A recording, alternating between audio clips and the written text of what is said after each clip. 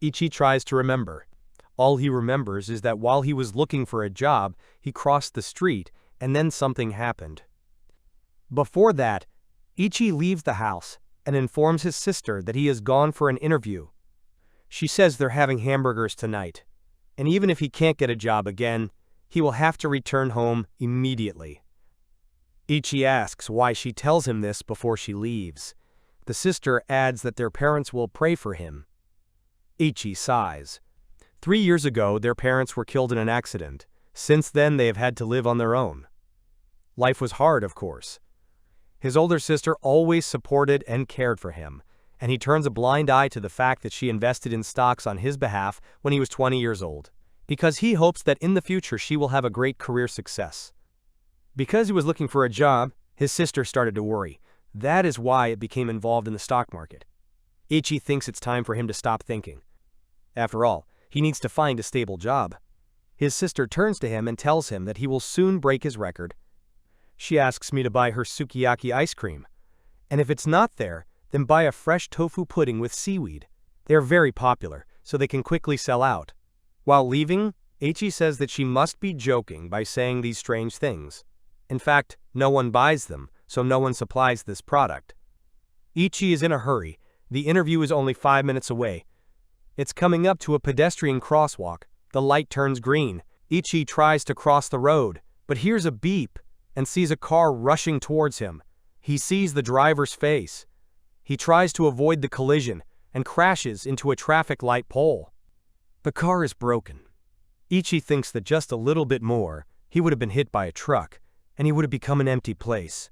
Then he remembers the driver, but he suddenly sees that horses are running out of the truck right at him, neighing. He sees hooves raised above him and loses consciousness. When he opens his eyes, he remembers that he was going to an interview, and then he was trampled by horses. He looks around, wondering where he is, if this is heaven. Then he hears a voice saying that he's dead. The horse thief crashed while running away, and then, unfortunately, he was trampled by these horses. Ichi asks if he really died because of this, and asks for his sister's forgiveness. Someone calls out to him again. Ichi cries and says that it seems like his family is dying the same way, always because of a traffic accident. Someone touches his shoulder and calls out again, and then the unknown person asks if the young man dares to ignore him when he talks to him. Ichi turns around and sees a human figure in front of him. Ichi assumes it's a demon. The creature strikes him on the forehead and resents being called a demon because she is a goddess. Ichi asks if she has read his mind, so she really is a goddess. She replies that this is so, because she met with him. She explains that every 10 millionth deceased person has the opportunity to go to another world. He too will either come back or just die. So now I have to choose. Ichi clarifies how about we bring him back to the old world. The goddess replies that this is impossible, so he wants to die. Ichi asks her to wait and asks if it's right that if he doesn't want to die, he will go to another world. This means that he will be reborn. Ta says that he will surely die if he is reborn with this body. It gives him a special skill. This world is full of monsters and magic. In short, it's like an RPG game. Dropping loot and experience from slain monsters. Leveling up. That's what представляет из себя another world is all about. So she suggests giving him a skill of his choice. He can become a knight. Ichi says that he doesn't want to become a knight. The goddess offers him the skill of deception, or the skill of evil domination. The young man asks if there is any skill that will help him survive. The goddess gives him teleportation, theft, and so on. After all, the main task is to defeat the monster. Ichi asks if there is a skill that increases experience 100 times in a safe way. The goddess replies that 100 times is too much, maximum 20 times. Ichi thinks that 20 times means that if he fights for 5 years, he will gain as much experience as a normal person would fight for 100 years. This is quite good, and he decides that it will be a good skill in another world. Ichi chooses a skill that increases his experience by 20 times. The goddess agrees. She says that he has chosen his ability and throws herself at him. She squeezes his head. Ichi is indignant because he thought it would be different somehow. The goddess asks if he really wanted her to kiss him. He's too naive. Ichi refuses, says he doesn't need it. After her embrace, he is exhausted. The goddess adds that there is something else he should keep in mind. In another world, there is no specific mission, and there are not so many differences compared to the old one, so you need to enjoy your new life. After these words it disappears. Ichi thinks he should have asked her to leave him here. He received a skill that increases experience by 20 times. It was his decision, so now he has to live with it.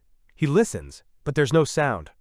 Ichi calls out to the goddess, trying to tell her that he did not go to another world, but is still here. But there's no response. Ichi starts to get nervous. He calls the goddess louder and louder. Suddenly she hears someone say it's too noisy, when she's already overslept. He sees a girl in front of him, who tells him that she is a goddess. Ichi asks what about the other goddess. The second goddess replies that she doesn't think he should know right now. She would tell him everything. He just died, and every 10 millionth person who died has the opportunity to go to another world. Ichi says he's heard it before. The second goddess promises to grant him a skill. Ichi warns that he already has a skill that increases the experience in many different ways. The second goddess says that she doesn't have such a skill, but she has a similar one. She waves her hand, says that everything is ready, and is also going to disappear. Ichi asks her to stop. The goddess says that she is going back to sleep, and he should enjoy the other world. Imiyachi tries to stop her, but the goddess disappears. The young man is left alone. It's like he's falling through, and then it turns out to be in a certain room. Ichi looks around. He sees a book with a request for honored read it written on it. He flips through the page of the book, trying to figure out what's in it. He understands that he is Japanese. His name is Daijiro. He lives in a different world. This world is called Asa. He came to this world, and now it will be a legacy. There are other rebirths in this world. Ichi reads that he can check his status by saying open book. A scoreboard appears in front of it, which reflects its characteristics. Ichi reviews its characteristics. He says his name is Ichinosuke, not Ichinoji. The young man is surprised that there are many gods in this world, and these goddesses are so irresponsible. He reviews the information and comes to the conclusion that everything is just like in an RPG, easy to understand. Ichi sees 2 boxes with the words, "There is a job" and "No job," and understands that there is also a job in this world. If they complete the task, the level of their work will increase. Civilians have to pay taxes, mages can use magic, and hunters hunt monsters. He remembers his skills and sees that his experience has been multiplied 20 times. Only 120 experience is needed to reach the next level. He realizes that this is what he got from the second goddess, 1 to 20. It's almost similar with the first skill. Ichi is happy that his experience will be multiplied by about 40 times, but then it dawns on him that this is multiplayer. If his experience is multiplied by 20 times, and it takes 1/20th experience to level up, then it increases by 400 times. Ichi understands that this is very cool. He is happy that he can accumulate experience 400 times faster than ordinary people. But in this world, he doesn't have a job. It would have been better if there was one, because he wasn't given any extra status or skill. He has to find a job and then level up. There are rabbits in this area, and he can use them for food or sell them to merchants. You can also use a bag to store food. He takes the bag. The young man looks at the bag and does not understand how much food will fit in it, because it is a bag of cloth. He puts his hand in it and realizes that the bag is endless. In games, it is given for completing an achievement. With it, he can collect everything in this world. Moreover, he received a few coins, and now he can change his job. He gets a notification that he can change his job in the northern city. Ichi reads that if he commits a serious crime, he will automatically become a criminal. In this case, he will be persecuted. He is advised never to allow this to happen. Ichi doesn't think he wants to be a criminal. As he looks at the book, he realizes that it looks like he can take the map with him. First, you need to go to the northern city. He clicks the door handle and goes outside. It's surrounded by a wild forest. Ichi looks around. Then he looks back and sees that the door is gone. He wonders if this is magic. Suddenly he steps on something, looks down and sees that he has crushed something. He doesn't realize it's some kind of slime. The scoreboard gives him a message that he has won. The monster is defeated. Ichi wonders if there are slugs in this world. It's so much like an RPG. He understands that you need to try your best. Suddenly he hears a sound, jumps to the side, not understanding what it was for the sound. The sign appears again. Level up. Ichi is perplexed. He only defeated 1 slime. The scoreboard displays information that the level is reached, the status is confirmed, the experience is multiplied by 20 times, only 1/20th of the experience is required. Ichi is happy. At this rate he will go far. He notices rabbits grazing on the grass. Ichi takes the stone. The young man rushes at the hares. Hares killed, level up again. Ichi is content to kill them, but it certainly takes a lot of bravery. An entry appears on the tablet stating that such jobs as farmer, hunter, and woodcutter are unlocked. Ichi notices that the unlocked job is complete. This is definitely an RPG style. He decides to put the rabbits in a bag.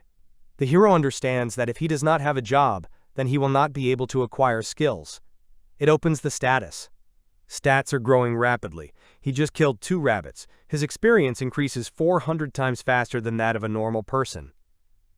That is, he will need to kill 800 rabbits to achieve this result. When people enter this world, they automatically become civilians. Therefore, none of them are unemployed up to level 20. They may not yet know that without a job, you can gain skills.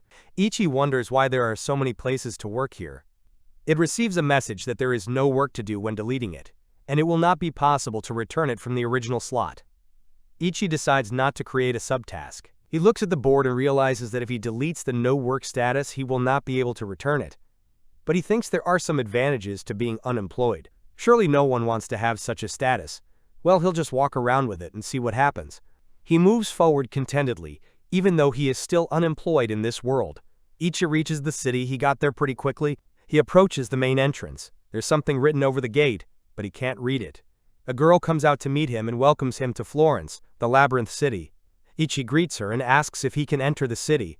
Ta says that he can enter, but first he needs to put his hand on the crystal that lies at the entrance to the city. This crystal will check the status of its operation. It is very comfortable. Ichi is confused. He's afraid that Crystal will find out the status of his work. Being unemployed already seems so shameful. He says that his work is quite specific. The girl explains that the crystal does not show a specific job. They just want to make sure he's not a criminal.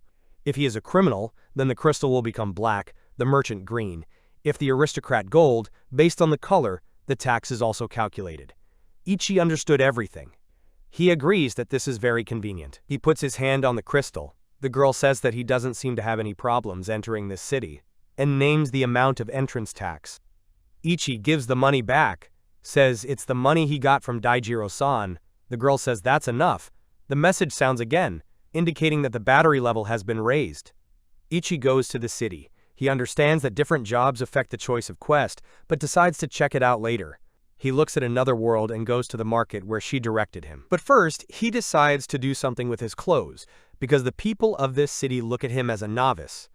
Ichi goes out and sees a clothing store. He goes in there. The girl behind the counter calls him handsome.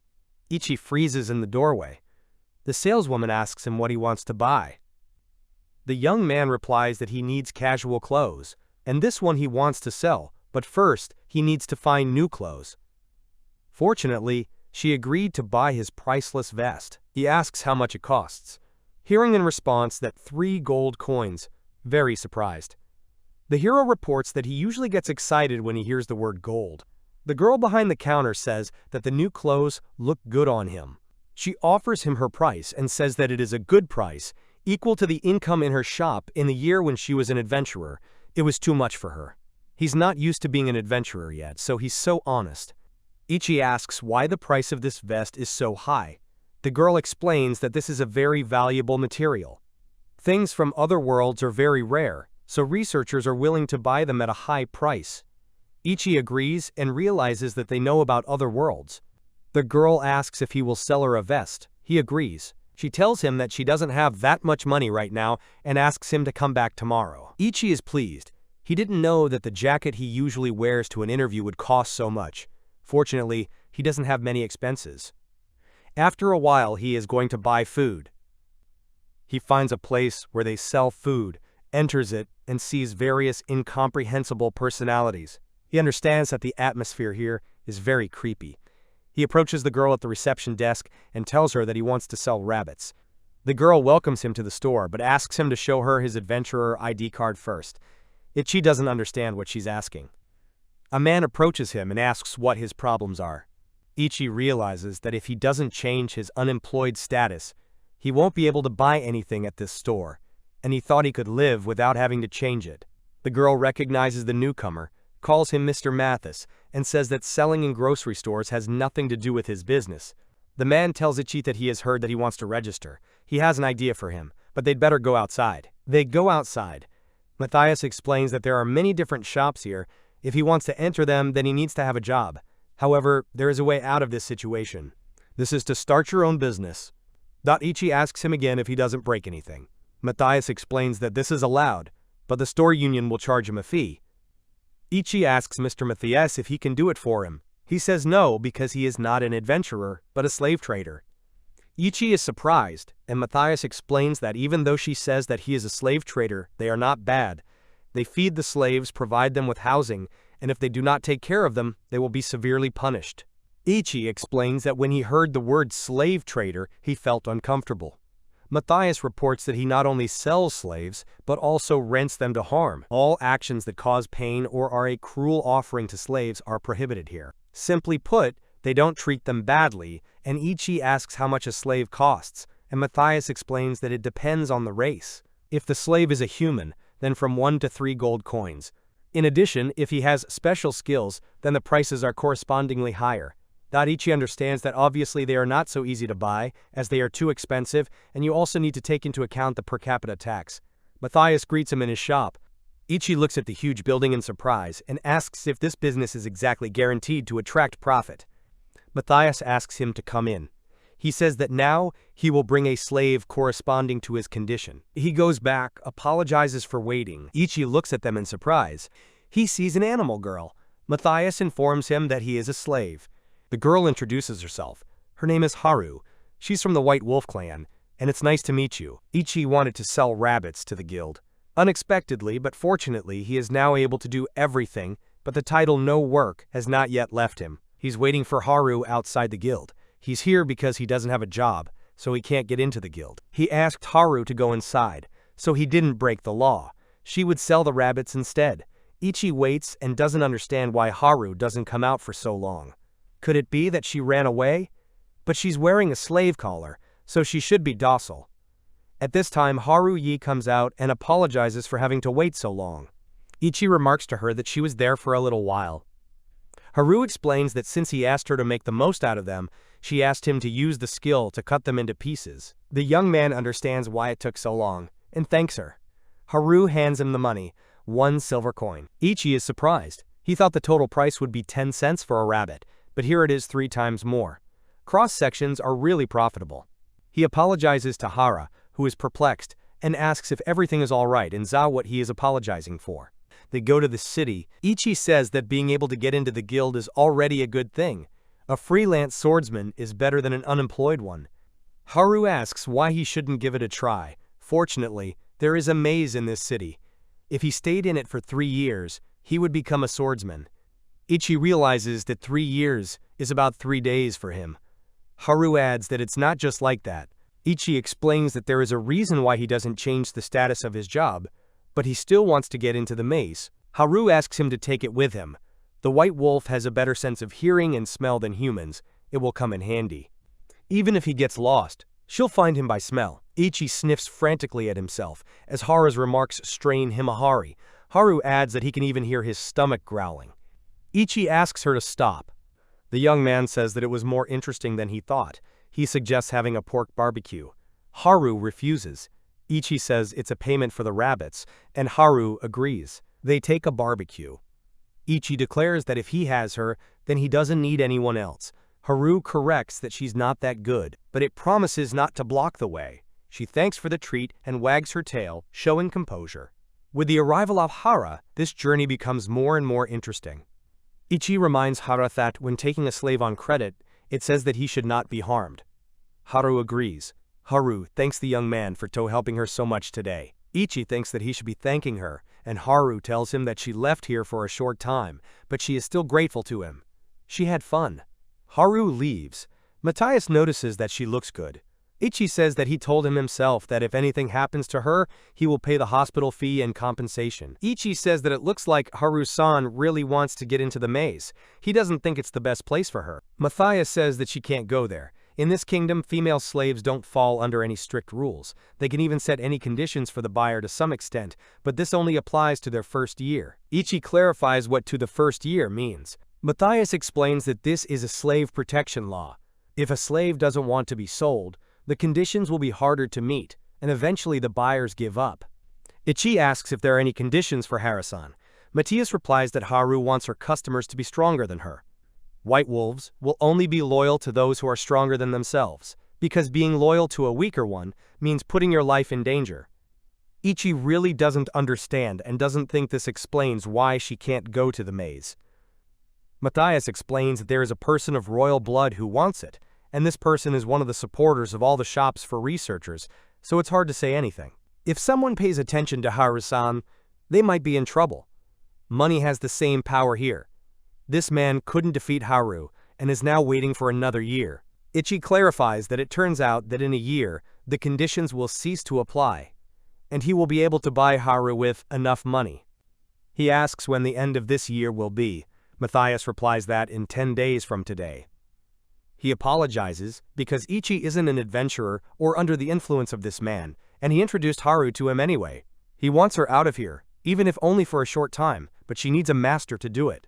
Even if there are some benefits for everyone, they are treated differently. Ichi asks how much Haru-san is worth. Matthias replies that 100,000 is normal, but if Ichi fulfills her conditions, then 30,000. Ichi is surprised that his sold vest has the same value. If he fulfills its conditions, it will be 3 million yen. 1 gold coin is equal to 1 million yen, and at a normal price minus 100 million yen. He can buy it if he spends all the money he has. Ichi says he certainly won't buy her.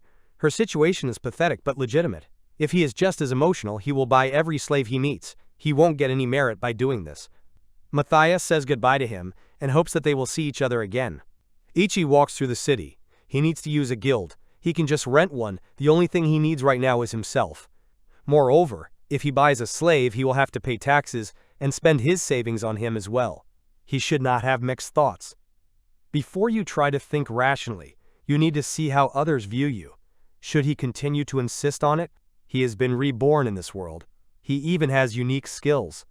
The goddess had told him to enjoy his new life. But how can he enjoy it if he can't even buy what he likes? Ichi shouts that this is his chance to do what he wants. He has to buy Haru. If that person bought her, she might be happier than when she was alone, but he wouldn't regret what he wanted to do. There are 10 days left until the end of the year. After 9 days, he must challenge Haru and defeat her, and until then, he must become much stronger. He's new to this world, so he doesn't know anything about it, but with what he has, he should already be stronger. He approaches the building where the man should be. The shop assistant says that Ichi can't enter the guild belonging to the royal family, and also he can't get any information about the slaves. The girl assumes that this is why he came to a former adventurer like her. What an adventurer does and thinks about are two different things. If he is weak, he will not be able to get information.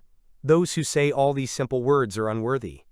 She sees that Ichi seems to want to become an adventurer, and the way he desperately wants to help the slave. She makes a decision. If the white wolves have to obey someone weaker, then they will choose to die. However, once they put the slave collar on them, they will no longer be able to do so. They will be required to obey orders. If there is something that is scarier than death for them, and it continues for a long period, then they will certainly not be happy. The saleswoman clarifies what he is going to do. Ichi declares that he wants to become stronger than Haru. He must buy her. The girl smiles and says that it all depends on his characteristics. But in any case, she does not want to dissuade him and asks him not to lose his resolve. She will help those who have strong combat experience. She gives him a suit of armor and says it suits him. Ichi wonders if this is all for him. Magnet explains that in this city you can only buy weapons from the guild, but he can't let these shops find out about them. Ichi thanks her, and the girl notices that, as she thought, the armor fits perfectly on him. Ichi asks if these are her old things. Magnet replies that they belong to her best friend when she was an adventurer. He was just as cute as Ichi, and she loved him very much. But he was killed by a monster. She never had fun with anyone like she did with him, so she gave up research and stopped being an adventurer. Ichi says it's very touching, but why would you refuse to be an adventurer? After all, these are her memories, and they are very important to her. Magnet thinks her friend will be happy if someone uses his weapon at all. Ichi promises to try his best. Magnet asks him to do his best. He might even drop by her house in the evening. Before you go to the maze, you need to check your characteristics. Magnet-san said that if he had a sword, he would become a trainee swordsman when he reached the 2nd level of proficiency. Ichi looks at his stats. He recalls that the girl also said that he should not just hold the sword, but use it for its intended purpose. Ichi swings his sword. He must quickly raise his skill level to level 5. The young man approaches the maze. The girl he saw at the gate at the entrance appears in front of him. Ichi asks if she is really guarding this gate now. The girl replies that she has switched shifts and is now guarding here. She explains that when he gets inside, she asks him to be careful, because they say that some newcomers died there. Recently, they heard rumors that there were thieves there. Ichi says it's probably just a rumor. The girl laughs and asks him not to worry, because they are always here. She'll be on patrol from time to time, so she suggests we meet in the maze. Ichi agrees, and the girl asks him to be careful. He carefully makes his way through the maze. There are werewolves everywhere on this level. He also took the stone he used to kill rabbits with. Since he couldn't use the sword right now, he would have to kill them by luring them out one by one. He sees someone walking through the maze. Ichi realizes that it's a monster that hasn't noticed him yet. He mentally asks himself to pull himself together, just calm down, because one blow and it will all be over. He flies to the center to kill the monster, but there are 2 huge werewolves in front of him. Ichi runs back because there are 2 of them now. Even those with a large number of skills will lose the advantage in this situation. The only way to defeat them is to split them up. But he sees that the monsters have surrounded him. Ichi is trying to let everyone know that the newcomer is in danger here. In the distance, he sees a girl and a guy. The girl notices that Ichi has a sword, but he doesn't use it. So he's a trainee, a first-level swordsman. Should they help him? The guy offers to make a bet, werewolves or the newcomer who wins. Alice asks again if this is a bet for him, because he fights only with a stone and must do everything possible. The young man says that they level up through constant battles. Ichi asks if he doesn't want to help him, but the young man replies that researchers are rivals. Although he's not going to help him, he's going to support him morally, so he asks the rookie to fight. Ichi sees that the monsters are paying attention to the girl and the boy. The girl demands that they don't come any closer. The monsters turn back to Ichi. Ichi realizes that he only needs to kill 1 werewolf to level up. There is no other way. He turns and runs away, the monsters rushing after him. It was a trick for them to start chasing him and split up and now kill him in 1 hit. Ichi tries to calm down. He realizes that he needs to calm down and hit once, like he used to kill rabbits. You need to hit them in the weak spot, and it is located on the neck. The young man swings a rock. He tries to hit the monster, but it bites him on the arm. The girl notices that the monster has bitten him, and the young man is surprised that the novice can't even run away from low-level monsters. Ichi is in a lot of pain, and he demands that the monster let him go. He's not going to leave him. Ichi swings his sword and cuts off the monster's head. He is standing next to the defeated monster. Then it tries to see what level it has, but there are no new notifications. Perhaps it's because he's in the middle of a fight right now. Because of that, he might not be able to level up. He looks at the monsters and thinks they seem more knowledgeable. He can't let them block their escape route. Right now, this is a great chance to separate them. You get a message that its level has been increased. As expected from an RPG, the marked trainee sword skill is equipped. The trainee swordsman / skill is learned. Swordsman, trainee learned. No job skill upgraded from 2nd to 3rd level. No job skill, job verification received. Automatic profession change to civilian level, 15. After leveling up, his body feels lighter. It's full of energy. Now he can use the sword. Ichi continues to hit the monsters. This is the default skill. It is activated when you draw a sword. His body is adapting better than he expected. He couldn't move so fast before. The monsters keep attacking. Ichi thinks that the other world is amazing. He decides to try out a new skill. This skill is called Cut. Ichi uses his sword to cut through several monsters at once. He wants to try flying and fighting. That would be great. He opens the status and sees that the level has been raised. The swordsman's skill Rotating Cut has been obtained. The hunter's skill Bow and Arrow and the hunter's skill Slicing have also been obtained. At the scene of the battle, he finds the magic stone that Magnet-san was talking about. It can be sold at the guild, so you need to take it with you. The claws might also be useful. Ichi checks its status. Statistics are divided into different characteristics. Their sum will be all his strength. The more places he has to work, the more likely it is that the indicators will be higher. In this world, the average number is 50, but he has much more. He had 30. This means that if it is bitten 3 times, it will die. -2 mana points, it's probably because he used a slash. It means that now he is in danger. He must fight to become stronger. The young man tells Alice that it's not bad. Now her lips are his. Alice replies that she thought his lips would be hers this time. Ichi is happy that he recently got the job verification ability and decides to try it out on them. He sees that the young man has a job as a trainee swordsman, and the girl has a job as a user. These skills are very useful. A girl enters the maze. Ichi recognizes the gate guard Solu-san. The girl asks him if he's okay and if he's hurt. Ichi replies that there is no problem. Solu asks him to take the potion. Such a potion is given to everyone. It is just designed for such cases. Ichi thanks him. He tries to take medicine from a jar. He spits out that it's too bitter. Solu laughs and says that even though it doesn't taste very good, she thinks it's very good for his wound. She says she's going to the lower floors and will be back at the gate in 3 hours. Ichi asks her not to overdo it too much. She leaves. Ichi is left alone. As he thought, he wasn't used to it, so he was already tired both physically and mentally. His level is fine now, so he thinks that's enough for today. He goes back to the store. Magnet greets him and tells him that from the look on his face, she thinks he's a big success. She asks if he's tired. If anything happens, she has a guest room and he can stay here. She asks if it is true that he wants to help this slave, because she promised to help him for the rest of the day, so she asks him not to be shy. Ichi says that she helped him a lot, starting with the equipment and ending with the treatment. He will do everything to repay the debt. The girl says that this is not necessary, but if he insists, she will be very pleased if he uses his body. She asks him to use his body and move things for her. Ichi asks, doesn't she like sleeping on the bed? He suggests Babastri that we deal with this quickly. The girl offers to move it together. They move the box. Ichi doesn't know if you can call it moving together. Magnet says that the mountain is much easier when a man helps. Everything is done in the blink of an eye. She offers to cook dinner, and he will rest and wait a little. Magnet apologizes that she can't help with the light, so he suggests that she use this free time to summarize everything he has. Since it develops 400 times faster than the average person, it may not be particularly attentive to details. Everything is fine. The trainee swordsman has reached level 2, his ability is amazing, he's getting stronger, and he'll get even stronger in the future.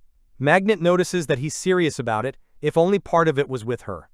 Manage informs him that dinner is ready and asks him to change. She advises Ichi to put the dirty clothes in the basket by the bathroom so she can wash them.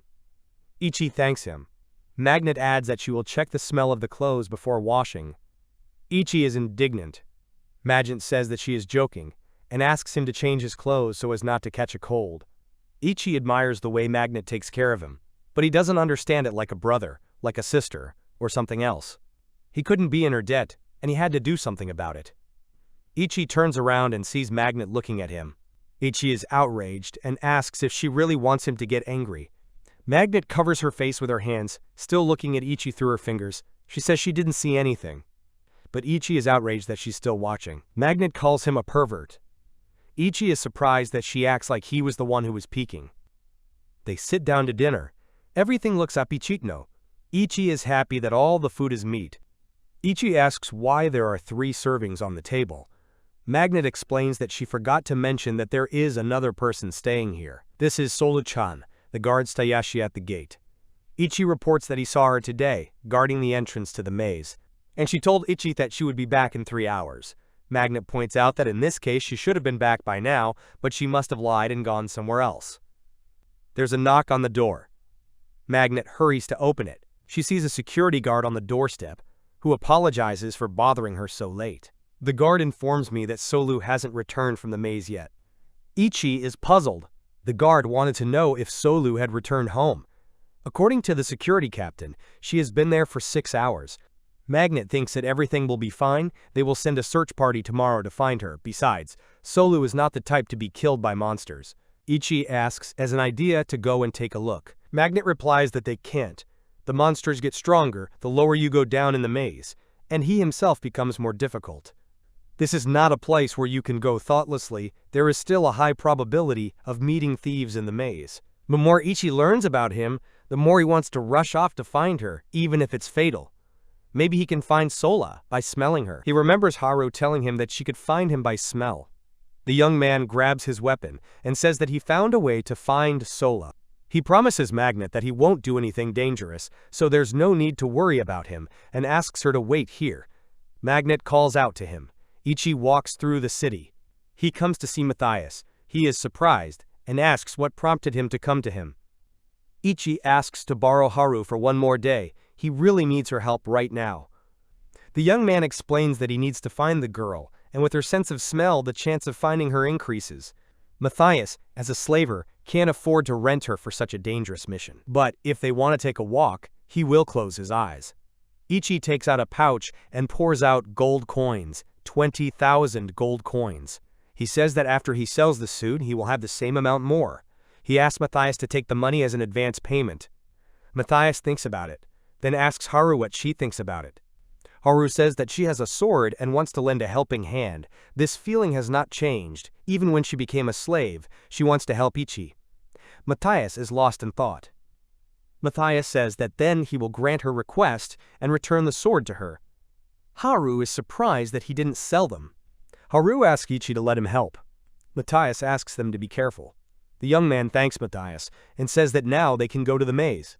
They go to the maze, and Haru asks if it's true that Solu is the master's liar. He replies that this is not so. She is a resident of the same hotel, but she also helped him get out of the maze. Until recently, he did not even know her name. Haru asks, what's the point of such a rush then? Richie replies that he just wanted to help out a little. It might seem strange to her, but he couldn't just sit there and ignore it. Haru understands him. They approach the maze. They descend into it and reach the place where Ichi last saw her. He asks what to do now, and Haru tells him that there are too many smells, so there's nothing she can do. She asks if he has something that smells like Solu. The young man takes out a jar of potion and asks if it will fit. She gave it to him just recently. Haru sniffs the jar. He sniffs again and says that she feels something. Calls her to go ahead, but there's a werewolf sitting up front. Haru asks to provide it to her. Ichi asks Haru not to worry and promises to deal with him himself. He applies the cut, and the werewolf is defeated. Haru is surprised. Ichi leveled up and gained the ability explanation skill. This transformation suddenly appeared in his mind. He doesn't quite understand how the skill works, but he wonders if he can research other people's abilities. He offers to arrange a test, to test his abilities. This will definitely come in handy for those skills that he doesn't know. Haru suggests that we continue our search. She tries to ask the master about the ability he used. Ichi asks what's wrong with her. Haru explains that this is just a powerful ability for trainee swordsmen. Ichi says he's not even a swordsman, but he can't tell you all the details. Haru is upset. She says that she understands everything and won't bother anymore. She shows where the smell leads her. Ichi suggests that they go ahead. They go down to the floor below. Haru explains that the monsters there are much stronger, so they should be careful. The young man tells Haru that she doesn't have to call him master. Haru asks why Ichi says that. He explains that because he has heard that the White Wolf clan believes that the only thing worse than death is submission to a weaker one, so she should treat him like a comrade. Haru ponders his words. After a moment, she apologizes and says that she will not be able to carry out this order. The master has a power that is stronger than her. But they must hurry, and Solu's safety is the main concern right now. They descend to the second floor of the maze. Haru sniffs the air and says that they are on the right track, but there are monsters waiting for them. Ichi asks if he can apply the incision. Haru asks the master to let her prove herself. She charges. Ichi is surprised that it's so abrupt. Haru throws blow after blow, sending the monsters flying. Ichi is surprised at how strong she is, wondering what her level is. To buy Haru, a person must be stronger than her. Now you need to collect information. He activates the profession check and sees that Haru is a level 23 swordsman. Haru asks Ichi to deliver the final blow. He doesn't understand what she's talking about, and Haru explains that only the one who landed the final blow gets experience. She's surprised that Ichi didn't know that. Ichi can guess why she beat them up but didn't kill them. It seems that's how slaves fight. He does not agree, and says that they should be killed by Haru. She asks him again if he's sure. Ichi says he's glad she's worried about him, but they were killed by her, so the whole experience is hers. He asks her to ignore him next time. The main priority is Solu, not Florence the experience farm. Haru kills monsters and collects magic stones. They descend to the third floor of the maze. Ichi asks Haru if the smell is coming from there. Haru replies that it is. There is only one staircase in the maze, so judging by the smell, Solu is still here. Haru feels like she's gone down the stairs. Ichi asks if the thieves are still here. Haru replies that if they block the stairs, they won't have any other escape routes. There are quite a few reasons for that. If someone dies here, the maze will consume them, so they won't leave any clues here. So you can't say for sure if it was a human or a demon that killed him. The Night Order will activate if you attack a merchant, but if you attack an adventurer, the order will do nothing. The Adventurers, Guild, and the Knight's Order have agreed that they will not help each other. They are now under the protection of the kingdom. Ichi clarifies, haven't there been any cases of thieves attacking newcomers before? Haru replies that she believes they are stealing the equipment of dying adventurers, because when a dying adventurer dies and is devoured by the maze, the equipment goes with it. Ichi realizes that they are using dying adventurers. Suddenly, Haru asks them to wait a minute, and they look out and see a goblin in the corridor of the maze. Ichi thinks this is a great opportunity for him to level up, and it looks like there's only one goblin here. Even though he had behaved nobly, it would be dangerous if he didn't level up now. If he killed this goblin and gained 400 times more express from it, then he would clearly have the advantage. Haru asks for permission to deal with the goblin, but Ichi says he'll try it first. He applies slash, but the goblin remains unharmed. Ichi understands what needs to be done again, moves closer, applies the cut again, but the goblin is invulnerable. He doesn't understand why. Haru shouts at Ichi to dodge the goblin's club. Haru explains that after using the ability, you need to wait 10 seconds. Ichi is surprised that there is even a skill recharge available. After 10 seconds, it's a bit much, but not right now. Ichi fends off the goblin's punch, but he needs to find the goblin's weaknesses. The most vulnerable place is the groin. He kicks me in the groin. It always hurts, even if someone is from a different species, but still a male. It's a little unfair, but there's no way out. Haru shouts at him that all goblins are girls, so he has to dodge the blows. Goblin attacks. Ichi falls to the ground. Haru reports that 10 seconds have passed. Ichi can use a skill on it. He can do it even without a sword. Ichi agrees and applies the cut. In the end, the goblin is defeated. Ichi has increased the level, received skill to hunter skill, search intuition. The user can sense the presence of living creatures nearby, but it doesn't work for creatures with the stealth skill. Ichi thinks this ability looks useful. Haru praises him. Ichi says it's all because of her advice. He thanks Haru and suggests that they continue their search. Haru sniffs the air. She says Solu went that way, and they'd better hurry. They reach a dead end. There's a wall in front of them. Ichi asks if there is a possibility that Solu came back but went a different way. Haru shakes her head. She says there are a lot of smells here, but none of them smell like Solu. She didn't want to be pessimistic, but Solu's scent ends here. Now there is no sign that Solu is in the maze. Ichi tries to process what he's heard. Was Solu really dead? What would he say to Magnet? But then he points ahead and says he feels a strange aura. It comes from this wall. Maybe his search intuition worked, and that's why he felt it. Haru asks if he really has the ability to be a hunter. Ichi replies that it's a long story, and they need to look around for clues first. They examine the wall. Haru said that the trail ends here. This means that there is a secret passage here. He feels the wall. Clicks on one of the stones and falls inside. Half of the body is on that side, half on this side. Haru is scared. Ichi says it's fine. He found a passageway.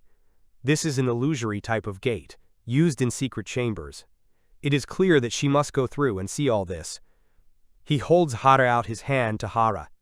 He can't see the girl, but he feels her hand, wondering why it's so soft. A second later, he realizes that he's touching her breasts. He apologizes, says he didn't mean to touch her. Haru walks through the wall to him and tells him that they have a big loot. Ichi asks what she's talking about. Haru asks him to be quiet. Haru asks him to be quiet for a moment. She thinks it's a thieves' base. Several scents are mixed here at once. They need to be careful, so you can try to pretend that they came from a robbery. Ichi enters know whether Solu is okay. Haru says she can't smell blood, so she's probably still alive. Haru asks if he knows the exact number of thieves. Ichi replies that he doesn't know if they're thieves or not, but there are 3 people around the corner and another one behind them. They need to take a closer look. At this time, the thieves are discussing the situation. One of them says that the guys finally left and their boss hasn't returned yet. It took a lot of effort to grab the girl that the boss wanted, but I have to say that this girl is a beauty. One of them offers to take advantage of the girl themselves, but the other says that let him not even try, otherwise the boss will kill him. One of the thieves is looking for a drink, and the first one says that two of them left, but they haven't returned yet. Ichi and Haru hear their conversations and realize that it looks like Solu is safe. It looks like their bosses and recruits haven't arrived yet. Solu is in a room with thieves behind them. This is a great chance. Now they will come out and kill two of them with a slash, and the last one will be killed together. They come out of hiding, apply the incision. Thieves ask who they are. One of them is killed by the cut. Ichi activates the profession check. The one on Haru's right is a level 9 swordsman. The one on the left is a level 18 thief. The guy in the back is a level 5 archer. The thieves are scared. How did he learn their profession so quickly? Had they been snitched on? Haru kills two of them. Ichi is surprised that she did it so quickly. So this is the power of a level 23 swordsman. Haru calls out to the thoughtful Ichi. They remember about Sola and go to the door, but the door is locked. Haru asks the master to step back. She hits the door, and the door shatters. Ichi calls Sola and asks if she is okay. They see a girl lying on the bed, who is dressed only in underwear. Ichi says he can't bear to watch and asks Haru to put something on her. He's glad he brought some extra clothes. He takes Solu's spear. They needed to hurry. He would take all the weapons while they were here. They need to go back, but they hear someone approaching. It might be the thieves, boss. Haru and Ichi ponder what to do. They decide to hide Sola inside and prepare for battle. Someone shouts that he's back. Ichi sees a huge man. He notices the dead bandits. He asks me what happened here. Then he notices Ichi and asks if he really did it. Ichi activates the profession check and sees that this is a level 14 bandit. He asks Haru if she can handle him. Haru replies that he can't handle it. If, for example, a bandit with a level 20 axe commits some serious crime, then he will be a high-ranking fugitive. They are stronger than swordsmen, so their chances of winning are slim. The bandit gets angry and asks Ichi again if he did it. Ichi puts on a serene face and says that they just got drunk, so they passed out. But, looking at the bandit's face, he knows that he won't buy into something like this. The bandit looks at them, then laughs and says that he sees that they have just been recruited. Why didn't the guy say that earlier? Or else he was already going to kill him. He sits down at the table and asks the newcomers to bring him alcohol. Ichi reports that he has run out of money. He understands that the real newcomers went to buy it. The boss claims that everyone is drunk to the core, and there is no one to run for alcohol. Ichi says that as far as he can see, they drank everything, so they were going to go out and buy more. The bandit carefully examines them and asks if the girl is not a slave and asks for an explanation. Ichi says that this girl is actually his mistress. She was cheated and sold to a slave trader. To free her, he is willing to go against the slaver, so he hired her. The bandit realizes that this is why he turned to them, the most famous bandits in this region. Ichi thinks that this is not good. Most likely, he overdid it. And the bandit will easily guess that this is a lie. He thinks he made a mistake. But the bandit starts sobbing. He tells me that he feels sorry for the hard times we've had, and that he always feels sorry for losers like Ichi. Ichi is confused as to whether a bandit is such a person. The bandit then adds that he doesn't forgive anyone who would drink his booze, so he will kill one of the thieves as an example. Ichi tries to stop him, but the bandit says that they have two newbies, so one won't hurt anything. He cuts off the head of one of them. The young man is surprised that the bandit actually killed an ally for drinking his drink. The bandit says that killing people is the fastest way to gain experience. Ichi whispers to Haru that they need to leave quickly. He says he's going to go buy some more drinks. Haru says she should go too. Ichi asks to be released to buy alcohol. The bandit asks if he's really leaving so fast. The girl doesn't look so bad, and he doesn't mind being with her. Ichi tries to stop him, reminding him that she is his mistress. But the bandit does not agree, insists on his own.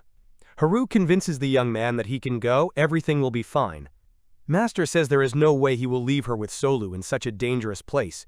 He has already died once, so nothing can compare to the fear of death. He pulls out his sword and lashes out at the bandit, challenging him to fight. He says that he will take his words as his last words. The bandit says that Ichi's face has gone pale. Perhaps he regrets trying to be a hero. Ichi takes out his sword and thinks that there seems to be no other way out. He swings his sword and applies a slash, killing two bandits. The boss of the bandits is outraged. Ichi leveled up. He had just killed a man, or rather he had killed two. If he kills a person with the same level as him, he gets 800 times more experience. He had to protect Haru. The boss calls him a brat and threatens to kill him. He lunges at Ichi. Ichi is amazed. What kind of impact is this? If he hits it even once, that's the end of it. Haru rushes to his aid. Ichi asks her to stop, because she can't handle him.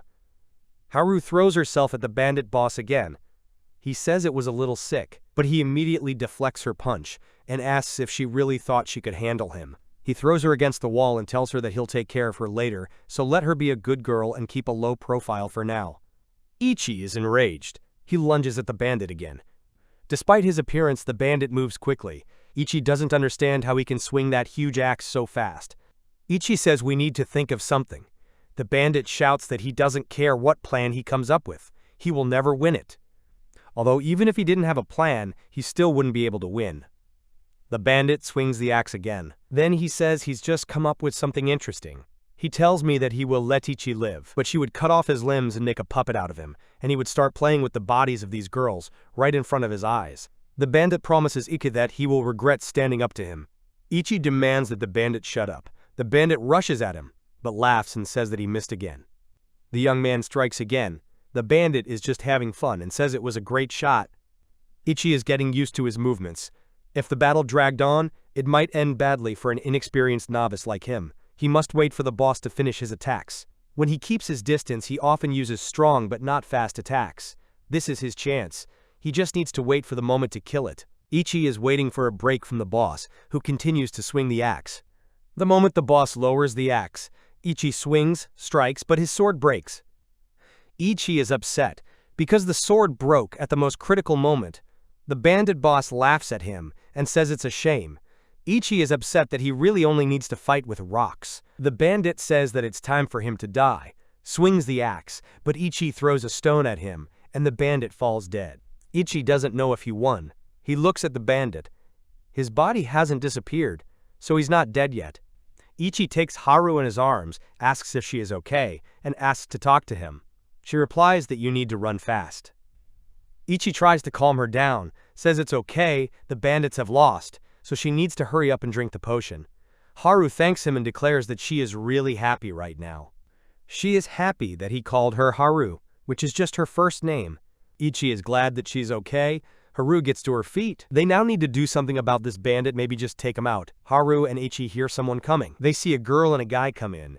They notice the boss and don't understand why he sleeps in such a place. The girl says that she, of course, understands that it is warm here, but sleeping on the floor is somehow not very good.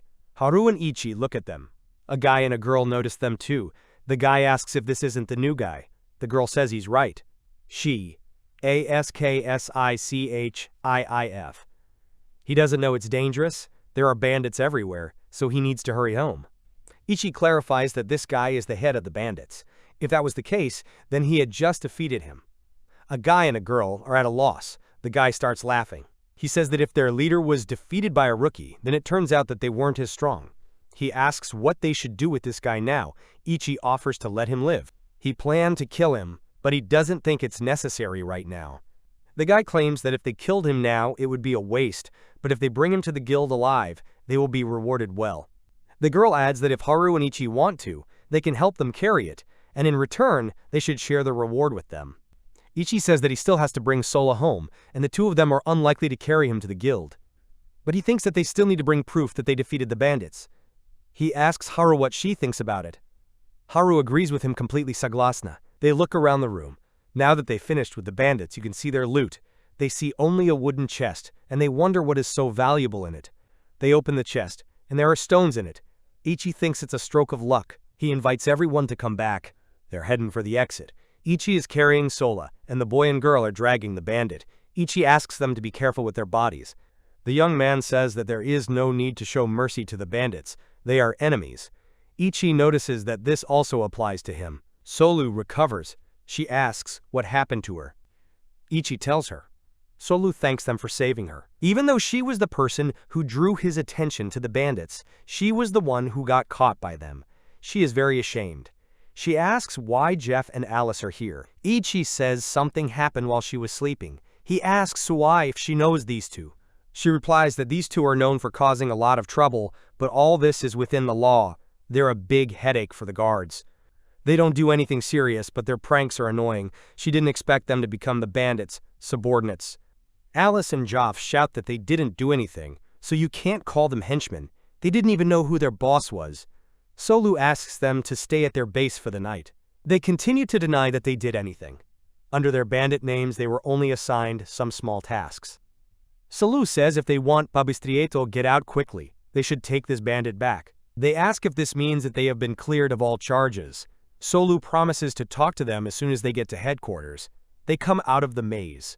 A guard officer asks Solu if she's okay. She apologizes for the fact that by her carelessness, she was caught by bandits, and these guys saved her. The guard thanks everyone for their help.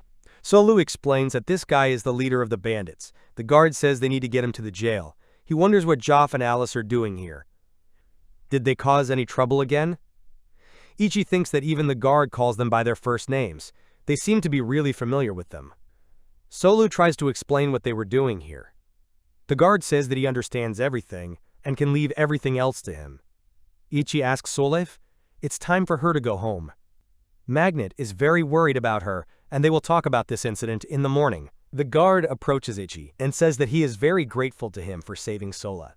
From the officer of the guards, he gives him his greatest praise. The bounty for this bandit will be delivered to the Adventurers Guild, so Ichi can stop by tomorrow to collect it. At night, they return to the city.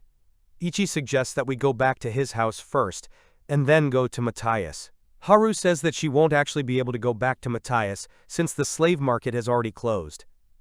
Ichi is happy and offers to go together to Magnet. Magnet greets Sola happily. She is glad that she is free and hugs her tightly.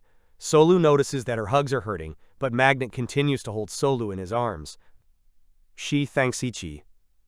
The young man shows his sword. He regrets that it broke down. Magnet looks at the sword in surprise. She says that this thing has already served well to protect Ichi and Solu. She is sure that it was the will of the previous owner, and therefore wants to thank Ichi again. She wants to hug him, and Ichi squeaks in her arms.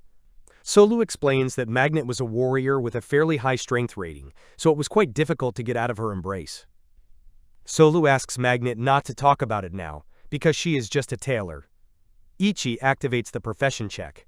He sees that Magnet is a level 38 tailor. So far, this is the highest level he has seen. The hostess greets Haru and says that Ichi has told her a lot about her. She thanks her for saving Saul. Magnet asks why this girl can't become her little sister. Solu replies that she already has a sister, and it's not sisterly to take on a new one. Magnet laughs and says that Solu is getting jealous. She starts tickling her and asks if Solu is happy. She screams that it hurts. Magnet asks why Haru doesn't stay for dinner. They have a lot of meat cooked today. Ichi agrees and also invites Haru to stay, because the food here is simply excellent. Haru says that she is just a slave, to which Ichi replies that he knows about it. Haru explains that this is why she is only booked to eat slave food. Ichi says that he understands this, but she has come all this way and is probably hungry. Haru reminds her once again that she's just a slave. The girl explains that if they get used to good food, they will have a hard time, because the food of slaves and normal food are different. Therefore, they should limit themselves to eating, but you can probably forgive them once. Ichi asks Magnet if this is normal, since Haru is a slave. Magnet replies that it doesn't matter here, so they can all go eat together. She then looks around and says that, nevertheless, it will be a crime if any of them use their food. Ichi asks Haru to ignore this and join them. Magnet asks Solu why she can't help prepare the food. Solu agrees. Haru and Ichi are left alone in the room. He asks Haru what she thinks of him right now, if he is strong enough to defeat her. She replies that he defeated the head of the bandits, against whom she had no chance. Ichi clarifies that, based on her words, it turns out that he is strong. Haru agrees. The young man declares that he is going to buy it. She's surprised. The girl is crying. Haru says she is very happy, extremely happy. Ichi wipes away her tears. The girl looks at the young man carefully. Haru smiles and says that she is really happy, but reminds him that he probably already knows that there is a noble who also wants to buy it. This person had donated a huge amount of money to the guild. If Ichi bought it, there would be far more dangers on his path in the future than he could possibly imagine. Ichi says that he's not going to join the Adventurers Guild anyway. Haru says that she can easily ask to collect the money for him. If that happens, the guild will speak ill of him. Haru doesn't think they'll do it directly, but maybe reduce the bounty on the bandit's head to make Ichi give up on Haru. Haru smiles and says that she doesn't want to be abandoned by her master, but that his care is enough for her right now. Ichi promises to think of something and asks her not to worry. Even if his magic stones sold for half the price, they just needed to find more of them побольше. And that can always be done by hunting demons. But then he says that he's forcing Haru to live in such conditions. It wouldn't be fair. Haru replies that the White Wolf tribes are a wandering clan. They don't have a special place of residence. If he could live that life, then so could she. Ichi says the most important thing right now is her opinion. The young man declares that Haru shouldn't worry about the nobles or his thoughts. He asks her to tell him what she wants here and now. Haru asks if it would be right for her to say that she wants to go with him. Ichi hugs Haru and says that he is really happy that she is staying with him. He pats Haru's head. She wags her tail happily. Solu and Magnet are peeking and giggling at them from around the corner. Solu and Magnet. Magnet shouts that if they're done talking, why don't they hurry up and go eat? The food is already getting cold, but something tells her it's getting a little hot in here. Ichi asks since when they are here. Morning comes. The Ichi come to Matthias' guild to buy Haru. He says that he understands everything and shows him a certificate that allows him to own Haru, as well as a slave collar and other accessories. If the certification is lost, then the Haru can be taken by another owner. In other words, Ichi just has to not lose it. He says that of course he won't do it, even though he's a little nervous. Their trading market will hold all the papers, but for this you need to pay a small fee. That's the end of the certification process. He's counting on it. Haru is packing her luggage. Ichi asks Matthias if anyone knows that he is buying Haru. He replies that at the moment when he said that he would take her with him to save Saul, he thought that the young man might approach. And when Ichi found out about her situation, he immediately rushed to help. Ichi doesn't think that's not the case. At that moment, he wasn't strong yet. Matthias says that the power Haru was looking for came from the heart.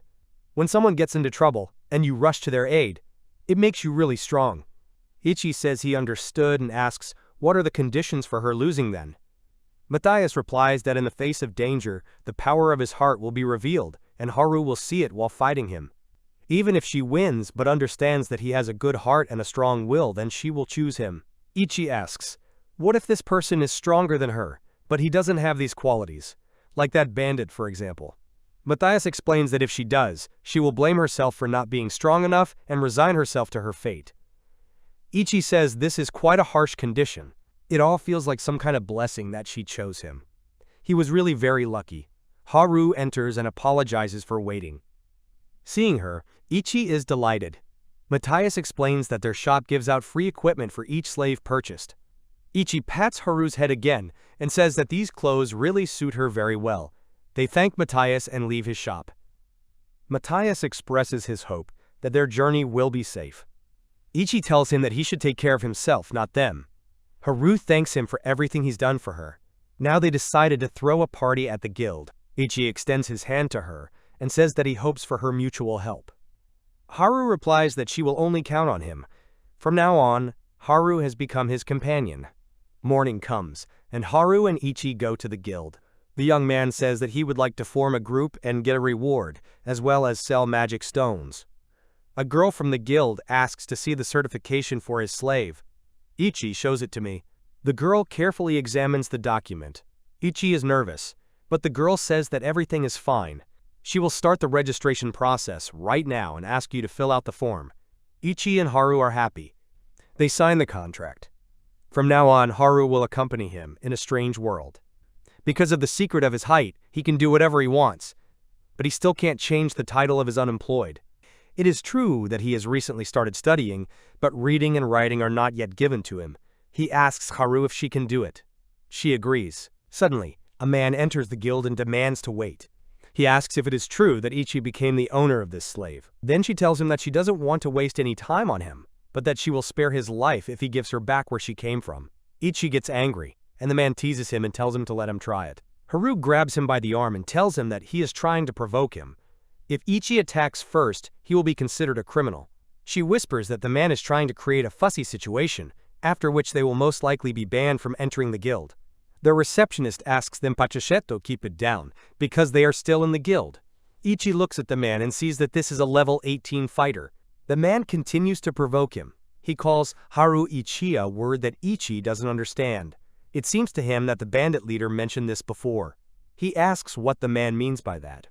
Haru explains that this is a way of insulting the Beastman tribe. Ichi is about to hit the man, but Haru steps between them. The young man is angry. The man asks what has happened to him, if he has lost his mind. Haru tells the master that she doesn't care what the man says about her.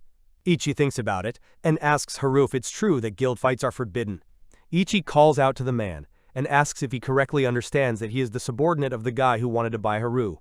The man pretends that he doesn't understand anything. He asks if means that the noble wanted to buy the White Wolf, and if he knows that the White Wolf has a huge influence on the guild. He also says that that master will arrive here in 9 days, and if he can't buy his favorite slave, it will be a disgrace to their family. And what happens to Ichi after that is beyond his imagination. Some might even die. The young man continues to get angry. Haru tries to restrain him. The man says that a weakling like Ichi will be crushed in a couple of seconds. He asks if he's scared. Ichi is shaking with anger, and Haru squeezes his hand. She then asks for permission to kill the man. Even in death, she would not tolerate such treatment of the master. She believes that this person cannot be forgiven. Ichi asks Haru to calm down and not give in to her anger. This is just a trap, and you don't need to fall for his provocations. She calms down. Ichi says that he won't sell magic stones, so he'll just collect the bounty for the bandit. The receptionist promises to bring it in now. The man asks again, did Ichi decide to run away? They can fight in the arena. The young man replies that this is basically the same thing, and he does not want to be a criminal. The man informs that fights are allowed in the arena. It's right behind the guild.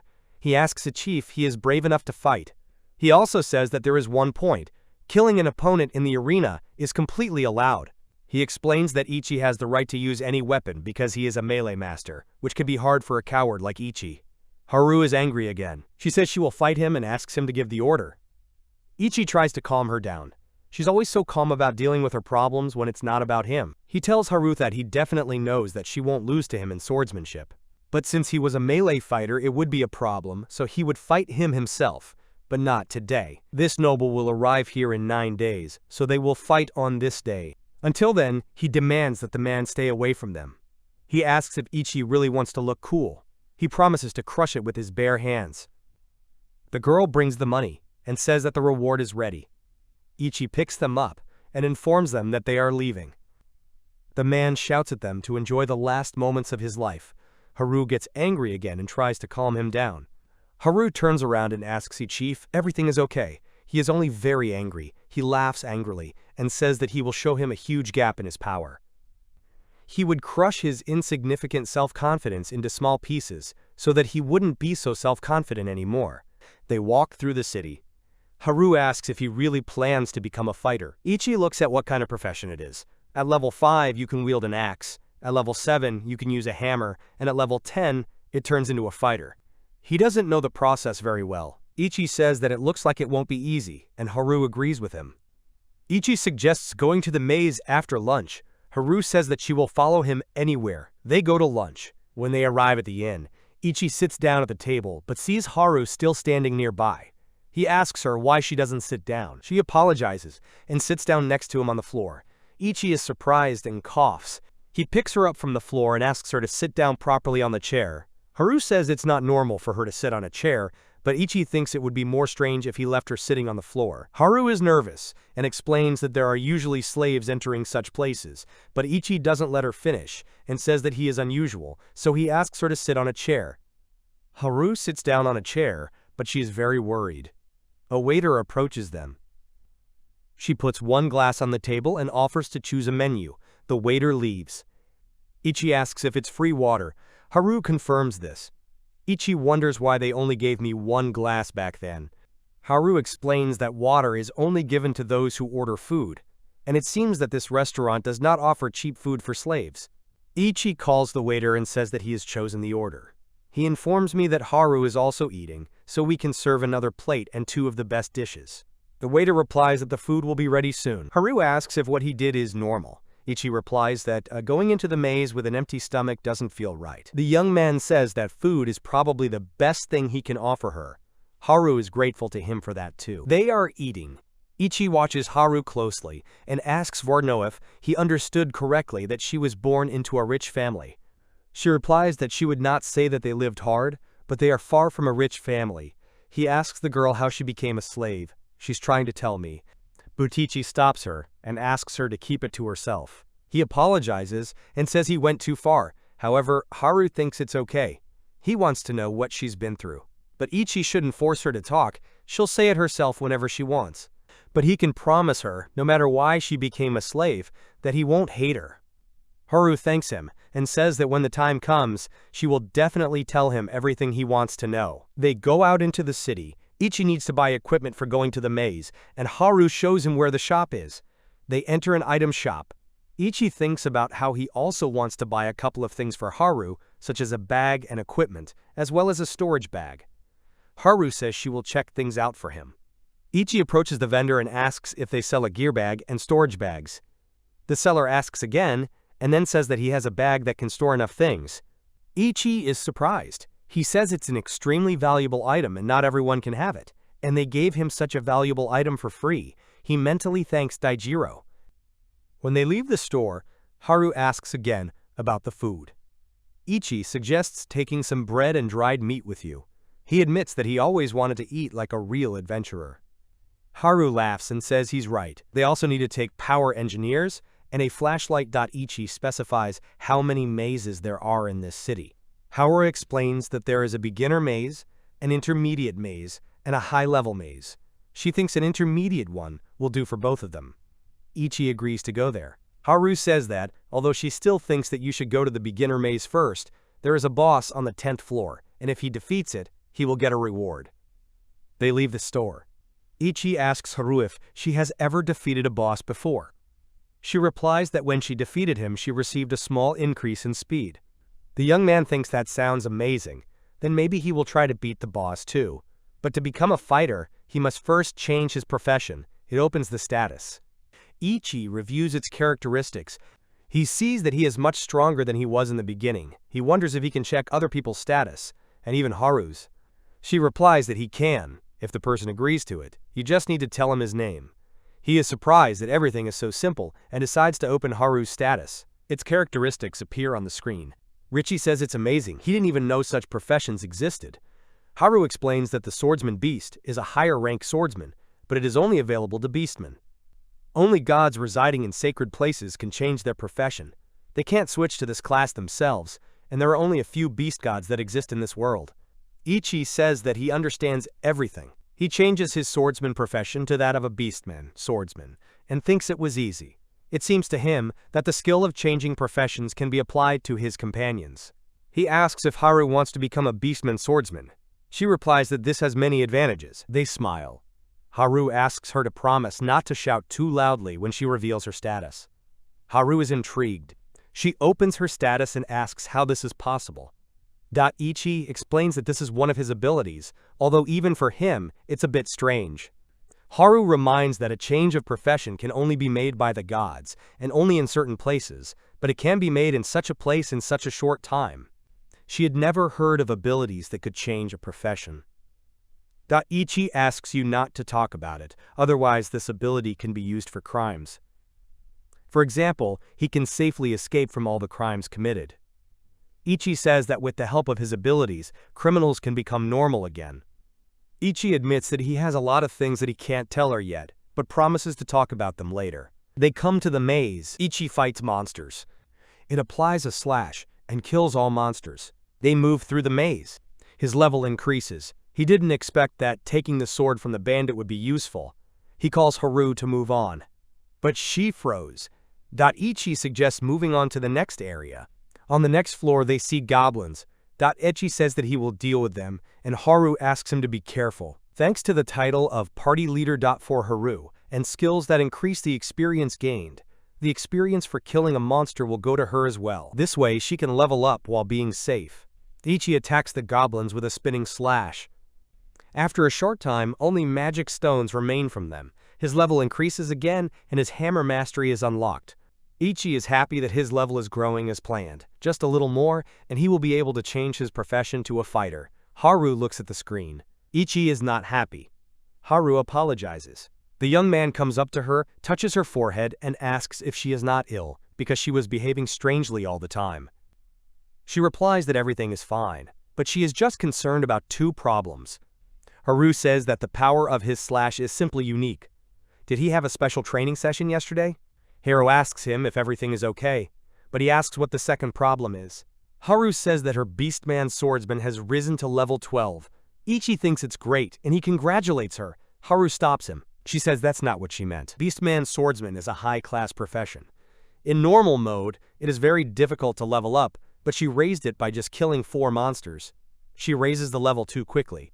Ichi says it's probably the right time to tell her. He asks her to promise that she won't tell anyone. Haru gets down on her knees and swears on her life, and Ichi asks if her life is more important than that.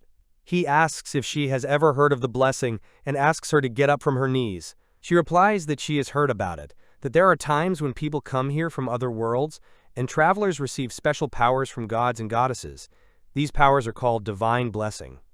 Haru assumes that Ichi is a wanderer. He confirms her guess and says that he came from the world called in Japan, but for now she can consider him one of the wanderers.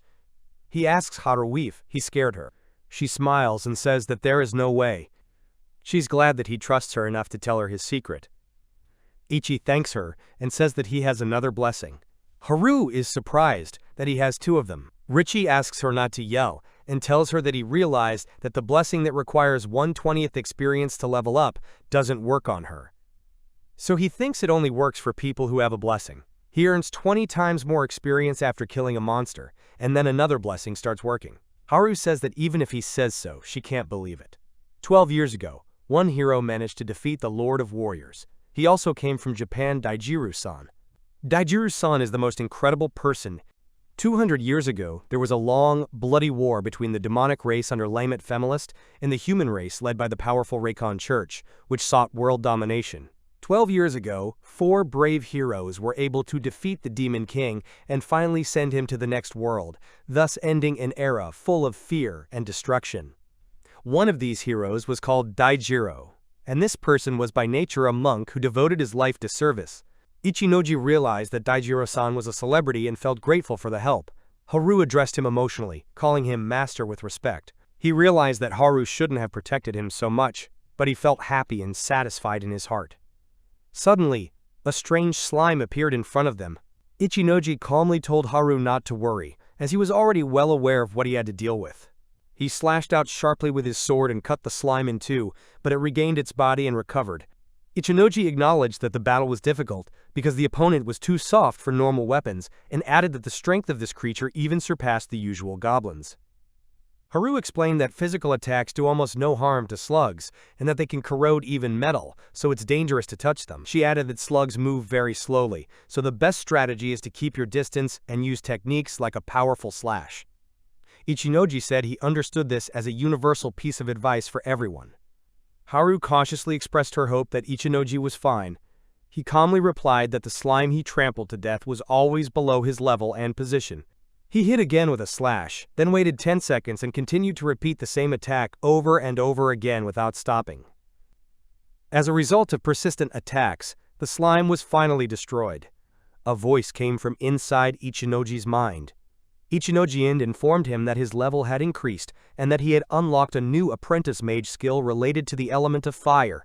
Ichinoji exclaimed in admiration and surprise. Haru looked at him and said words that were filled with concern to her master. Ichinoji replied that nothing serious had happened and apologized slightly awkwardly. Ichinoji acknowledged that such a development was far beyond his expectations for such a strange and incomprehensible world, because now it was about magic. He ordered the system to open the list of available magic skills, where he saw an entry about a spell called Fireball Level 1 Fireball, costing 3 mana units. Ichinoji realized that the only way to cast the spell was to say its name out loud, so he asked Haru to step aside a bit, as he wanted to try it out. Haru reacted with a slight surprise, but still obeyed the request and took a step back. Ichinoji took a deep breath, focused, and cast a fireball spell, which then worked right before his eyes. The voice again reported that Ichinoji's level had been raised. He realized that each use of magic increased the level of the mage profession. Haru admired that the magic she had just seen looked amazing. Ichinoji admitted somewhat sheepishly that he just thought that this spell would be more effective in a fight against a slime, and laughed. Haru confirmed his point and added that with such a powerful magic power, the slime wouldn't even be able to recognize the moment of impact, and expressed a guess that its master was a swordsman. Ichinoji was surprised to say something that he thought wasn't true. Haru explained that he was able to use both the skills of a swordsman and a magician, which led her to believe that he was a swordsman. Ichinoji thought about it for a while and agreed that there were some similarities, then suggested that we move on. In his mind, he admitted that he was hiding Haru's joblessness from Haru. He brought up the topic and asked how legal it was to use magic in the arena. Haru calmly explained that there wasn't an outright ban, but the audience could come up with a lot of different rumors regarding his magic, and that things were different in places like this. Ichinoji concluded that the use of magic in the arena could lead to a huge number of problems, and asked about the presence of wizards in this city. Haru replied that there were no magicians in the city, as it took a huge amount of money to become a successful magician. Using magic made it possible to level up quickly, but mana recovery potions were too expensive, which made it bad news for many. Ichinoji asked what had happened to the alchemists who created such potions.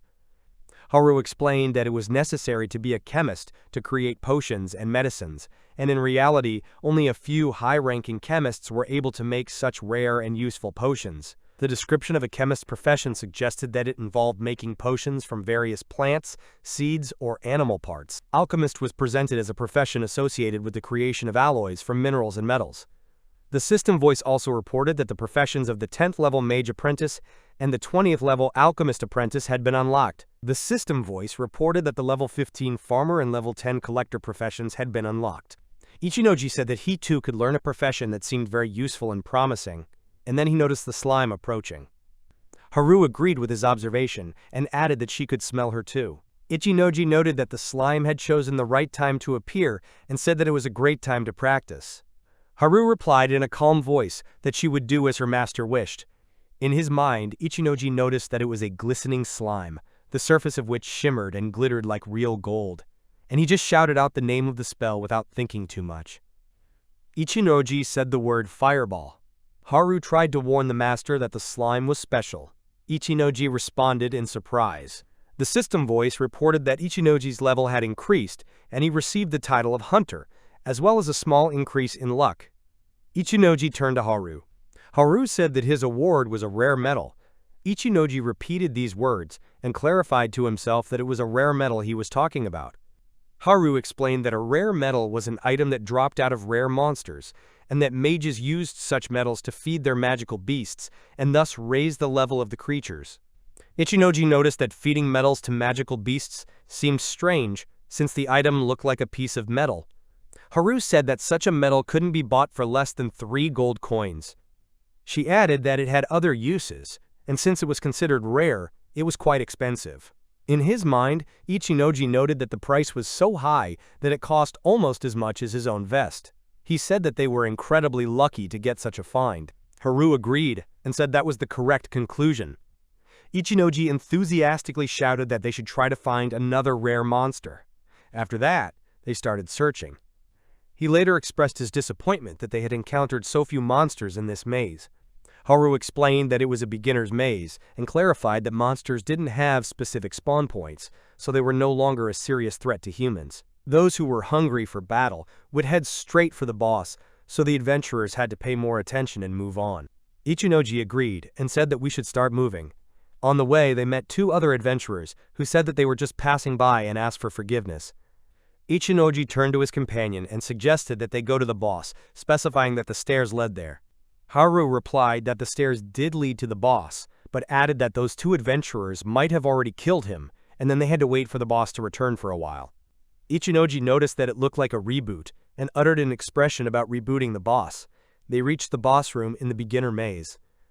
Ichinoji said that the door remained closed, which meant that the boss was defeated. Haru suggested that they wait a bit before opening it. Ichinoji asked in words and statements what kind of boss was behind that door. Haru replied that it was the Goblin King, and added that even if his body was cut into pieces, he would still respawn and she could lure him out to fight. Ichinoji seriously said that if something unexpected happened, he would count on Haru's help. Haru confidently stated that she could leave the case to her. Ichinoji placed his hand on Haru's head and noted that it was very reliable. There was a loud belly rumble.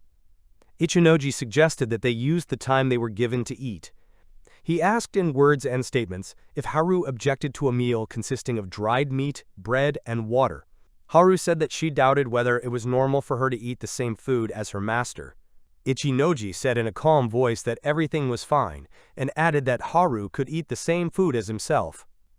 Haru hesitated for a bit, and thanked her master for his concern with a little embarrassment. Ichinoji noted that thanks to the special bag, it wasn't too difficult to have fresh food. Adnako, however, it was at this moment that he wanted to taste the dried meat that seemed suitable for such a journey. Haru said with a slight smile that dried meat always had a special taste and was very tasty. Ichinoji asked in an affirmative tone if Haru really liked itakeru. Haru explained that the amazing thing was that the meat prepared by Margaret-san was also always delicious, but even so, she especially liked to eat tough dried meat. Ichinoji noted with a slight wistfulness that her words were true. In his mind, Ichinoji noted that the meat was too heavy for him, and the smell of alcohol that soaked through it was too strong, and there was also too much salt in it. Adnaka, however, as he watched Haru's expression Haru, he could see that she really liked the meat. Ichinoji said that if Haru liked this treat so much, then she could take his share. Haru blushed in embarrassment and excitedly said that she couldn't do that, because it would look like taking someone else's property. At the same time, she honestly admitted that she coped with her food. Ichinoji said that he would take the meat for himself then, but he noticed that it seemed ridiculously difficult, so he suggested that Haru think about it again and take his share for him.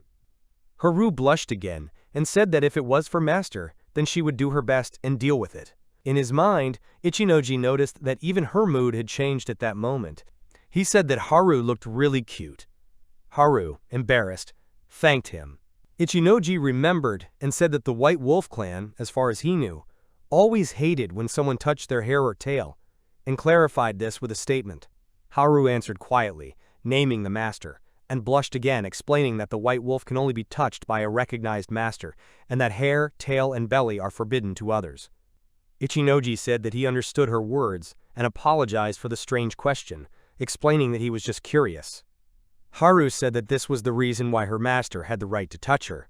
In his mind, Ichinoji was surprised and noted that she had just blushed. Haru excitedly said that the master could do whatever he wanted. Ichinoji said that then he would exercise that right. He slowly reached out and touched Haru's tail. He uttered words of regret that he had done so. Haru replied that nothing terrible had happened, and said that this was the first time she had been touched by anyone other than her parents. In his mind, Ichinoji clenched his fingers and noted that he couldn't look her straight in the eye. He said his thanks in a confused voice and added that the next step would be the ears. Haru, услышав это, stumbled when she heard that. Ichinoji noticed her condition and said she was fine. Haru replied in an apologetic tone that she suddenly felt weak and asked her master to continue. Haru, tired, fell asleep on his arm. In his mind, Ichinoji exclaimed that Haru was drunk, and realized that it was his fault because the dried meat contained alcohol. He carefully laid Haru down on the ground, carefully spread out the towel, and noted that her sleeping face looked really beautiful. Later, Haru called out to him in a loud voice and called out the master's name. Ichinoji responded with relief and said that she was awake. Haru apologized and admitted that she had fainted. Ichinoji said with a statement that he understood her words, and added that she was better now. Haru agreed and said that the current situation was that any damage from outside was blocked by an invisible wall. Ichinoji said with surprise that absolutely any damage, even slash and magic, was blocked by it. Haru explained that even the arrows fired by the bandits were no exception, and said that the gate to the boss room was already open, which meant that an attack from outside was impossible. She said that the fight wouldn't start until they were inside, and that after they entered, the door would close and remain closed until they either won or died. Ichinoji said that this is exactly how the mechanism worked, and added that it was not worth waiting any longer, because it was time to kill the boss of the novice maze. Haru confidently agreed and said that she would support the master. They cut down the boss, which turned out to be the Goblin King, with a powerful blow, and at that moment a voice rang out, informing that Ichinoji had raised his level. The voice announced that the slash swordsman skill had reached level 21, the woodcutter skill and woodcutter skill level had also reached level 21, the mage apprentice had gained access to water magic, and the alchemist apprentice and fighter professions had been unlocked. In his mind, Ichinoji noted that it is really very difficult to raise the level of unemployed, and even defeating such a boss did not give any tangible progress. Haru said that her swordsman beast had reached level 6, and that without her master's help she would have spent a lot more time to achieve something like this. She added that the result looked truly amazing. Ichinoji calmly replied that they were just lucky. In his mind, he acknowledged that this wouldn't have happened without the blessings of the goddesses, and told himself that it wasn't his own luck. Haru noticed that there was a sword in front of them. Ichinoji noted that at first glance, it looked like an ordinary one, no different from his own. Haru explained that it was a trophy sword that the goblin had looted, and that this item was really rare. She said that the master was really lucky because this sword had a special property. It could make goblins obey the owner, doing whatever he ordered. Ichinoji calmly noted that he could now give orders to the goblins, but added that they shouldn't be fighting any more battles with these creatures in the near future. He emphasized that it was enough to take only a rare item, and this was quite enough. Haru agreed and said that it was the right thing to do. She invited them to enter the inner room and offer a prayer to the goddess so that the master would receive a reward for defeating the boss. She added that there was a statue of the goddess of maturity Koshi-sama in the room. Ichinoji was surprised to say that he hadn't expected to see her at all. Haru noticed that if she thought about it, all the people who had arrived here before had also met this particular goddess. Ichinoji noted with some weariness that this goddess had once granted him a blessing that accelerated his experience growth by 20 times. He then asked in an affirmative tone that there was a goddess who looked like a child. Haru explained that there were 2 goddesses who had the appearance of children. Ichinoji clarified that he was referring to the one who looked blonde and was very shy. Meanwhile, Toralulu was saying words about resistance in another place, and while marking the numbers 4, 6, and 8, she happily said that she had won 3 times in a row and exclaimed the word bingo. Haru explained that Toralulu-sama was a positive goddess symbolizing leisure, as well as the patroness of gambling. Ichinoji said that now everything was clear and logical, and added that to receive the reward, he just had to pray to this goddess. Haru confirmed his words. Ichinoji offered a prayer. Koshi appeared in front of him and said that they hadn't seen each other for a long time. Ichinoji also said that they haven't met for a long time, and added that he was very happy with the second life that she gave him. Koshi responded with a drawl, said that everything was fine, and explained that she had only summoned his consciousness here. Ichinoji pointed out that it was probably a double blessing. Koshi denied that everything should remain as it is, because initially it was her mistake. She added that Toralul also had a hard time. The goddess then explained that she wanted to tell Ichinoji the truth. His title of unemployed was actually a full-fledged skill.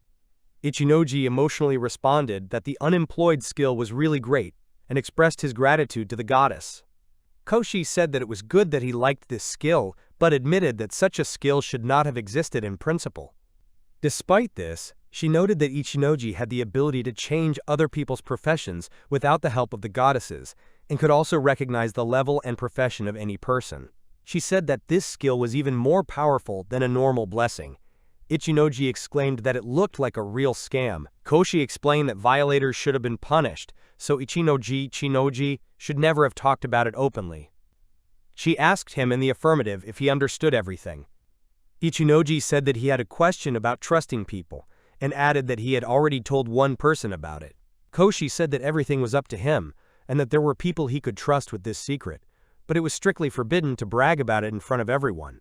Ichinoji confirmed his intentions and said that he was betting his own life on it. Koshi said it looked like the conversation might have lasted a long time, and added that they should have eaten. She noted that this time she trusted him. Ichinoji thanked her for her trust. Koshi said that now she will give him a reward for completing this stage, and added that she needs to decide what to give this time. Ichinoji said that he had been waiting for this moment for a long time, and expressed his gratitude. Various items were displayed on the reward wheel: kitchen towel, skill, item, armor. Koshi told him that he needed to throw a dart, and that where it hit would be his reward, but he only had one shot. Ichinoji said in surprise that he didn't understand why there was an ordinary kitchen towel among the awards. He hit the area where the skill was located with a well-aimed throw, and at the same time, a voice announced that he had received a new skill called Common Language Comprehension. Kashi said that it seemed that this skill allowed him to read and write in different languages of this world, and added with a slight regret that he managed to avoid the reward of a kitchen towel, which was a kind of disappointment for her. Ichinoji noted that this was a really useful skill. Kaochi explained that usually the loss of such skills was not considered something successful, since anyone could make an effort on their own and learn one or another language. She said that there were many mazes in this world that needed to be checked out. She added that one of these mazes, owned by Torilul, was located in the city of Belasur, and advised him to check it out when he has free time. Ichinoji said that he would like to clarify one important thing for him. Koshi herself said that it was about his younger sister. Ichinoji confirmed and said that he was really interested to know if she was okay. Koshi replied that she would watch it the next time they met again. Ichinoji thanked him, but at that moment Koshi disappeared. Ichinoji said regretfully that he didn't have time to thank her properly. Koshi left thinking that Ichinoji really shouldn't have had a younger sister. Haru happily congratulated the master on his success. Ichinoji turned to her and asked her exactly what his companion meant. Haru said that since he didn't have a new item, it means that he got a new skill. She admitted that she had already thought that it would end up in a kitchen towel, and added that such towels, although strange as a reward, were very convenient in everyday use. Ichinoji said that this was true, and added that he had indeed acquired a new skill called Common Language Comprehension. He explained that now he will not experience any difficulties with reading and writing. Haru was surprised to note that it looked incredibly useful, and added that now her own work has become less. However, she quickly defended herself, and said that she did not mean that her master, who could read and write, was anything bad. She stressed that she only meant that now he would no longer need her help with translation and reading. Ichinoji calmly told Haru not to worry, and added that he was a person from another world, and for this reason did not know much about this world. He stressed that in many cases he will still rely on her. Haru seriously replied that she understood this, and would do her best to justify the trust. Ichinoji thanked her and said that now it was time to go back. Haru agreed. They returned, and Ichinoji informed Margaret that they had come back. Margaret greeted them by saying that it was easy to tell from the look on his face that everything had gone well. Ichinoji confirmed that this was the case. Margaret said that dinner would be served a little later, and that they should change in the meantime. Ichinoji said that it would be nice for him to have more change of clothes, and asked Haru if she had any spare clothes. Haru showed her the slave clothes she was wearing. Ichinoji turned to Margaret and said that they needed suitable clothes for Haru as soon as possible. Margaret laughed and said she could leave everything to her, because she would choose something suitable for herself. She turned to Haru and offered to come with her to take her measurements. Haru turned to her master. Ichinoji said that everything was fine, and added that he wanted her to look normal, neat clothes. Margaret later said that the clothes fit Haru very well, and she put the other clothes separately. Ichinoji thanked her and asked her the price. Margaret said she'd give him a discount. Solu asked how long they planned to stay in the city. Ichinoji replied that he planned to go to a town called Belasur soon. Solu said they could have taken a horse-drawn carriage with the next flight in a week, but also added that it would take 3 days on foot, which wasn't too far, but it wasn't too close either. Ichinoji clarified what it meant that they could leave tomorrow, and asked for Haru's opinion. Haru said that she would not leave her master alone, and that she would follow him everywhere. Margaret said with a smile that she knew her answer in advance, and added the wise words that if you love your child, you need to let it go into the world. She stressed that they can always come back here again. Solu also said that they can come back here at any time. Margaret told Haru that it wouldn't be a big deal if she thought of her as her mother. Ichinoji thought of her as a kind-hearted and courageous girl who always aroused only the brightest feelings in him. Margaret said that if that was the case, she would prepare a bento for him on the road, so that he would not be left without food.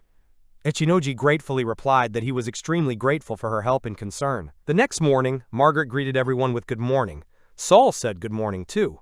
Ichinoji also responded to them and wished them a good morning. Margaret asked what exactly they were going to do now that it was time to act. Ichinoji said that they needed to visit the maze anyway, then he was going to head to the guild, and after that, sell some things to get money for the upcoming journey. Margaret approved of his plan and said that she would then bring the bentosh had prepared for their departure. Ichinoji once again expressed his gratitude for her help. They then arrived at Florence City, at the entrance of the intermediate maze. Ichinoji noted that there were a lot of people gathered here.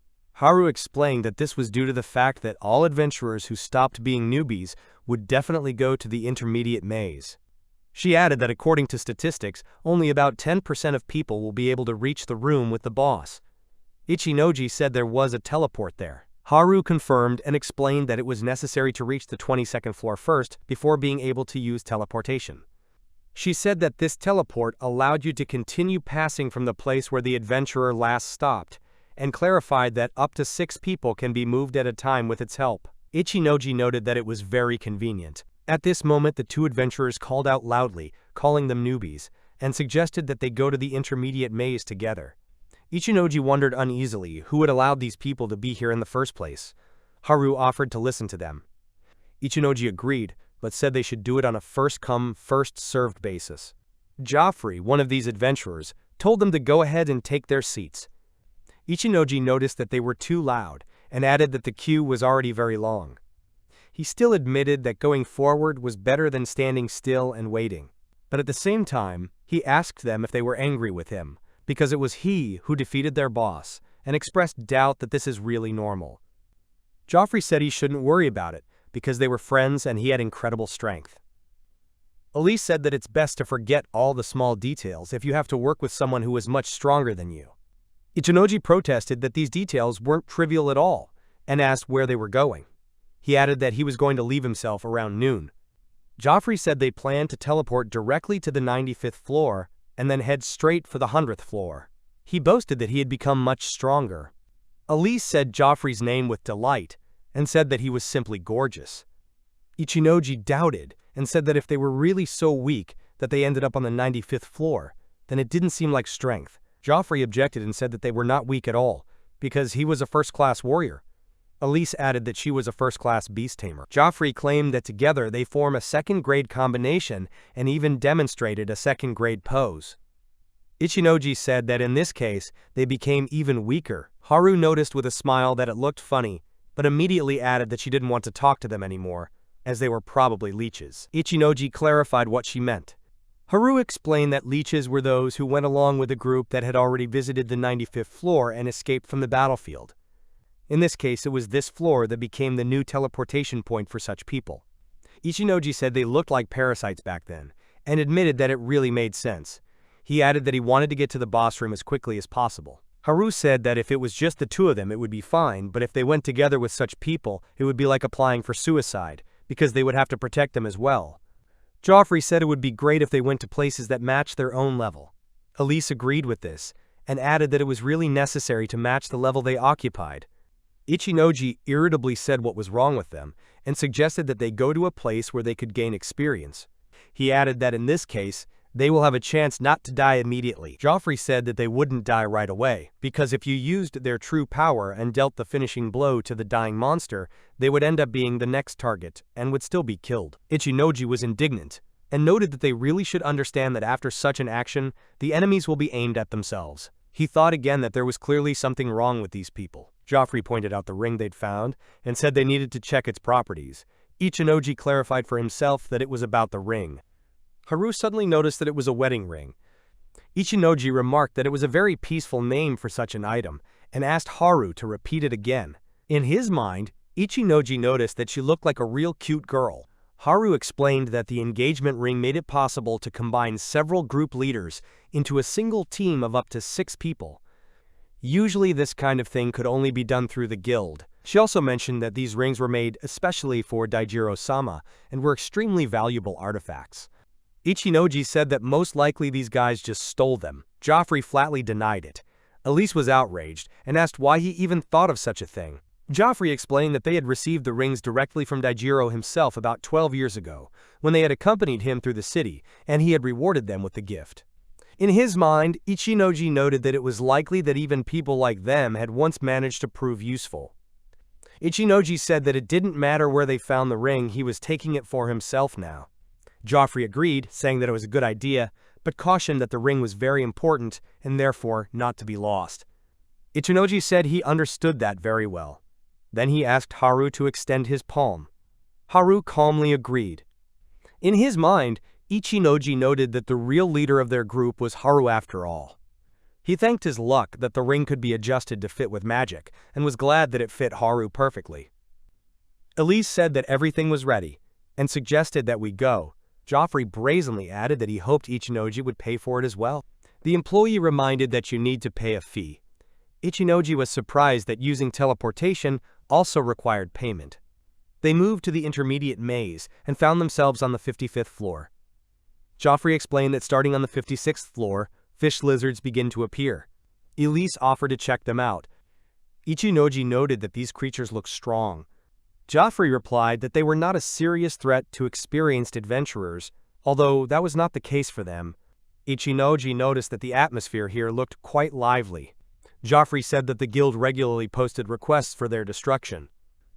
Elise clarified that each fish lizard alone was only an F-rank creature, but when they gathered in a pack they would become B-level opponents. Ichinoji suddenly understood and said that they actually forced him and Haru to help them complete the quest. Joffrey replied that they had originally planned to kill the boss, but then they remembered that they could have just come here.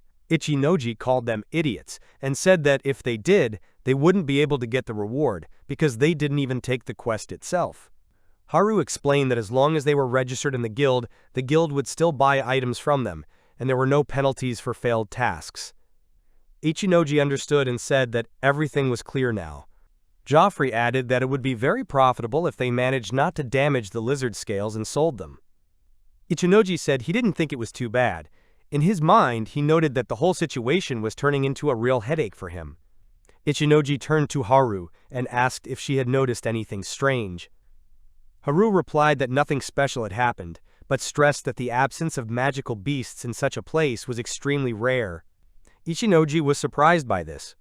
Haru explained that similar situations often occurred for those who went deeper into the maze's floors. When they reached the stairs leading to the 56th floor, Ichinoji noted that they didn't know how many monsters might have appeared therein all the time that had passed. Haru warned him not to be careless. Joffrey stated that they were relying on Ichinoji and Haru, and that it was up to them now, since they were the ones who were supposed to take over the security. Suddenly, a desperate cry for help rang out from the bottom of the floor. Ichinoji called out to Haru. Haru immediately replied that she was right there. A huge lizard that had just swallowed one of the adventurers appeared right in front of them. After that, the monster turned and left as if it hadn't noticed them. Ichinoji was surprised and thought that they had gone unnoticed. Haru quickly noticed that they were surrounded by small lizards, which were very numerous. Joffrey was alarmed and said the situation didn't look good. Elise, on the contrary, replied that their number was not that large. Haru advised Ichinoji to use his fire magic, because lizards had a strong vulnerability to both fire and water. Ichinoji agreed and cast a small fire spell. He ordered an immediate retreat to the 55th floor. Ichinoji was relieved that fortunately the monsters weren't chasing them after they got higher. Joffrey happily exclaimed that his level had increased. Elise added that her level had also increased. Ichinoji thought that they were too carefree and frivolous.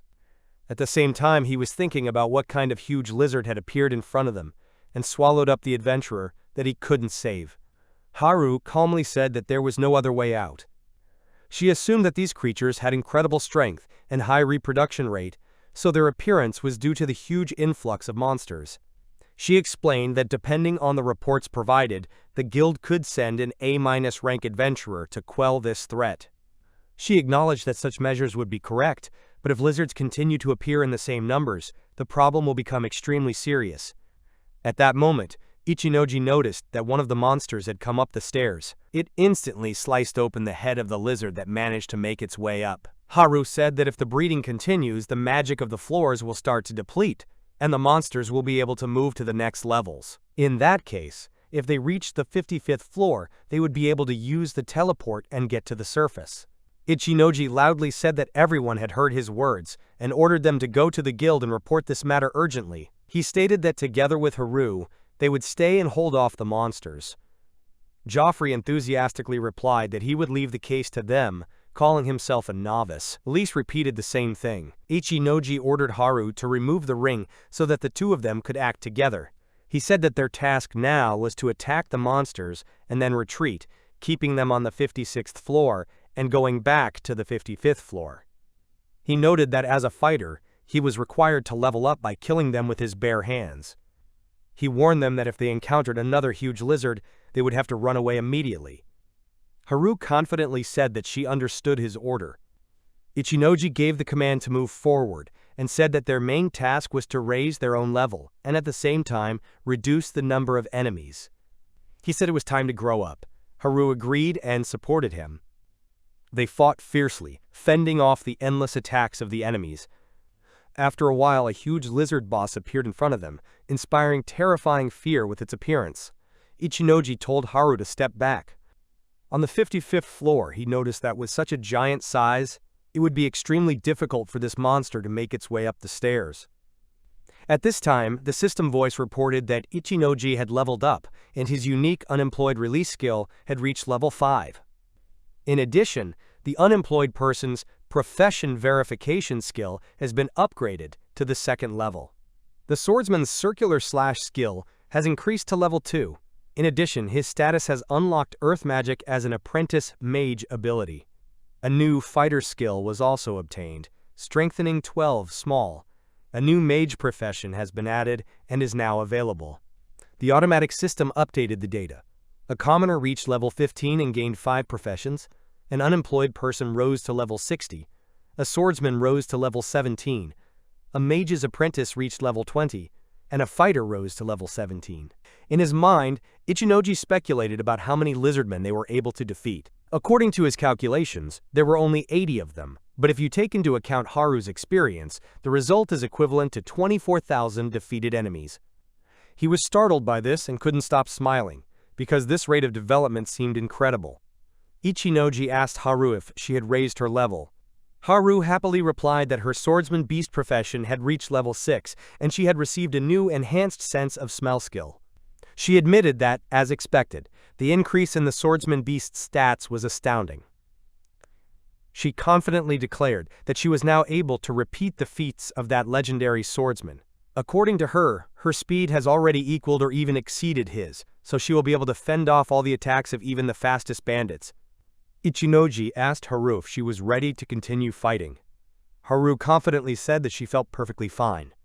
Ichinoji stated that now they can try to destroy one of the big monsters. They reached the stairs leading to the 56th floor, where they noticed that the enemy was beginning to gather in a tight group. Ichinoji suggested attacking first and immediately executed a slash followed by a small fire spell. He noted that the shot was perfectly accurate. Haru exclaimed in surprise that the power of this magic was amazing and far beyond her expectations. Ichinoji explained that it was only a small fire, but its power increased due to some special factors. After that, he said that they needed to focus on the opponents facing them. Haru agreed and prepared for the next battle. Ichinoji ordered Haru to jump after him when he jumped, and stressed that it was absolutely necessary to do so. Haru obediently replied that she understood his instructions. Ichinoji used the circular slash technique, and with one powerful blow, he destroyed many enemies at once. Haru was surprised to see that he was able to defeat so many enemies with just one move. In his mind, Ichinoji noted that he had only changed his profession for a moment earlier, and this was what allowed him to use the small fire spell with incredible power. He explained to himself that when he uses magic, he switches to those professions that involve the use of magic skills: unemployed, swordsman, mage apprentice, alchemist, and mage.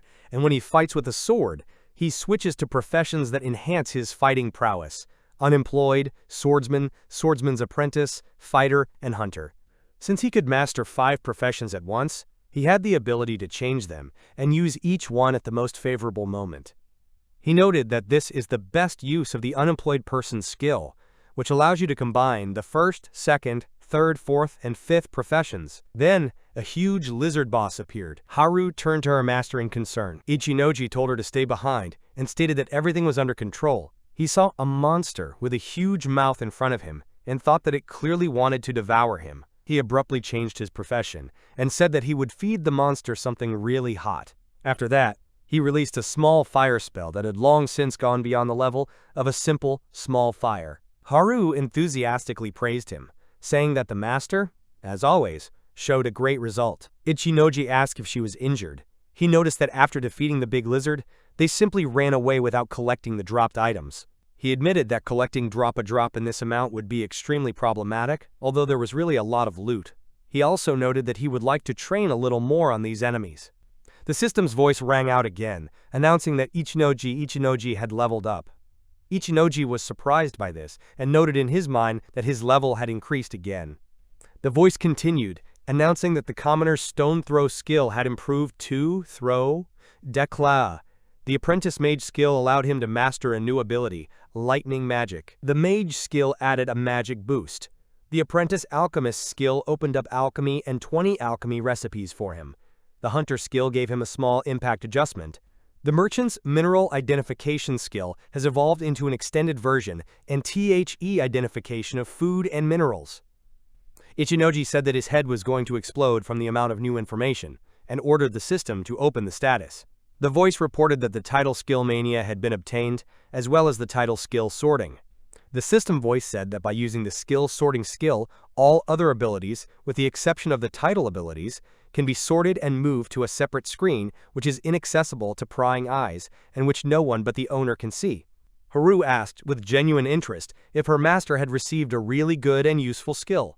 Ichinoji answered in the affirmative and asked back what Haru had managed to get herself. In his mind, he noted that the skill was indeed useful, but at the same time, there were also unwanted, extremely bad skills among his skills, and it would be a big problem if someone ever saw them on his list. Joffrey called out to him loudly and asked if he was all right, addressing him as a novice. Ichinoji calmly said that the guys were late and they didn't need any help right now. Joffrey apologized and admitted that they were just lost in this place. Elise asked them to take their group to the teleport because they couldn't manage on their own. The collection of magic stones began. Joffrey was surprised by their size and exclaimed that they were incredibly large. Elise also agreed and said that everything was exactly as expected.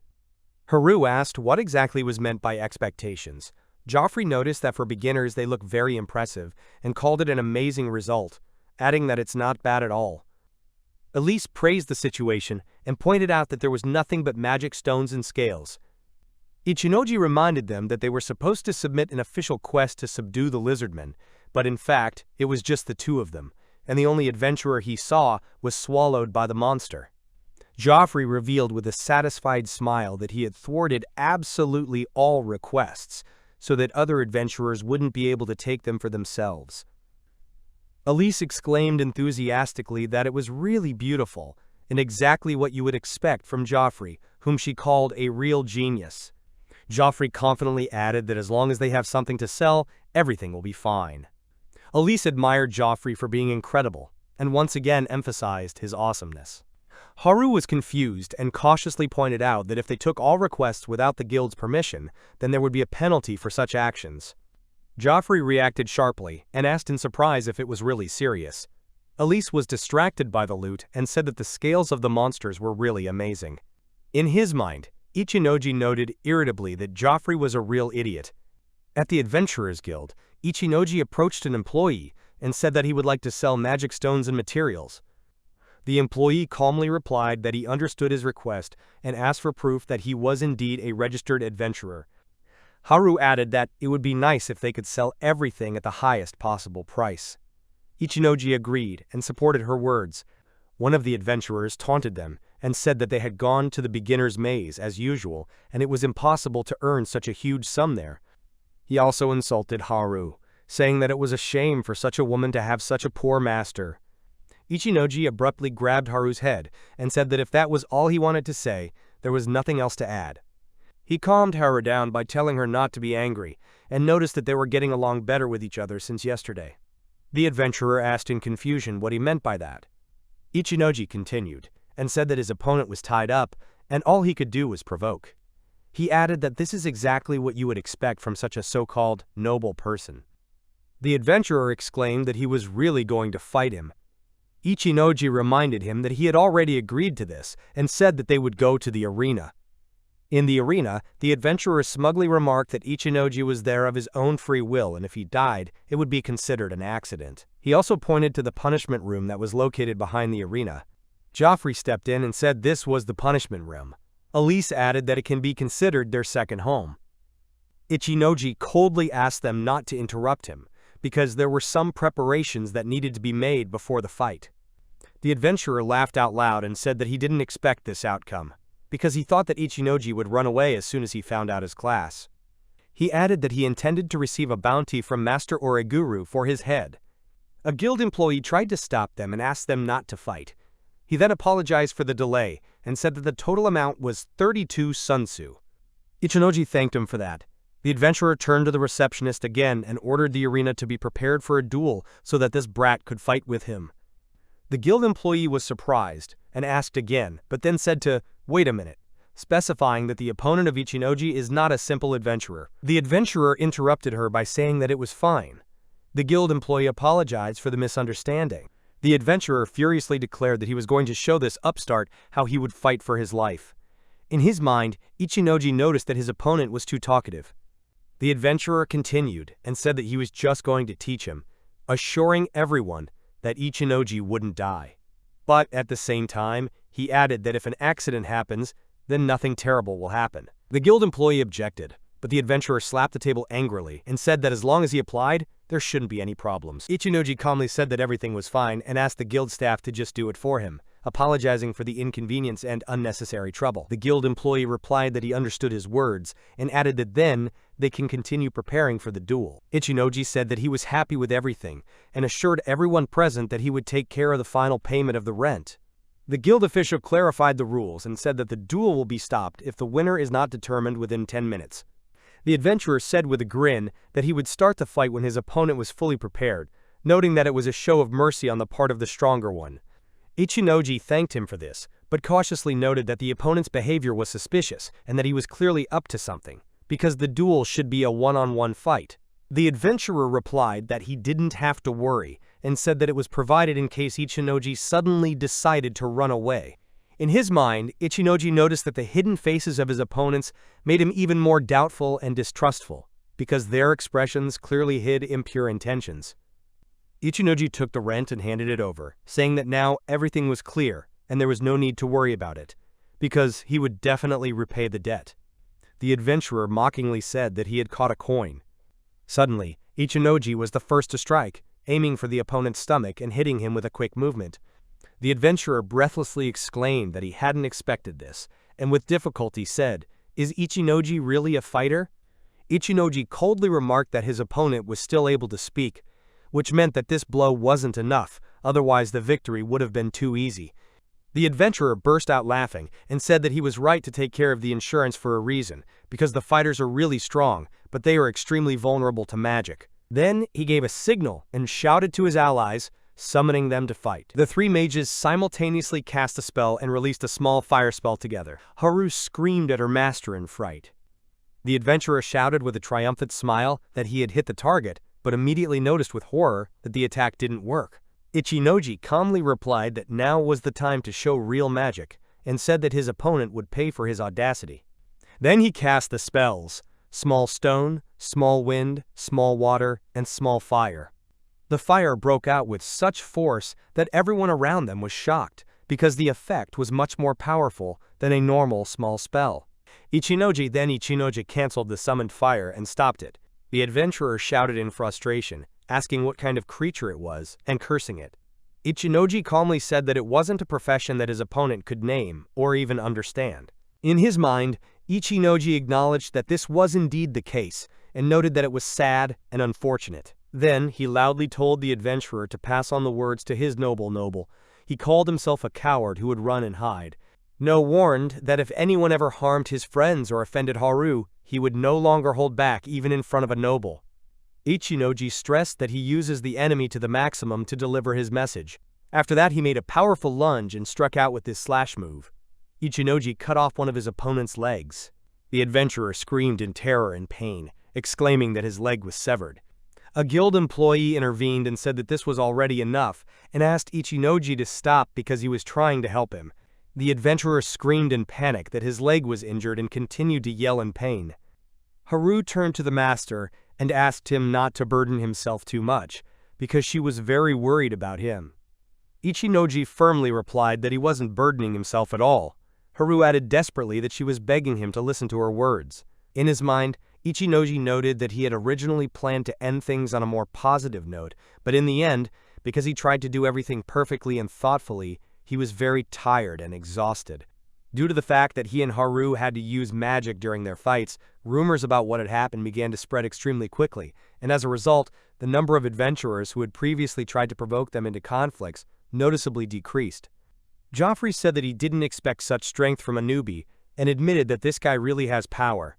Elise admired how amazing Ichinoji was.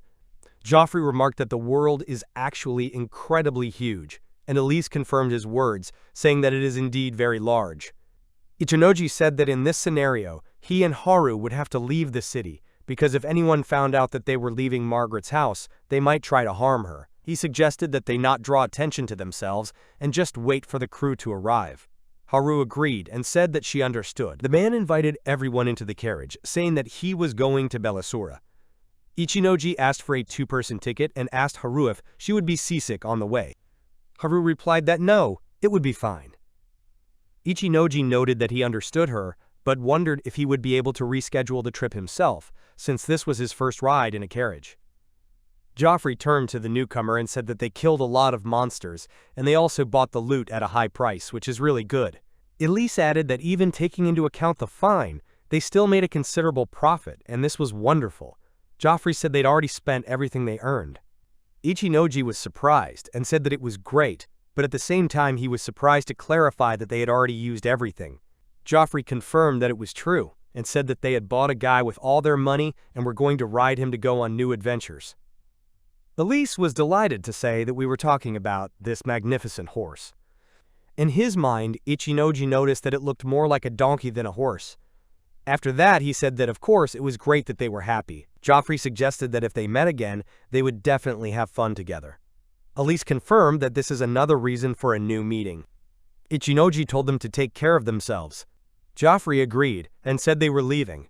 Eliza turned to the donkey and asked if it was too naughty, and Joffrey told it to get out of there. Ichinoji told Haru thought Joffrey's company was a bit strange, and Haru agreed. A man from the crew invited the passengers to take their seats. Margaret ran over to Ichinoji and Haru, noticing that they barely made it. Solu said it was because Margaret was too slow. Margaret asked him with a small smile if he would like to say goodbye, but Saul said that she still didn't seem to be able to shake off her old thoughts. Margaret asked him to stop joking. Solu hurried her on, telling her to pass on what she had prepared. Margaret handed over the sandwiches, and Solu added that there was also water. Ichinoji thanked them for their concern, and Margaret said with a warm smile that they were always welcome. Ichinoji promised that one day they would come back here again, and then Margaret would cook for them again, and they would bring souvenirs with them. Haru proudly said that she swore on the name of the White Wolf tribe that she would never forget their kindness and care. Margaret wished them to take care of their health and said that they could return here at any time. Solu added that they should take care of themselves and said that they should meet again, asking them to promise it. On the crew board was written, "The City of the Labyrinth, where you can always meet new friends and companions," and it also said, "Welcome to Florence." Ichinoji looked at the inscription and was happy to say that he could read it. Haru smiled and said that she was very happy about it. They continued on their way, and Ichinoji noted in his mind that eating jerky for breakfast wasn't so easy, but it wasn't such a bad option at the same time. However, he felt that he had already eaten enough and offered Haru something to eat so that she wouldn't be hungry either. Haru refused and said that he had already fed her enough, and then added that she was sorry for her gaze if it could cause him any trouble. She explained that there were bugs crawling everywhere, and she was looking for them, so they wouldn't ruin his food. Ichinoji said that he was just already full, so he wanted her not to go hungry either. He was a little sorry because he didn't like dried meat very much, as it seemed too tough to him, and he thought that he would have to throw it all away. Haru immediately said that he misunderstood her. Ichinoji activated his throwing skill and accurately threw a piece of dried meat right into Haru's mouth. Haru, her mouth full, was surprised, not understanding what had happened. Ichinoji said that he just wanted to try out a new skill, and as an apology, he asked her to accept this dried meat. Haru thanked him and said that she appreciated it. Ichinoji replied that everything was fine and there was nothing to worry about. In his mind, Ichinoji noted that he wished the other passengers didn't mind their actions, and he also remembered how convenient it was to be able to check your status right in your head. His status stated: Name Ichinoji, race human, class unemployed level 62, fighter level 18, swordsman level 18, squire level 19, Hunter level 25. Health scores were 413 out of 413, magic energy 72 out of 72, attack 469, defense 410, magic attack 88, magic defense 101, speed 479, luck 66. The equipment included cloth armor, leather boots, an iron breastplate, and an iron sword. Skills included second level swordsmanship, second level slash skill, second level spiral swing skill, and a minor improvement in swordsmanship. Among the titles were Rare Hunter, Dungeon Conqueror, Skill Maniac, and Skill Sorting. It had switchable professions: level 31 Commoner, level 1 Farmer, level 25 Hunter, level 14 Forester, level 28 Squire, level 26 Mage Apprentice, level 6 Merchant, level 1 Spearman Apprentice, level 19 Swordsman, level 1 Archer, level 1 Woodcutter, level 1 Hammer Master, level 6 Alchemist Apprentice, level 9 Sailor, a level 18 Fighter, and a level 1 Playboy. Divine Blessings gave him a 20-fold increase in experience and allowed him to level up, requiring only 1/20th of the required experience. Ichinoji noted to himself that there were so many professions that now he really has a lot to choose from, and at the same time he noted that the assessment system is extremely convenient, because it shows not only the profession, but also the conditions for obtaining it. Then he asked Haru to give him a hand. In his mind, Ichinoji thanked the gods for allowing him to live in this world, but he also reminded himself of the main goal, to meet Daijiro and thank him for everything he had done for him. After that, he wanted to maximize the unemployment rate of the unemployed class, which also became an important task. However, for now, he was going to enjoy this peaceful journey by Haru's side. Haru was a little embarrassed, but still held out her hand, saying that if he wanted to, he could not let her go. Ichinoji noticed that her hand was surprisingly soft, and it felt good. In his mind's eye, the cart seemed to be filled with a murderous aura that only men could sense. He said he was wondering how long it would take to get to the city. Haru called out to him, and he said that he understood her hint. Haru added that it might be too late. Ichinoji said it was never too late.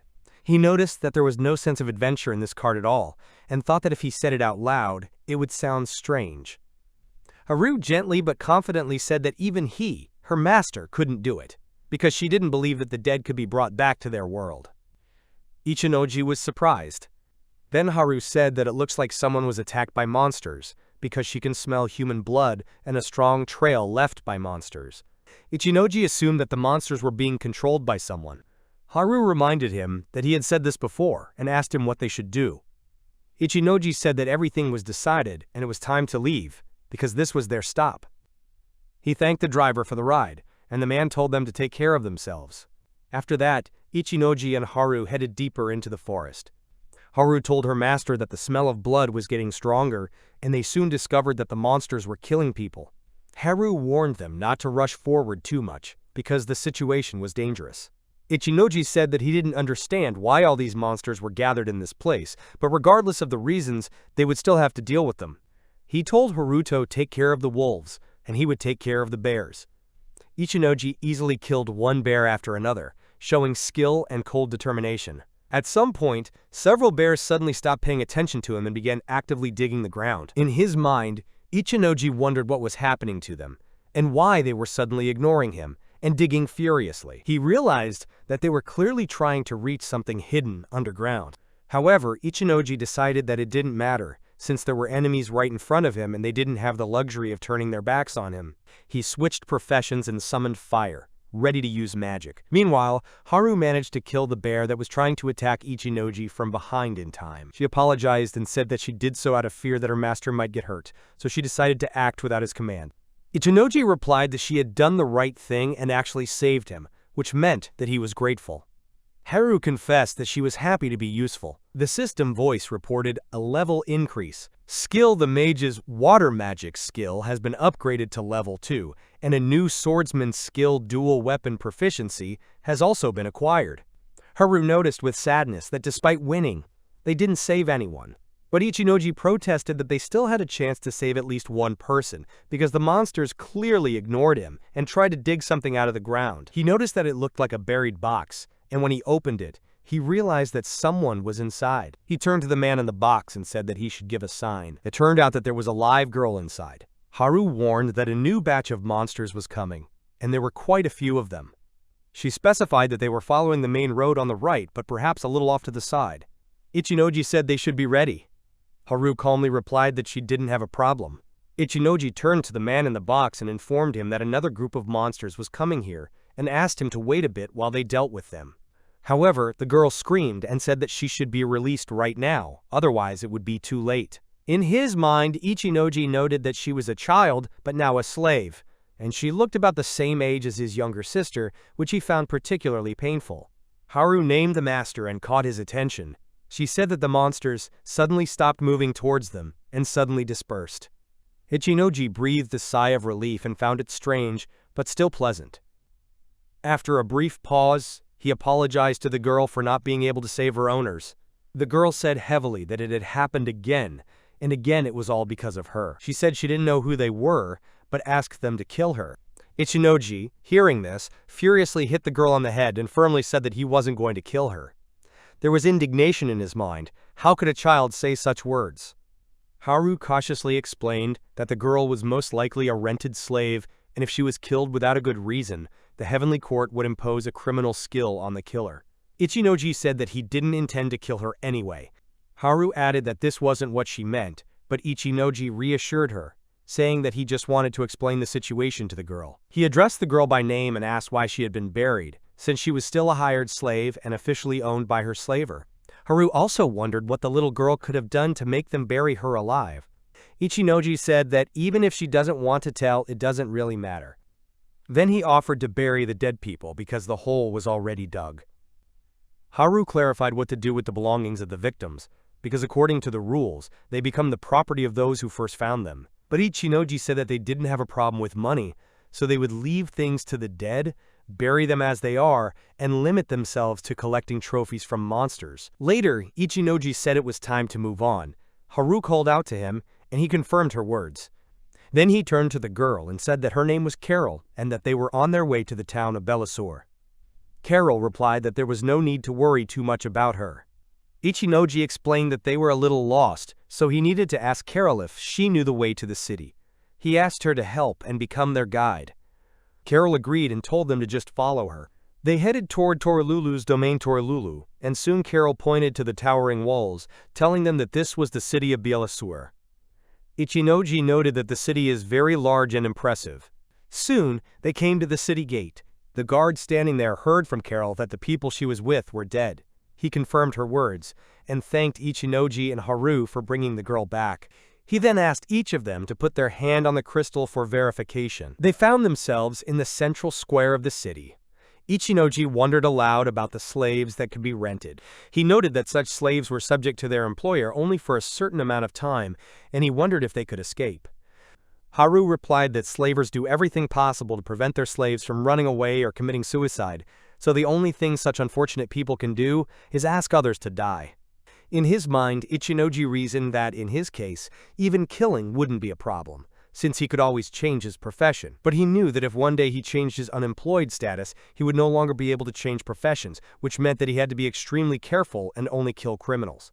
In the end, he realized that he could not get rid of his special class of unemployed. Therefore, the words "I quit my job" will not have any meaning for him. After that, he said they needed to take Carol to the slaver. On the way, Haru pointed at the statue of Torilulu. Ichinoji noticed that people were praying next to her. Haru explained that a man once offered to pray to the goddess without any complicated procedures, and the church gave him permission to do so. Ichinoji seemed to understand, but he was surprised that Haru knew such things so well. Haru said that when she was a child, she often visited the royal palace with her parents, and there she loved to read books. She got all her knowledge from there. Ichinoji said it was amazing. In his mind, he realized that he didn't really know much about it, and Haru had been here before. He realized that he hadn't told her much about himself either, so he decided that next time, they should talk more openly and just have a nice chat. Ichinoji suggested that they rest for a while and think about where to go. Haru agreed and said that she would go with him. Carol asked doubtfully if it was okay for her to join in too. Ichinoji confidently said that the children should not worry about such a thing, because Torilulu helped him, which means that the goddess will be happy if she has more followers. Carol objected and said she wasn't a child. Ichinoji immediately apologized for treating her like a little girl. Carol explained that she is half a mini-human, which is why she looks younger than she really is. Ichinoji was surprised and said that she was half a mini-human. Haru added that this race is a cross between ordinary people and mini-people, and the height of such representatives is about half that of a human. Ichinoji was surprised again, and remarked that if Carol only looked like a child, it was important to know how old she really was. He turned to Haru and noticed that she already looked like an adult herself. Haru was slightly embarrassed and asked if she really looked like an adult. She said that she is 18 years old, and therefore she believes that her appearance matches her age. Ichinoji was shocked to realize that Haru was younger than him. Haru, in turn, was surprised that her master didn't even know her age. Ichinoji said that she was much calmer and more reasonable than he was, so he thought it would be rude to ask about her age. He added that she was a little blue, and then asked Carol how old she was. Carol said she was 16 years old. In his mind, Ichinoji noted that her age was comparable to that of a high school student. After that, he said that in any case they should pray. Carol entered the house and announced her return to Madame Queen's. Quinns greeted her with relief and asked who the people who had come with her were. Carol explained that they were adventurers who had rescued her from the hands of smugglers. Queens took note of this and told Carol to go back to her room to rest, and she would take care of the guests herself. She thanked them for saving the girl and apologized, saying that this child despised his own existence because this is the fourth group of adventurers to encounter Carol, and it must be very hard for the girl herself. Ichinoji asked with genuine bewilderment why this was happening. Quinns explained that it was because of Carol's unique profession. Ichinoji exclaimed softly to himself, amazed that this was a truly unique profession. Haru explained that unique professions cannot be obtained by standard methods. The most famous of these are the hero, the demon lord, the king, and the noble. In order to acquire such professions, special conditions must be met, and not everyone can achieve this. There are also inherited and acquired professions, such as pirate or bandit, and they can also be classified as unique, although they are usually called criminal. Quinns clarified that Carol has just one of these rare professions, the temptress. Ichinoji repeated the word to himself and immediately compared it with the image of Haru in his mind, because for him personally, she was the real temptress. But aloud, he noted that Carol didn't seem to show any of the characteristics associated with this profession. Quinns explained that the profession of seductress is very problematic. Every night, regardless of the desire of the girl herself, special pheromones are released from hers that attract monsters. This is associated with a certain skill that is always active if the temptress is in dungeons or underground. She added that about 10 years ago, when Carol started this profession, this skill was attached to her, and the sad thing is that it is absolutely unmanageable. Ichinoji asked Haru what the attached skill meant. Haru explained that this is a special skill that can only be used with a specific profession, and even in the temple, it is impossible to change such a profession. Ichinoji seriously remarked that this is very dangerous, because Carol cannot change her profession, and because of this is constantly attacked by monsters. It turns out that she unwittingly creates a threat to herself and to others. Quinns hastened to reassure him that there was no need to worry. Monsters don't attack the temptress directly. It only attracts them, and attacks only occur when the monsters are around. But if the temptress becomes afraid of monsters, then her hypnosis subsides, and then she is also attacked. Ichinoji immediately realized that this was why Carol was placed in the box, to recreate the conditions of the underground space and make the skill activate. This was the reason why there were so many monsters around. He also noted that it is dangerous even at night within the city limits. Quinn said that he was a very kind person, and explained that if Carol sits in a closed room and does not release pheromones outside, then there are no problems. But because of this skill, many restrictions are imposed, including a ban on night walks and much more. She added that renting Carol is very expensive, and although her abilities can be extremely useful for adventurers, they still don't abuse her skills. In conclusion, Quinns once again thanked them for returning the girl safe and sound, and said that she would now prepare an award. Ichinoji replied that there was no need to worry about the reward. He explained that they were just passing by and decided to help, but in fact their goal is to walk around the city, and therefore they are going to go further soon. On the street, Haru quietly remarked that with his power, they might try to change things. Ichinoji confirmed that he might actually be able to change Carol's profession. His trait allowed only his allies to change professions, but he speculated that he could help her if he rented her out and then secretly changed professions. But at the same time, he knew that it was extremely risky. In his mind, he reasoned that there was a high probability that his skill of changing professions would be discovered by queens and other people.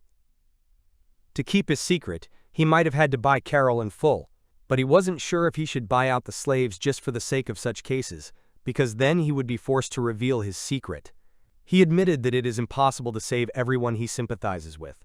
He already has Haru, who is priceless to him, and for her sake, he has no right to risk his secret.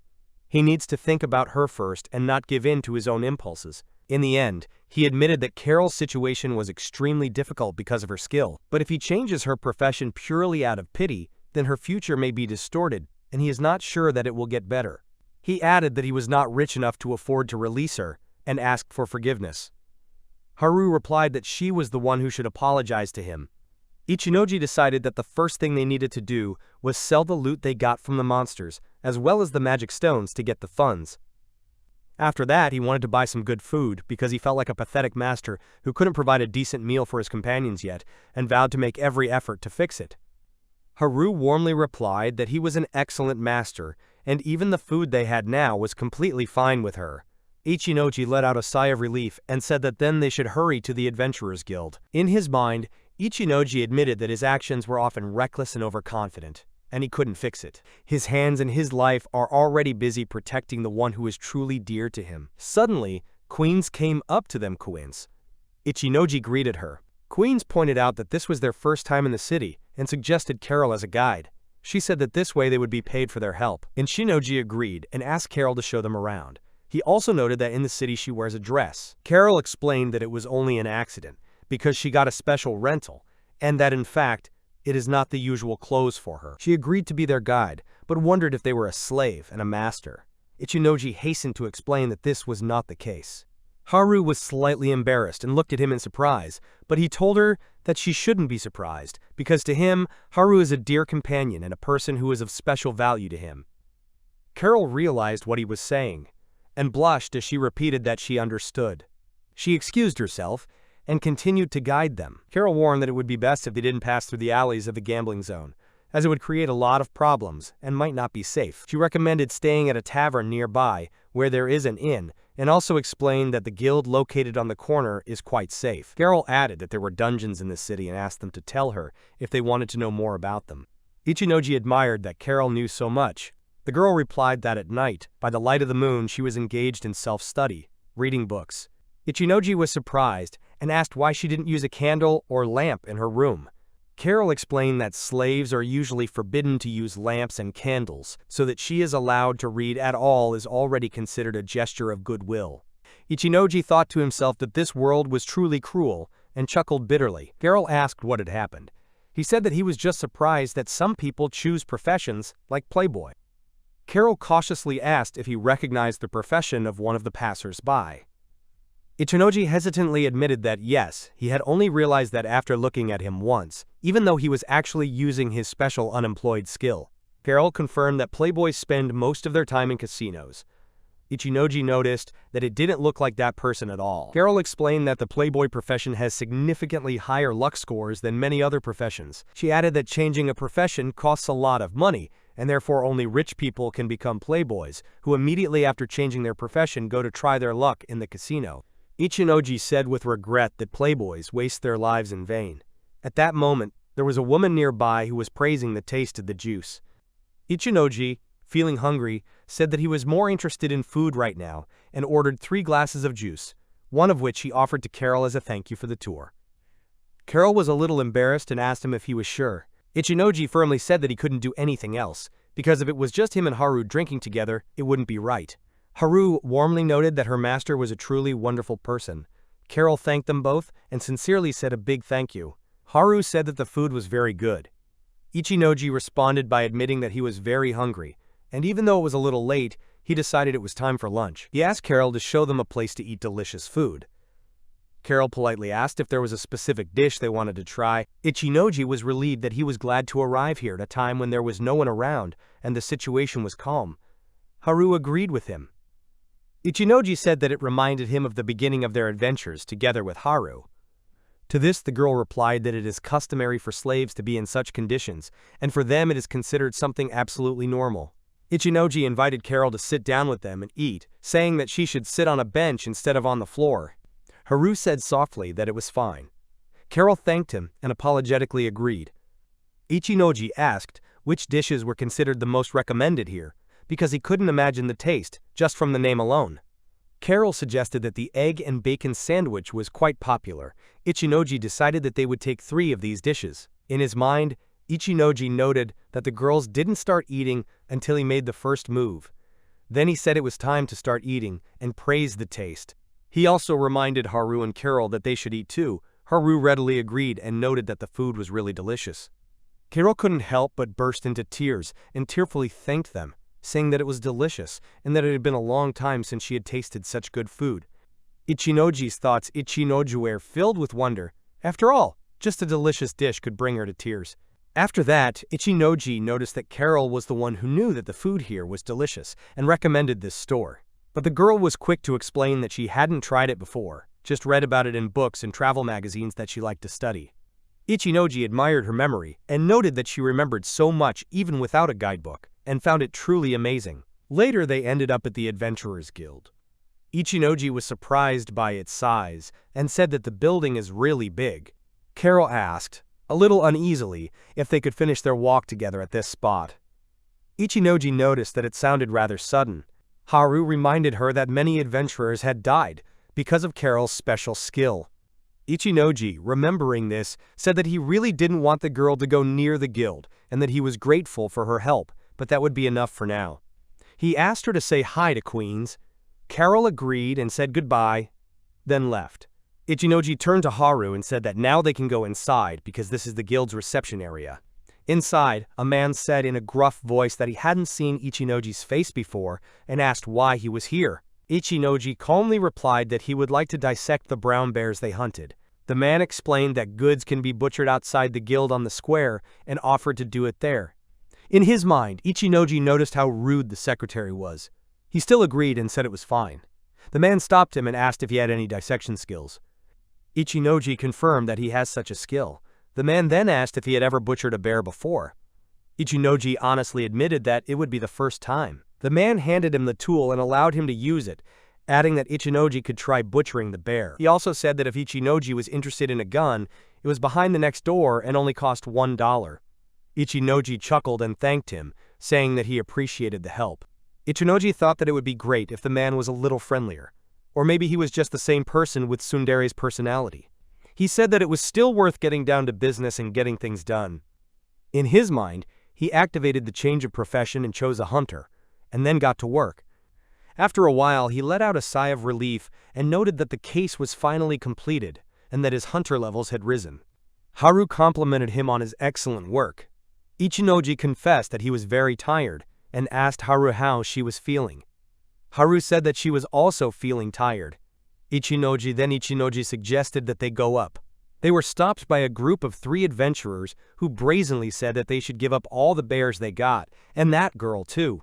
They added that they were lucky to meet such good fortune. Ichinoji was outraged and said it looked like a straightforward robbery.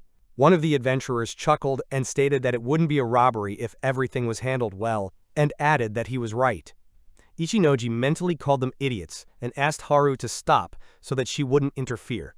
In his mind's eye, he noted that these thieves didn't seem to have any idea what real self-defense was, so he taught them a lesson by showing them in practice. He also noted that they did a good job at the time when they had to move the bodies of dead bears.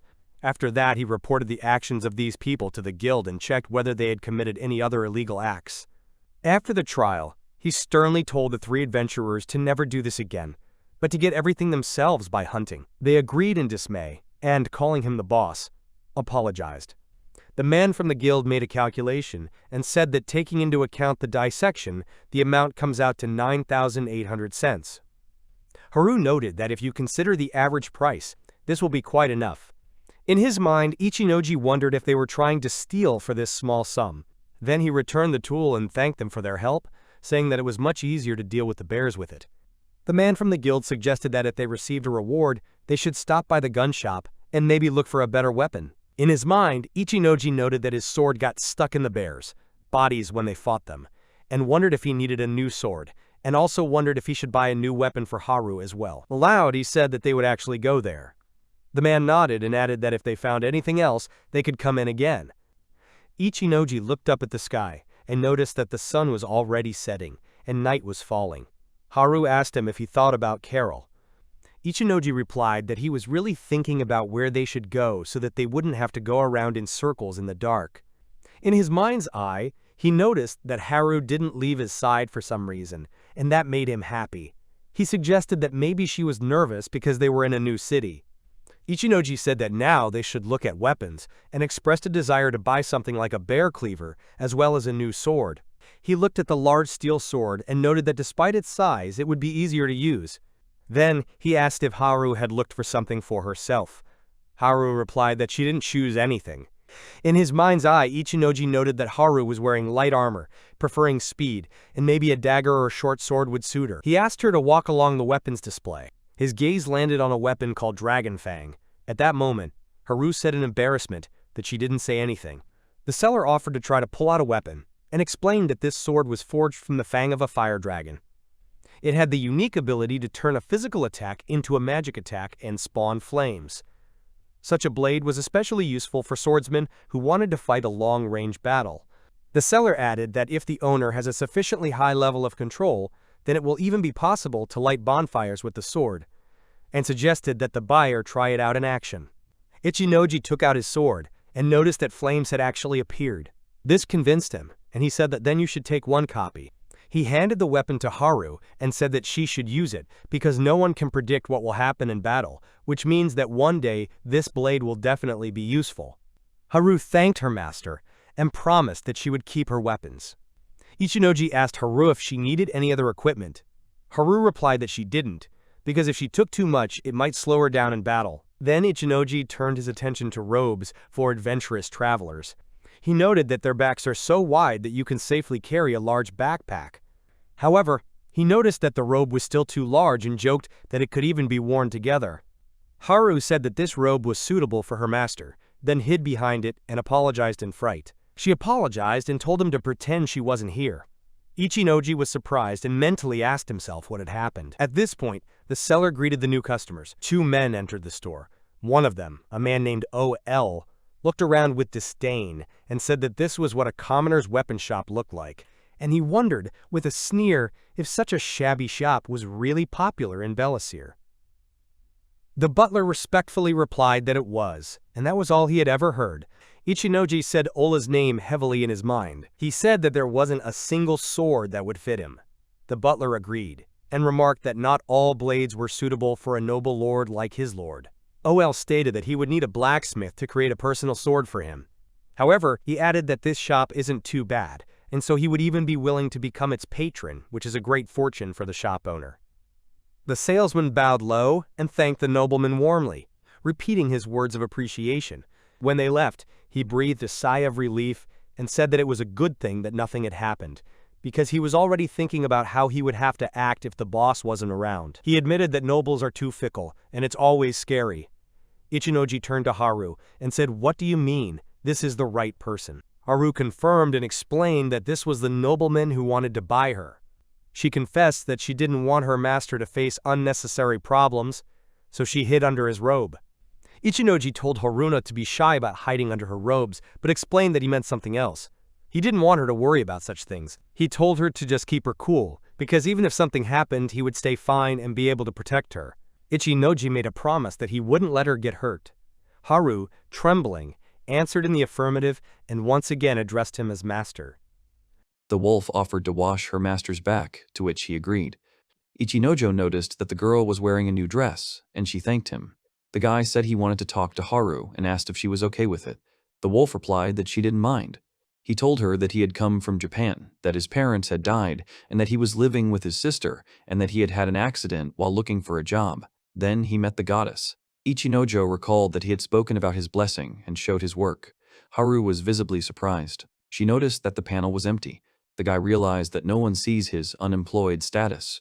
Wolf suggested that because of his craze for mastery status, he might be hiding his work.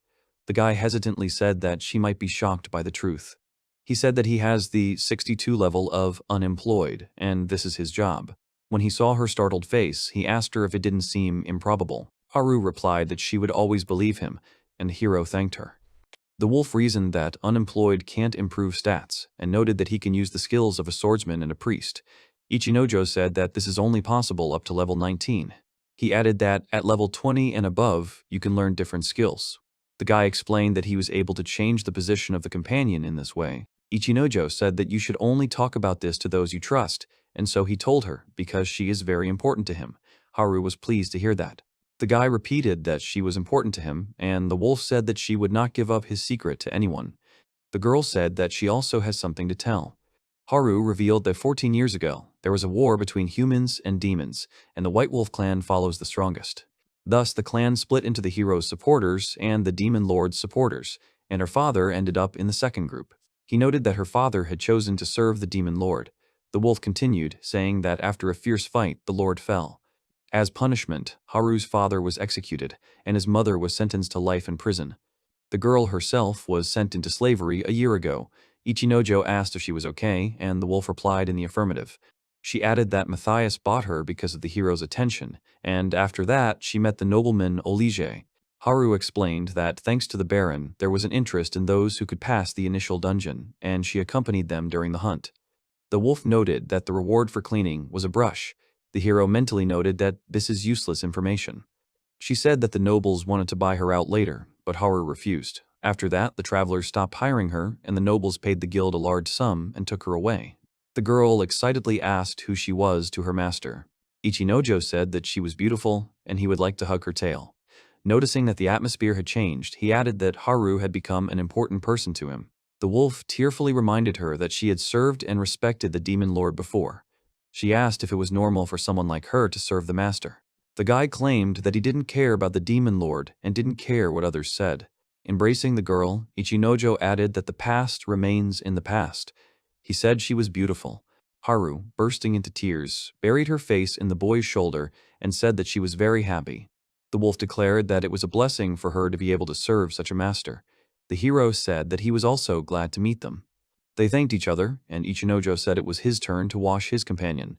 She said it would get him in trouble, and he was taken aback. Haru explained that it wasn't necessary, but the hero was determined and wanted to clean her up gratefully.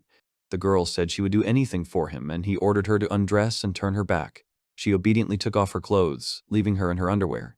Ichinojo remarked that she had a beautiful back, and she thanked him. The hero, washing Haru, noticed that the underwear looks great on her. The girl thanked him again. In his mind, he acknowledged the situation was awkward. The hero ordered his companion to sit on his lap.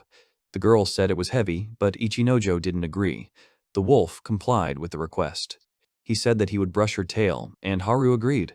Ichinojo began to brush his tail. The wolf exclaimed, and the boy asked if it hurt. She said it was nice, on the contrary. The guy finished and was satisfied. Haru was also happy and thought that she should take care of her tail more often.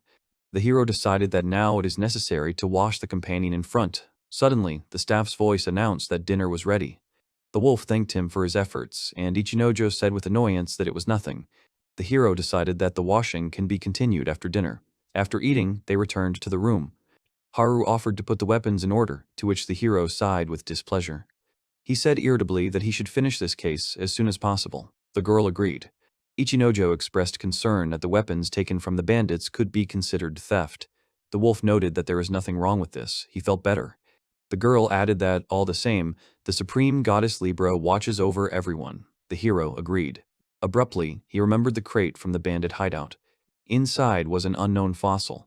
The hero said that with the help of the mineral assessment skill, he will find out what it is. It turned out to be mithril ore. The system indicated that high levels of alchemist and blacksmith were needed to work with this material. The system added that processing mithril is difficult, so there aren't many good workshops. Haru said that things for mithril are getting less and less, as it is a rare ore. Ichinojo asked if the government could process it. She said no. Many countries assign processing methods and mining locations, so the average person can't mine it. The guy claimed that he could raise his alchemy and blacksmith skills to work with this material. The hero asked if his companion would help him level up. She agreed. He immediately complicated the tasks. Ichinojo noted that all the tasks are done and they are ready for tomorrow. The wolf added that she needed to sleep. The guy offered to help Haru take off her clothes, and she agreed. Confused, the wolf clung to the hero, but the hero, embarrassed, did not understand what she wanted. The hero hugged the girl. She apologized and said that she wanted to take the lead. Haru admitted that she wasn't very experienced at it. Ichinojo grinned and said that he was also a newbie and offered to learn everything about each other. The girl replied that she was ready for anything. The guy was happy that there was a person who was trying for him. They spent the night together. The couple was walking through the city. The hero was whistling, and Haru noticed that he was doing it very well. He patted her head and said it was one of the skills in his class. Ichinojo said that they were going to the casino. The dungeon was occupied by nobles. The guy explained that the wolf's nose will help to avoid meetings with nobles and monitor the situation, and they go to the casino to raise the level. He realized that to play the game, you need to buy tokens, but a 25% tax is charged on the purchase. The hero concluded that commoners are entitled to bonuses. The hero reasoned that by increasing the level, he could open the position of a healer. This is the main reason for the visit, but he was also interested in seeing the casino. He noted that it is illegal to exchange tokens for money, and only things can be obtained for them. They reached their destination. The couple entered the casino. The receptionist met them and asked if this was their first time here. Ichinojo said yes, and the woman invited them to follow her. The employee explained that the game requires tokens and explained the system for purchasing them.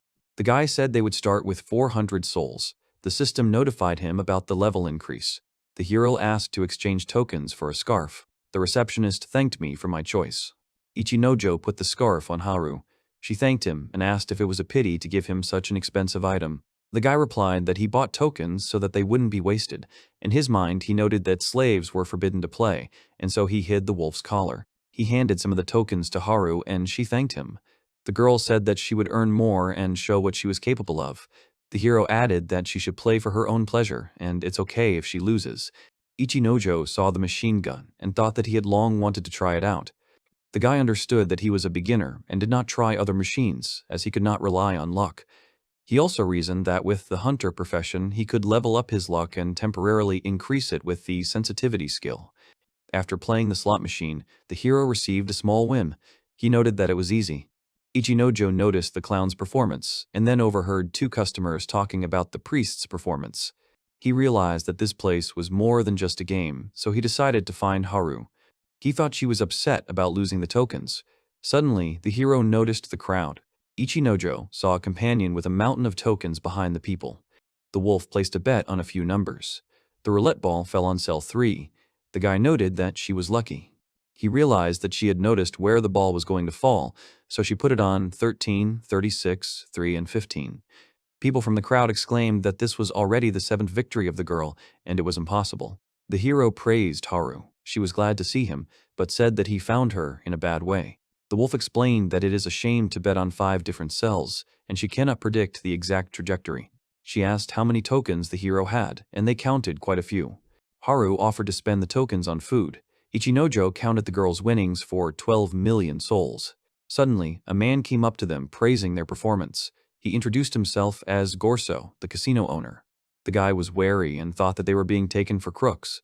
Gorso said he had seen the she-wolf play and would like to experience it. The hero replied that they were only amateurs and not rivals to him. The man noticed that he was just the owner.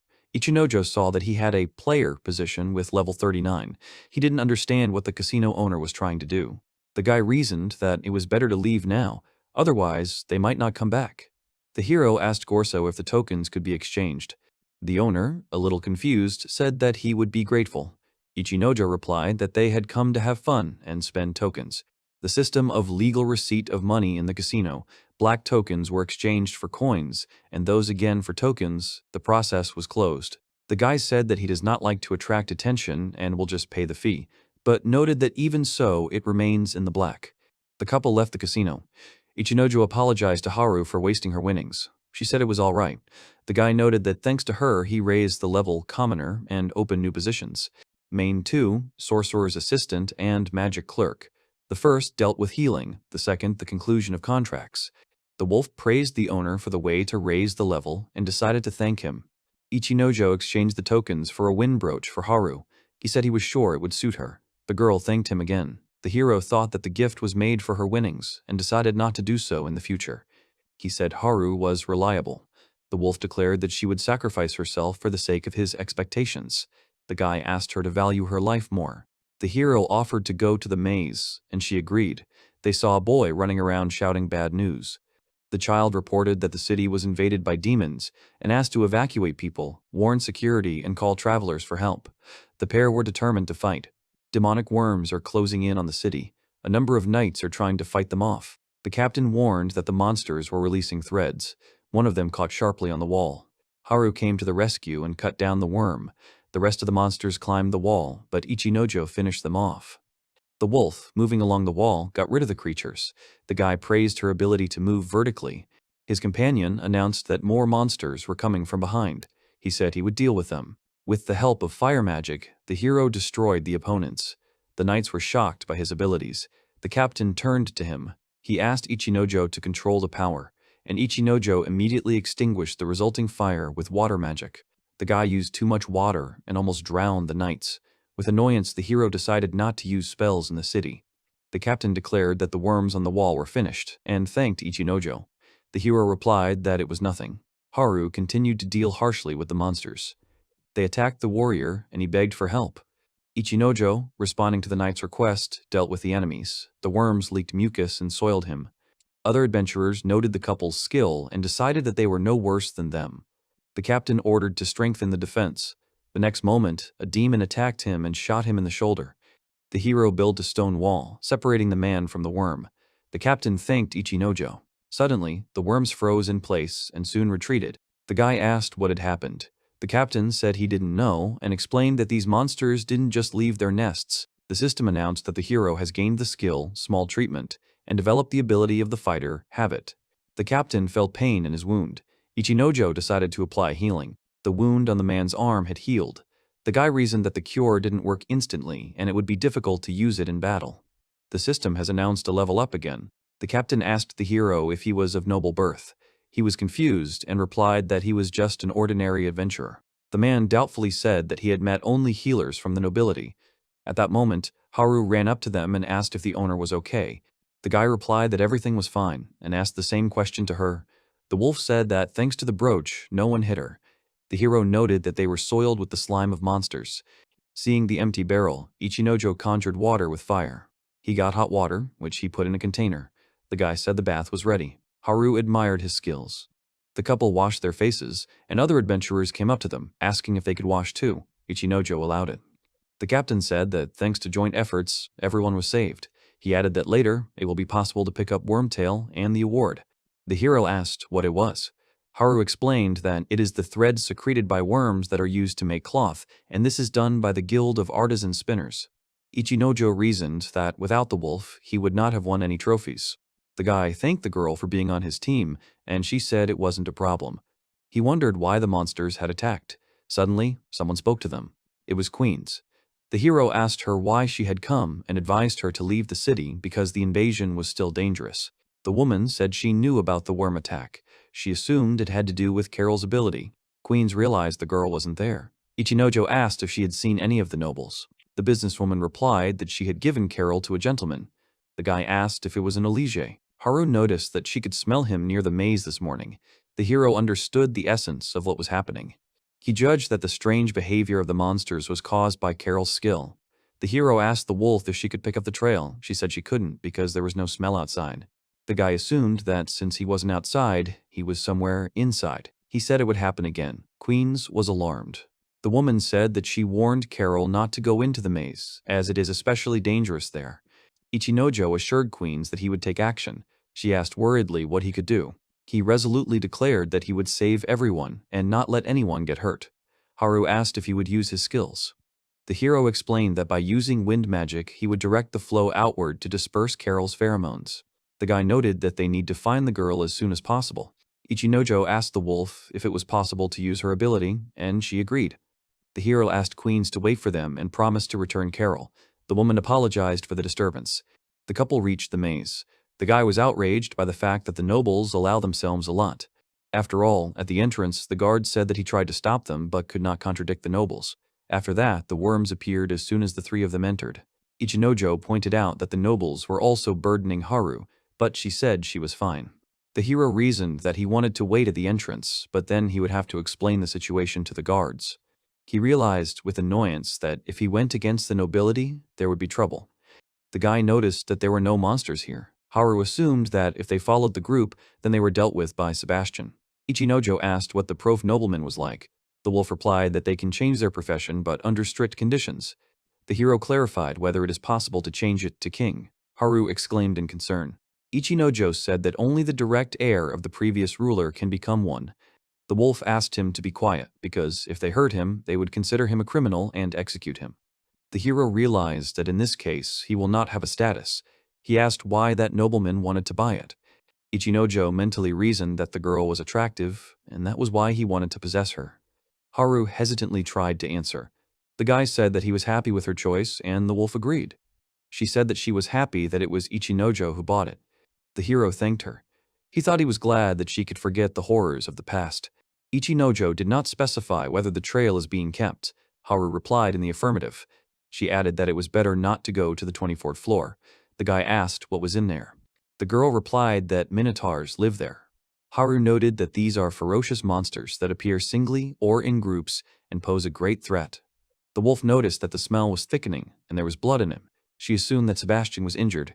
The hero said that they need to find them quickly. He asked his companion if nobles could see healing magic. Haru replied that she hadn't heard of such a thing.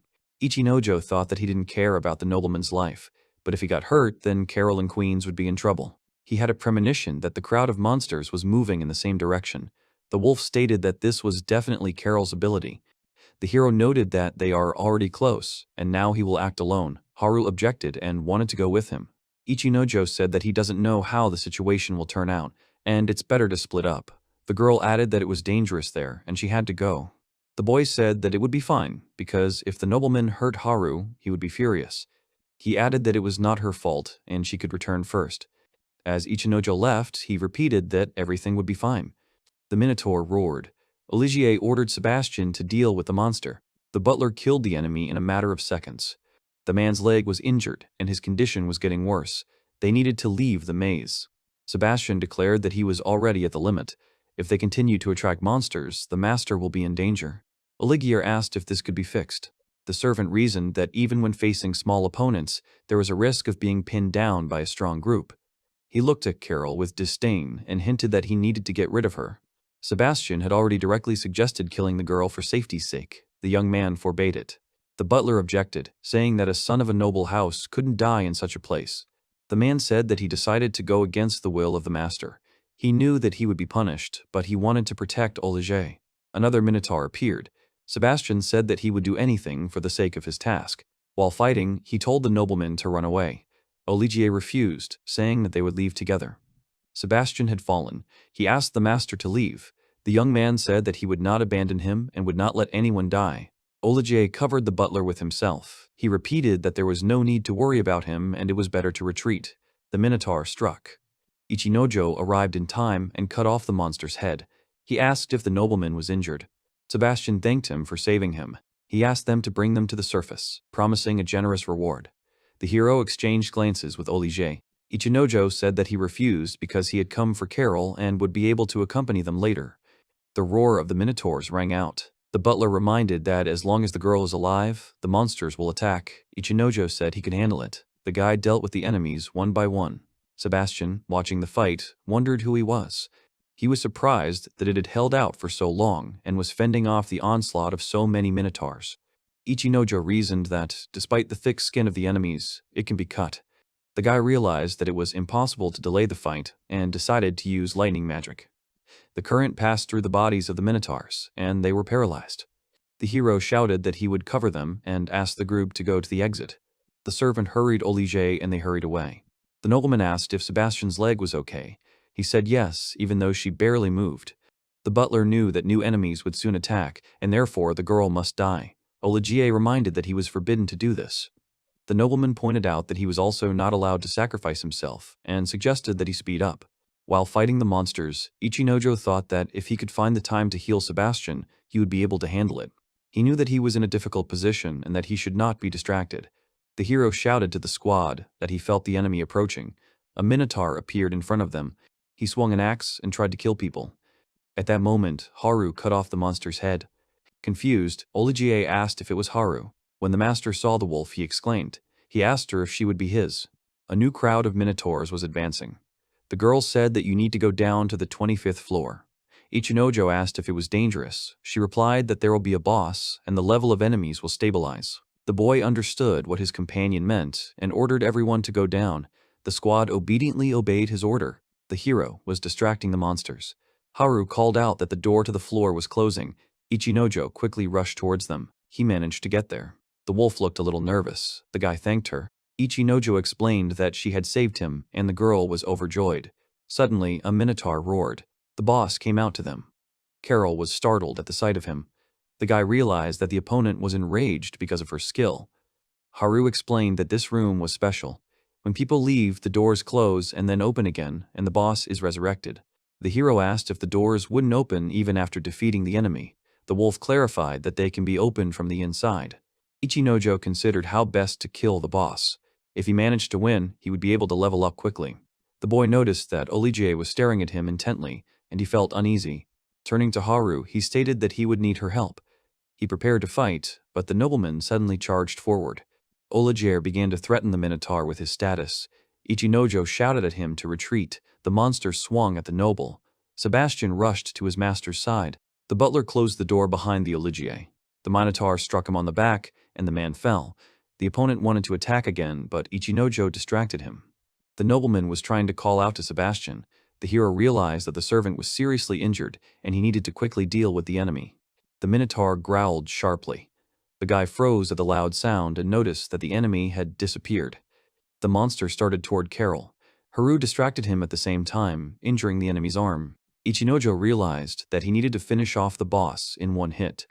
The guy asked the wolf to temporarily distract the minotaur on himself. The girl agreed. The hero explained that he needs to gather all his strength, and he will give a sign when he is ready. Haru judged that her sword was powerless against the boss attacks, and decided to close the distance. She knew that the minotaur's axe would make it difficult to dodge. The girl decided to use the sword given to Ichinojo. The wolf was fighting the monster fiercely. At this time, the hero applied the skill, change of profession, and became stronger.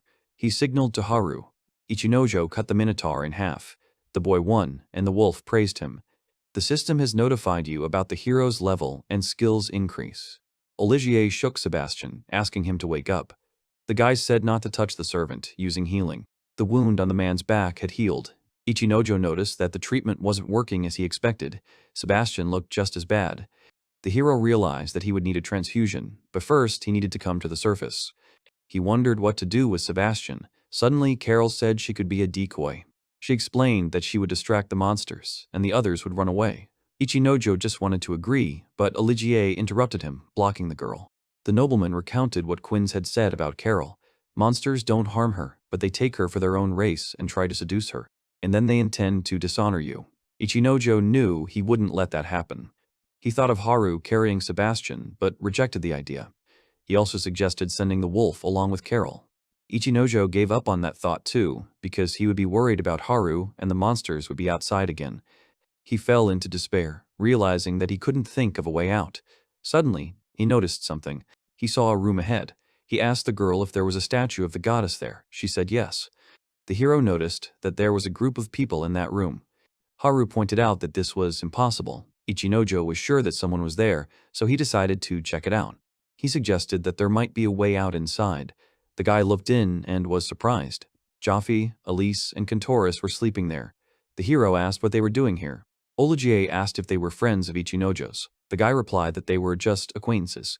He started to wake up his friend. Jaffe asked sleepily if it was Ichinojo. The hero asked what had happened. An acquaintance mumbled something about his stomach. The boy anxiously questioned him. Jaffe said he was very hungry.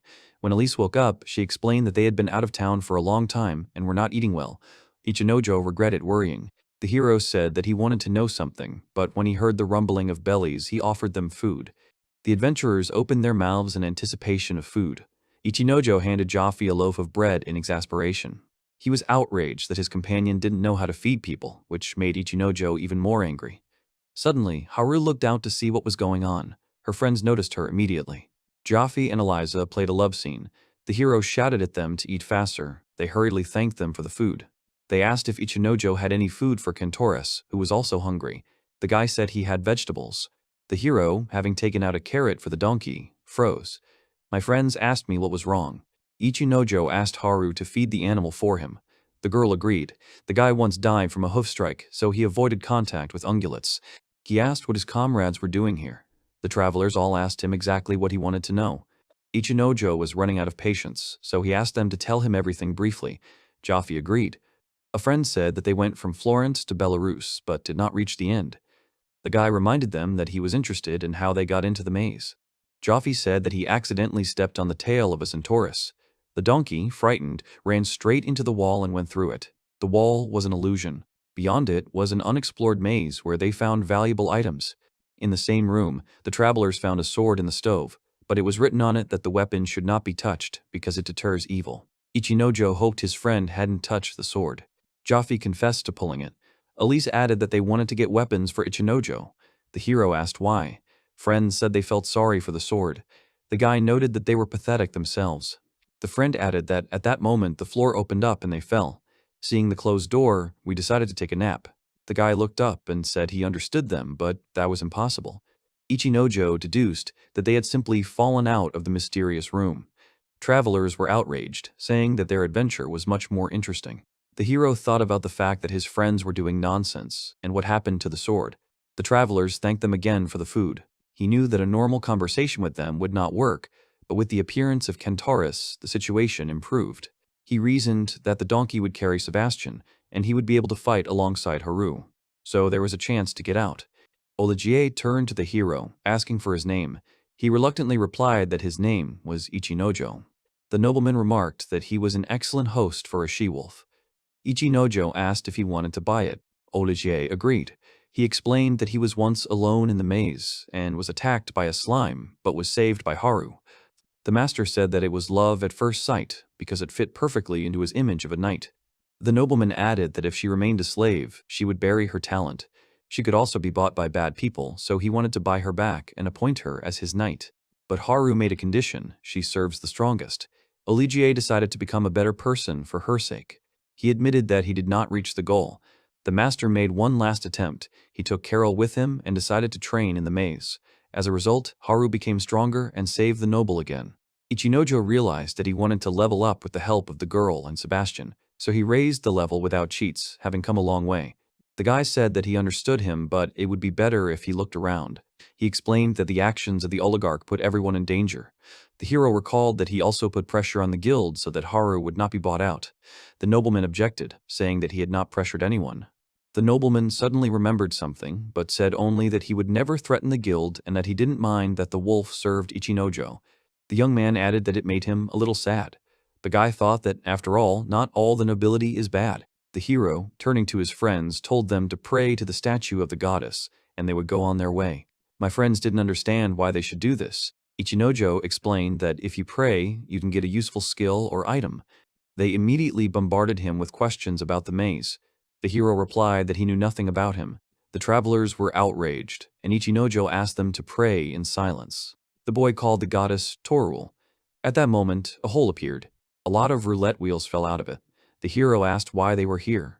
Ichinojo received the message from Torul that she was busy and he could pick up the rewards himself. The guy called her lazy. He thought he wanted to ask about his sister, but it looked like he had to wait until he met another goddess. The hero understood that playing roulette for everyone is a big responsibility, but there will be rewards for this. Ichinojo noted that it was necessary to play more in the casino, and with Haru, it was more likely to get what you needed. He noticed that Sebastian's name wasn't on the list of worshippers because he wasn't strong enough. The guy decided to act, changing his profession to one with high luck. At first, he chose a man to whom he was indifferent, an oligarch. The hero spun the roulette wheel. The nobleman's reward is a brush. Ichinojo realized that he had made a little mistake. He chose Elise and Jaffe next. They received a rare medal. The hero noted that they got good awards. Next, he chose Carol. The girl got 1,000 cents. The guy wanted her to get the ability. He tossed the ball into his roulette wheel. He got the ability. Ichinojo increased the level of the Maze Explorer skill, and the reward was the ability Everyday Magic. He wondered what kind of magic it was, but decided that it was useless in the current situation. It was Haru's turn. The hero gathered all his concentration. The watching Torarul was surprised that he was trying so hard. Thinking of his companion, Ichinojo threw the ball into the roulette wheel with all his might. An ability dropped. The guy was happy, but when he saw what it was, he was upset. Everyone got their rewards. The guy asked Haru if she knew anything about everyday magic, but the girl was thinking about something else. The wolf remained silent. Olivier explained that this magic is important in everyday life, and for it you need to be able to use the magic of purification. The nobleman added that his housekeeper used it, and there was nothing special about it. The young man clarified that everyday magic is obtained only after passing the maze. It is difficult to level up, but people with an improved version of the skill can serve the king. Ichinojo noted that this magic is amazing. The hero asked Jaffe for a ring and monster-repelling incense. The friend agreed. Haru was still standing in thought. The guy asked if she was okay. The wolf woke up and answered in the affirmative. Ichinojo asked her to wear a friendship ring. The guy told her the plan. He will go out with Carol, and after they leave, the wolf should go down to the 23rd floor where they will meet. The girl objected. Ichinojo asked her to confide in him, but Haru still looked worried. The hero asked Jaffe to let the centaurus take Sebastian. If you manage to bring it to the surface, the nobleman will give a reward. Olivier confirmed it. The comrades were inspired and agreed. Hero and Haru said their goodbyes, and the travelers put the butler on a donkey. Ichinojo asked Carol to climb on his back.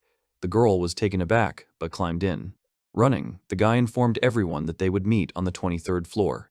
The hero dealt with the minotaurs on the move. Ichinojo noticed that he was much stronger than before. He noted that the monsters are easy to deal with as long as they are not armed. The guy was glad that everything was going well. They reached the 24th floor. The hero noted that there are especially many minotaurs here. Ichinojo said they would break through. Carol didn't believe him, but he said he'd get through the breach. The enraged monsters were waiting for their actions. The boy braced himself for the jump. After jumping over the heads of the enemies, they successfully bypassed them. Carol said the stairs to the next floor were in the other direction. Ichinojo replied that it was necessary. He decided to gather as many minotaurs as possible on the 24th floor so that Haru would fight less on the way to the 23rd floor. The minotaurs followed them. The guy dealt with them, noting that it became more free. The system has notified you that the Playboy's agility boost ability has been studied. The hero remembered that after playing roulette, he did not change his profession. Carol asked me to leave her and save myself. Suddenly, a minotaur appeared. The girl added that this way she will not interfere and everyone will be saved. Ichinojo cut down the monster, showing that it wasn't a problem. Carol admitted that she knows that the guy is holding back his strength. If he continues, he will suffer. The hero asked her why she wanted to die so badly. At this point, the system notified that his abilities had been improved.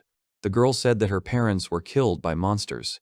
She added that there is nothing to worry about if she is also killed. Ichinojo said that the responsibility lies with her ability, not with her. Carol thought it was her fault. One day, the seductress ability was awakened, and she didn't know anything about it. Her parents died that day, and Carol was saved by a passing adventurer. She said that her father was a merchant and borrowed money from the guild. After the death of my parents, I still have debts. There was no one to return them, so Carol became a slave. The girl considered it her punishment, but she couldn't take it anymore. She said that everyone was suffering because of her, and it would have been better if she had died. Ichinojo admitted that it was his fault that his parents were killed. He said they died on his sister's birthday. The guy was preparing a surprise, and the parents decided to arrive early, but died due to an accident. The hero thought that he did not deserve happiness, but his sister was angry at his words. He thought she would blame him. But he was wrong. The guy explained that in his homeland there is a clause in the Constitution. Everyone has the right to happiness, as long as it does not harm anyone. He noted that this was taught by his sister, even though she was small at the time. Ichinojo remembered that Mary had read it in the Constitution. She was worried about her brother and said those words, and he was impressed. The hero noted that his sister said this so clearly that he himself reread the Constitution. He had forgotten many things, but he remembered this point. Ichinojo thought that he had failed in his duty by dying before the interview. He noted that his sister had said the same thing. The hero said that everyone has the right to be happy, because everyone makes mistakes, so Carol is not to blame. Ichinojo assured her that her parents would have said the same thing. The girl never did anything wrong. He noticed that Carol still didn't think she deserved to be happy. The hero promised that one day he would make her happy. The guy asked her to put on a ring and show her her status. Carol obediently did so. A panel with characteristics was released. Ichinojo noticed the ability tempting fragrance of the moon and concluded that it was the cause of suffering. He asked Carol to look at the status, but she didn't know why. She looked and didn't believe it. Profession changed to commoner, 3 levels. The Minotaur roared. The guy asked me to hold on tight. Ichinojo knew that she had noticed the change, but even so, there was a risk of an attack. Carol asked why the profession had changed, since even high-ranking priests couldn't do that. The guy replied that it was protection from the goddess. The girl was delighted. In his mind, he knew that this wasn't technically a lie, since he also got his abilities from the goddess. The hero reasoned that Carol prayed to Toril and she changed her profession. The girl burst into tears of joy. They were overtaken by the Minotaurs. Ichinojo said that she would thank the goddess later. He deflected the monster's blow and asked what Carol wanted to become. The girl didn't understand. The hero explained that, being a commoner, she can choose a profession. Ichinojo asked her if she had a dream profession. Carol asked him what he wanted her to choose. The guy answered in the affirmative. Fighting off the enemies, he said that she could become anything, but she would have to work hard. Carol said she wanted to be a first-class merchant, like her parents. A new wave of minotaurs was running towards them. While dodging the blows, the hero noted that he feels like she's already working for the goal. He believed that the girl could become a merchant. Ichinojo said that the path to becoming a good merchant will be difficult. Carol asked if it was normal for her to be happy. The guy answered in the affirmative. The Minotaur braced itself for impact. The hero admitted that he has not yet decided who to be and is still unemployed. He dodged the attack. Ichinojo said that he could support Carol, but that they needed to get out of here. He noticed that the enemies were getting fiercer. The guy promised to show his potential. The hero asked Carol to live and be happy because he, too, will achieve his happiness. Jumping, Ichinojo said that everyone has the right to happiness. The squad reached the 23rd floor. Haru waited anxiously for her master, while the others busied themselves with the donkey. The wolf sensed the boys' approach. Ichinojo appeared with Carol. He said that the girl's profession has changed, and the monsters will stop chasing them. Everyone was happy with the news. The hero reminded us that we need to return as soon as possible. He relied on Joffy's incense. Haru looked worried. When asked by Ichinojo if she felt bad, she answered in the negative. He assumed that the reason was the newly acquired ability. The girl explained that her skill is detecting a fake. She asked if she had stopped being a temptress after the 24th floor. The hero confirmed it. Haru clarified the effect of the incense. The guy answered in the affirmative. She noted that Kentoris didn't react to Carol in any way, even though he was a slow-ass monster. The hero suggested that Tom was only interested in food. Kentoris decided to eat some grass. Joffy and Elise tried to talk him out of it. They began to dance around the donkey. Olagier began to have doubts. Ichinojo tied a carrot to Joffy, making him a bait. The donkey was immediately interested. Kentoris ran after the adventurer. Everyone was in shock. The hero said that this way they will get there faster. Olagier felt sorry for Sebastian. They came to the surface. The doctor said that the butler needed rest. The nobleman gave Ichinojo a bag of money. He thanked me. Olagier said he would be upset if the gift wasn't accepted. He turned to Haru. The gentleman said that he was happy for her. The wolf agreed. Olagier wished me good health. The hero asked him not to show off. The young man said that he will become stronger and hopes to accept the future challenge. The couple gave parting words and said goodbye to him. Ichinojo handed the gift to Joffy. The guy asked about the plans. He said they had to get Carol back to the store, but they were going to get something to eat. Joffy complained about Ichinojo's tasteless food. The hero was indignant. The adventurer added that after selling things, you can have fun. Elise and Joffy took out rare metals, each worth 30,000 cents. Kentoris ate their rewards. The adventurers tried to make him spit out the metals. As a result, they accepted their fate. My friends decided it was for the best. Ichinojo noted their unusual nature. Joffy reminded them that they still had a bag of money. The hero asked to spend the reward wisely. The adventurers said their goodbyes happily. Ichinojo noticed that they were too noisy and thought about it. He wanted Carol to live happily ever after, too. Remembering his sister, he hoped she was all right. The hero expected that Carol would be with him until her independence. He turned to Haru. She assured me that she would be there. The guy called Carol's name. Ichinojo suggested that they travel together. The girl was surprised. The hero explained that they will continue their journey. He suggested that she gain experience. Carol reminded him that she was a slave. The guy said he had money for a ransom. He noted that carrying things is not a problem because he has a bag of things. The hero assured that the girl will save up the necessary amount and then she will be able to open her own store. Carol doubted it. He offered to think about it because they were leaving tomorrow. Ichinojo promised to explain the change in her profession. The girl thanked him. The guy remembered the friendship ring. Haru offered to catch up, but he refused. They came to the shop. Queens chuckled at the hero's words. The woman admitted that Carol made the most profit. Ichinojo noticed that the hostess was happy after all. Quins agreed and said there was work to be done. She asked if he was going to buy Carol out. The hero replied that it was up to her to decide. The landlady assumed he had the money. Ichinojo said he had 100,000 cents. The woman thought they were cheating with Corso. The guy objected. Queens asked about Haru. She replied that she would be the master's shield. The owner said they were cute. She asked what Ichinojo had done for such devotion. The hero replied that it was nothing special. He realized that Haru was loyal to him. The woman chuckled. She said she would sell Carol for 10,000 cents. The guy was surprised by the low price. The hostess explained that the girl was now a commoner. Ichinojo asked her if she wanted to be a slave trader. The woman said not to remind me. They went to the guild, to the tavern. It was noisy. The employee asked not to go crazy. The guy turned to him. He asked if they were looking for a reward. Ichinojo asked Haru to pick her up. The hero looked around. The smell of alcohol made him uneasy. Drunken adventurers came up to him and praised him for the worms. The guy said he didn't do much. He asked if they knew the reason for the attack. He was told that it was because of the mating season. They were given a reward. The hero was glad that everything ended well. He suggested we go shopping. Haru threw herself into his arms. The girl asked him not to leave her if he decided to buy Carol out. The guy assured me that he wouldn't do it. Haru said that the master is getting stronger, and she is useless. The hero objected. He added that he couldn't do it without her. They were silent for a while. Haru made a strange sound. The guy realized that the wolf was drunk. He was surprised that she was intoxicated by the smell of alcohol. He asked the man about the break room. They offered him a medical center. Ichinojo carried Haru there. The employee offered a drink. The guy agreed and said he wanted to buy the item. The man noticed the Minotaur King's ring.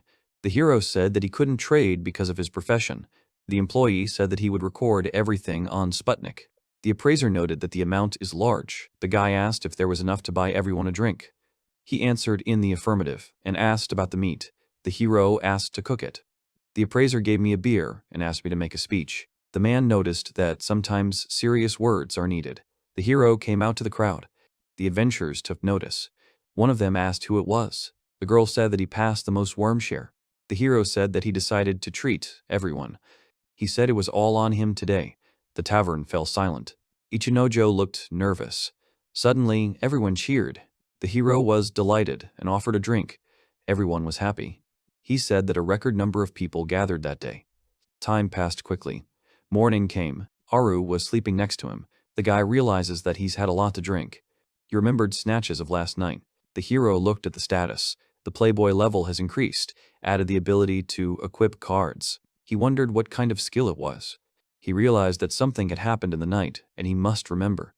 He didn't know how he got back, but he remembered Haru undressing. The wolf woke up. They wished each other a good morning. The hero asked about last night. She said she was amazing. Ichinojo was alarmed. Haru looked happy. He instantly used his refining ability.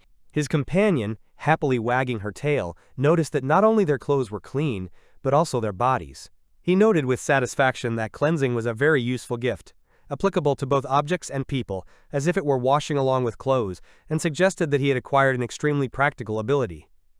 He walked up to the front desk with her, and kindly informed her that he wanted to check out. The receptionist, who didn't pay much attention at first when he noticed who it was that had spoken to him, quickly apologized and, slightly embarrassing them, asked them to keep quiet at night in the future.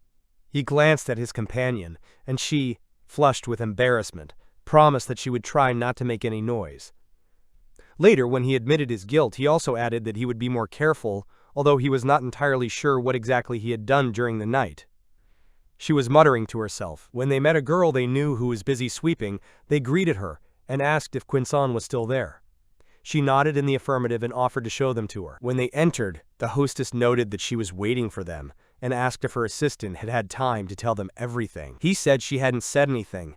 Then the lady, turning to the assistant, offered to explain herself.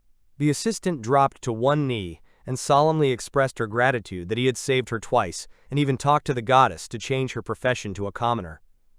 She added that she was happy to hear about his intention to buy her out. But after bowing, she excused herself and said that she was pleased with his feelings, but she would not allow herself to follow him. He only briefly replied that he was sorry. His companion broke the silence and turned to the girl with a question, not for the sake of the owner, that refusal. She supposed that she must have thought of herself as a temptress who had lost her abilities and become a commoner, and now considered herself unnecessary on the journey. The assistant agreed in confusion. Then the companion shared that she herself sometimes has similar thoughts. Her master is so strong that he does not need her protection, and she also sometimes doubts her own importance. But then she added, if the value seems lost, then as long as she tries to prove it, everything is fine. It's easy to think that you're not worth being a slave to a master, but that makes you even more worthless. After listening to her words, the assistant quietly mentioned the lady and relayed her words. If the girl is seen as something valuable, then the mistress will want to buy her herself. The lady confirmed this, emphasizing that first of all, she herself must realize her own value. The hostess then asked her if she could really be of use to the master. Trembling with uncertainty, she confessed that she had spent all this time studying the city, its special goods, local customs, taboos, the origin of races, prices, and popular professions. She confessed that she had been studying tirelessly to become a merchant, and she broke down in tears when she asked when she would be able to fulfill her wish. He said admiringly that he did not have such knowledge, and noted that they planned to explore the world, starting with Murray Grill, but do not yet know which way to go. He added that it would be great if they were accompanied by an informed person. The companion immediately supported him, adding that they were very worried about this. She hinted that they were looking for someone who wanted to become a merchant and knew the way. The lady also agreed, noting that there may not be more suitable buyers. Touched, the girl, wiping away her tears, fervently said that she could spend them and would do everything in her power, and asked to be redeemed. The master confidently agreed. The lady left, promising to prepare the documents and add some things as a gift. After completing the registration, she warmly wished the young merchant not to cause problems to the new owner, clapping her on the shoulder and encouraging her to step into a new life with a smile. The girl thanked her mistress for her concern and said goodbye. In response, she wished them to take care of themselves. When they left, he suggested that they go to the church first to change her profession to merchant.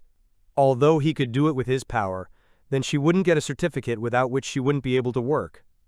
Then he asked me which way to go. Merchant replied that they would have to take a boat from Kobe port. When asked which country is faster, she said that both routes are the same, and you can choose between Furuit and Dakat. Furuit was famous for vegetables, Dakat for meat and dairy products, but because of disputes between the countries, it was impossible to go along their borders. He asked again which way was better. The merchant turned to her companion, asked her to be alone, and admitted that it was difficult for her to decide. Furuit beckoned with vegetables, and Dakat with meat. The master intervened and chose Dakat, saying that there was nothing better than juicy meat. The merchant supported, adding that she likes fresh milk, and the companion agreed with the choice. As he strolled through the market, he was reminded of a new ability of the unemployed. It allowed members of the group to have a second profession, which would disappear when the group broke up. He wondered if he should tell the girls. At that moment, he noticed that his companion and the merchant had already become friends and agreed to call each other by their first names. Looking at the merchant, he thought of his younger sister who had been left behind in Japan. His companion decided to buy provisions, and he and the merchant discussed the route ahead. When asked about the carts to Dakat, she said no, they did not go from Bellasora. He thought about it, because it would be too hard to walk. Then the merchant advised to buy a cart with a horse. He'd told her that before she did, she'd better call him by his first name. The girl agreed with a slight bow. He remembered and asked the young merchant what exactly she had been humming when they first met, and what the song was called. The girl replied that this song was taught to her by her mother, and it was Bionia from her hometown. She said that the meaning of the song was that if a person continues to improve, then one day they will meet a wonderful person.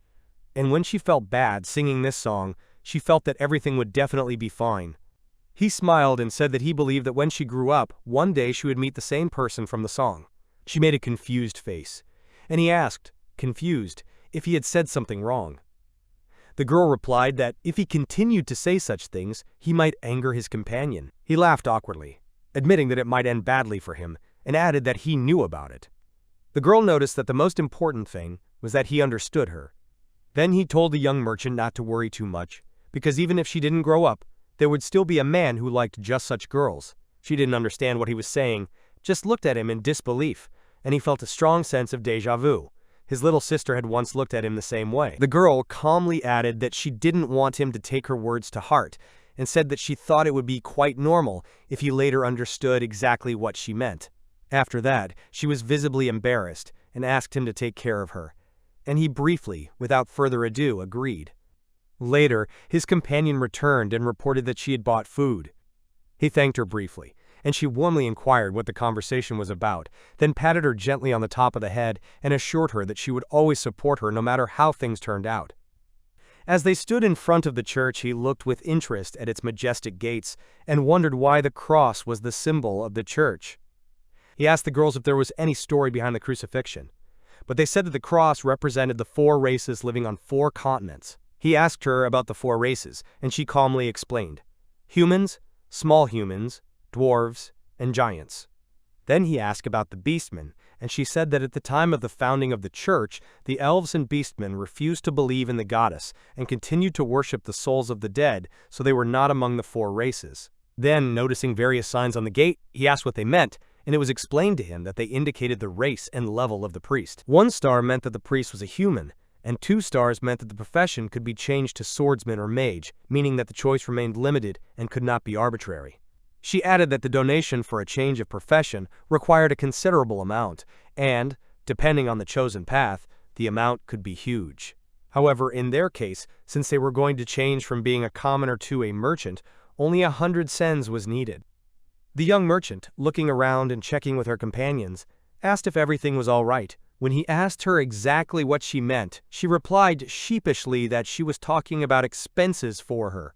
But he said firmly that it was a necessary price. With all the things in the bag, it would be easier for him to trade, and he would get the money back in no time, so she didn't have to worry. The girl bowed confidently, thanked him, and said that she would work hard for him so as not to be a burden. The master said that he and his companion would wait for her here, but the companion remarked that she would like to pray to the statue of Setlin. The merchant immediately added that she would also like to pray to the statue of Toraru. He smiled and told her not to worry so much, then gently urged her to change her profession.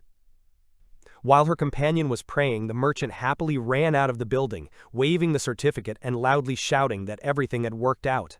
She proudly held out the document, explaining that the certificate had been issued properly, and now she was officially a merchant. He noted, pleased, that he was counting on her. Seeing that the beast girl was still praying, the merchant asked him to offer up a prayer too, and he allowed it, saying that she could pray as much as she wanted. After a while, the trio was already strolling through the bustling market. The master was a little depressed that he had asked his companion to arrange for a carriage, and now just following her made him feel lonely. He felt more like a saleswoman's bodyguard. He didn't know much about trading, so he decided to keep a close eye on what was going on. The crowd could hear the voices of vendors discussing future crops, periods of rain and drought in different regions. The young merchants stopped and listened intently to their conversation, as if gathering important information. And he, not knowing anything about the area and current affairs, did not understand the essence of what he heard. Then he asked her what was the most expensive thing to sell in Dakat. The girl said that she needed to think about it, and after a short pause, she replied, "Most often it is salt, because the Dakat are far from the sea and they have few salt mines, so salt from the lake in the eastern part of the city can be sold there at a high price." Then he offered to buy some salt, and they went to the shop. But there the merchant suddenly announced that they would buy spices instead of salt. He leaned closer and whispered the reason. She explained that the cold weather would come earlier than usual this year, and most of the merchants would send salt to Dakat. In addition, the meat of the monsters will be greasy after a 2-week horse race, and the market will be overflowing with salt. Because of this, the price will drop sharply. At the same time, the number of conventional condiments will be reduced, and during the race, a lot of spices will be used for cooking meat. Therefore, the demand for spices will increase, and it is more profitable to buy them. The saleswoman, hearing the conversation, confirmed her words and said that the girl was absolutely right, because even selling salt would not cover all the transportation costs. Then the master replied that he fully trusted the merchant and relied on her. He asked how much to buy, and the girl asked the saleswoman to recommend the amount. She said, 5 barrels for 25,800 cents. He agreed confidently, even though he still didn't understand anything inside. The girl finally decided to take the goods and added that they needed more iron for 34,200 cents. When asked whether it was in bullion or in ore, she asked to see the ore. The saleswoman, thinking that they had a large cart, willingly showed the goods, although in reality they were using an ordinary bag for vegetables. The girl carefully examined the iron, and the saleswoman added that she could give up 28,700 cents for 7 boxes, since there were not enough supplies. But the merchant looked at her suspiciously and asked her if she knew that a new vein had recently been discovered in the West Mine and that iron would soon begin to fill her shop. The saleswoman was impressed by the girl's knowledge and relented, saying that she was willing to give up for 28,000. The girl offered to lower the price to 45,000 for everything. The shop assistant protested that it was too little, and the master was even embarrassed by her determination to reduce the price by 10,000. But the girl confidently said that the new ore is cleaner, and judging by the inspection, her words are confirmed. If it turns out that way, the old reserves will be stored in warehouses. So it's better to sell them now. She added that she was sure that merchants with keen ears would not buy ore of this level, and she was willing to buy it. The saleswoman gave up, but still indicated her limit, 50,000, and the girl confidently agreed. The deal was done. The master was impressed by her trading skills. When it was all over and the product was purchased, he proudly remarked that the sellers seemed to have initially overcharged her, but she managed to respond instantly and praised her.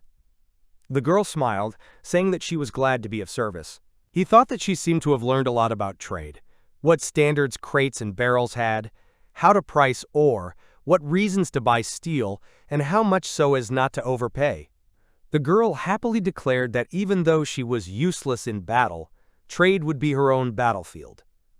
He felt confident that everything would be fine, even if he wasn't around one day. She said that he could rely on her, and he said that his merchant was a very reliable person.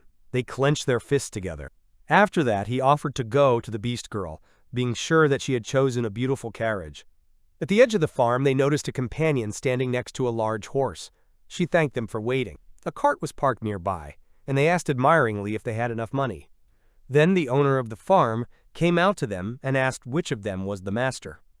He was about to protest that the cart was too expensive, but the old lady interrupted him, saying that she would be happy if they took her white horse. She explained that it was a beautiful horse, but the most violent on the farm, who didn't get along with anyone, and she was even going to put it to meat. However, when the beast girl approached, the horse bowed its head in submission. The old lady said it was probably fate, and she wanted to trust them with the animal. The young merchant immediately thought that the money saved on the horse could be used to buy a cart. Together they praised the beast girl, who happily wagged her tail. She asked him what he wanted to call the horse. He said they would think about it later, and praised her for making a good choice. The girl calmly said that if it was for his sake, she would always be happy to help. He glanced at his companions, and thought about how lucky he was to have such good companions by his side. Suggesting that they set out, he reminded them that their destination was Dakat, the land of nomads, and that on the way they would first pass Mount Gomaki, where the labyrinth was rumored to be located. They all got into the cart together, and so the three of them began their journey. A young red-haired girl leaving her house was deeply immersed in thoughts about her brother. In her mind's eye, she repeated softly that she was already walking towards him. Those watching from the goddess side-noted among themselves that the situation might soon turn quite troublesome, even though the Lord's seal was destroyed, but restless and disturbing phenomena still continued to occur. However, they clearly understood that they couldn't interfere directly. Meanwhile, in the cart, the merchant happily praised her partner and looked at the purchased goods with interest. She told the master that she had heard about his alchemy skills, but she had never imagined that they were so high. With a smile, she added that he was not only proficient with a sword, but also able to handle magic, after which she jokingly asked if this made him an alchemy swordsman. The man replied sheepishly that there was nothing wonderful about it. Since the art of alchemy became dependent on the magic power of an attack, he was forced to change his profession to one that required high magic power.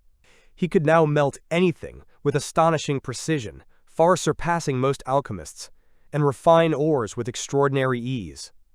Satisfied, he summed up that they had already done enough, and the merchant, not hiding her delight, again emphasized how impressed she was with his capabilities. He'd been doing this non-stop ever since they'd left Bellasura, because he couldn't afford to be distracted or flirt with his companion after she'd taken over the reins and the cart had become dependent on her. He needed to keep his hands and mind busy, and because of this, his level increased rapidly. Now he was developing 400 times faster than ordinary people. As he watched the beast girl driving the horse, he gently told her that she could rest if she was tired. She agreed and thanked him, and he made a mental note that she would never ask for help herself, so he would have to monitor her condition. He would have liked to replace her, but the horse only listened to its owner. White as snow in winter, it was called Fuyun. The girl spoke kindly to the horse, asking it to get used to all its companions in time, but the horse pointedly turned away, indicating that it was ready to obey only her. Soon, the beast girl noticed the outline of Gomaki village in the distance, located in the middle of a mountain range that stretched all the way to the Dakat kingdom. This particular village was waiting for them. They stopped at the inn and got down from the cart. The master noted that the entrance is free, because taxes are collected only from cities and larger settlements. After inquiring carefully about the girl's state of health, he received an energetic and cheerful response that everything was fine. Then he told them that there was a maze in the village that they must go to, but first he suggested that everyone buy mountain boots, anticipating that they would be useful for climbing. The girls replied that they were comfortable as it was, but he insisted on buying it. Standing in the shop, he tried on thick-soled shoes and was surprised to find that he felt taller in them. The saleswoman, looking at the window, said in disappointment that her size was not there. Then he approached the employee and asked about children's sizes. Calling her to him, he began to actively select shoes for her as well. He even tied her shoelaces himself, helping her thoughtfully, even though she said she could manage on her own. Thanking him, the saleswoman said with satisfaction that the shoes fit just fine. At that moment, the beast girl quietly wanted to complain that she couldn't manage her shoelaces, but the merchant loudly called out to the master and said that their partner had the same difficulties. She asked him to show her how to tie her shoelaces properly and reassured her that everything was fine. She sat down quietly while the master helped her with the lacing, wondering if she was happy with the new clothes. Thanking her, the animal girl cheerfully asked what the new shoes looked like, and the master replied that they looked just fine. The girls hugged happily, and he confidently declared that they were now ready for the maze. Standing at the entrance to the maze, they saw a stone staircase and decided that the passage leads up. On the way up, the master said that he had heard that sometimes mazes are created in the form of towers, not just dungeons, although this is quite rare. In fact, there were many varieties of mazes, so he asked his companions to ignore his status until the end of the study and move cautiously. As soon as he saw the monster pouncing on them, he had time to warn them, but the beast girl caught it before him and deftly dodged the blow.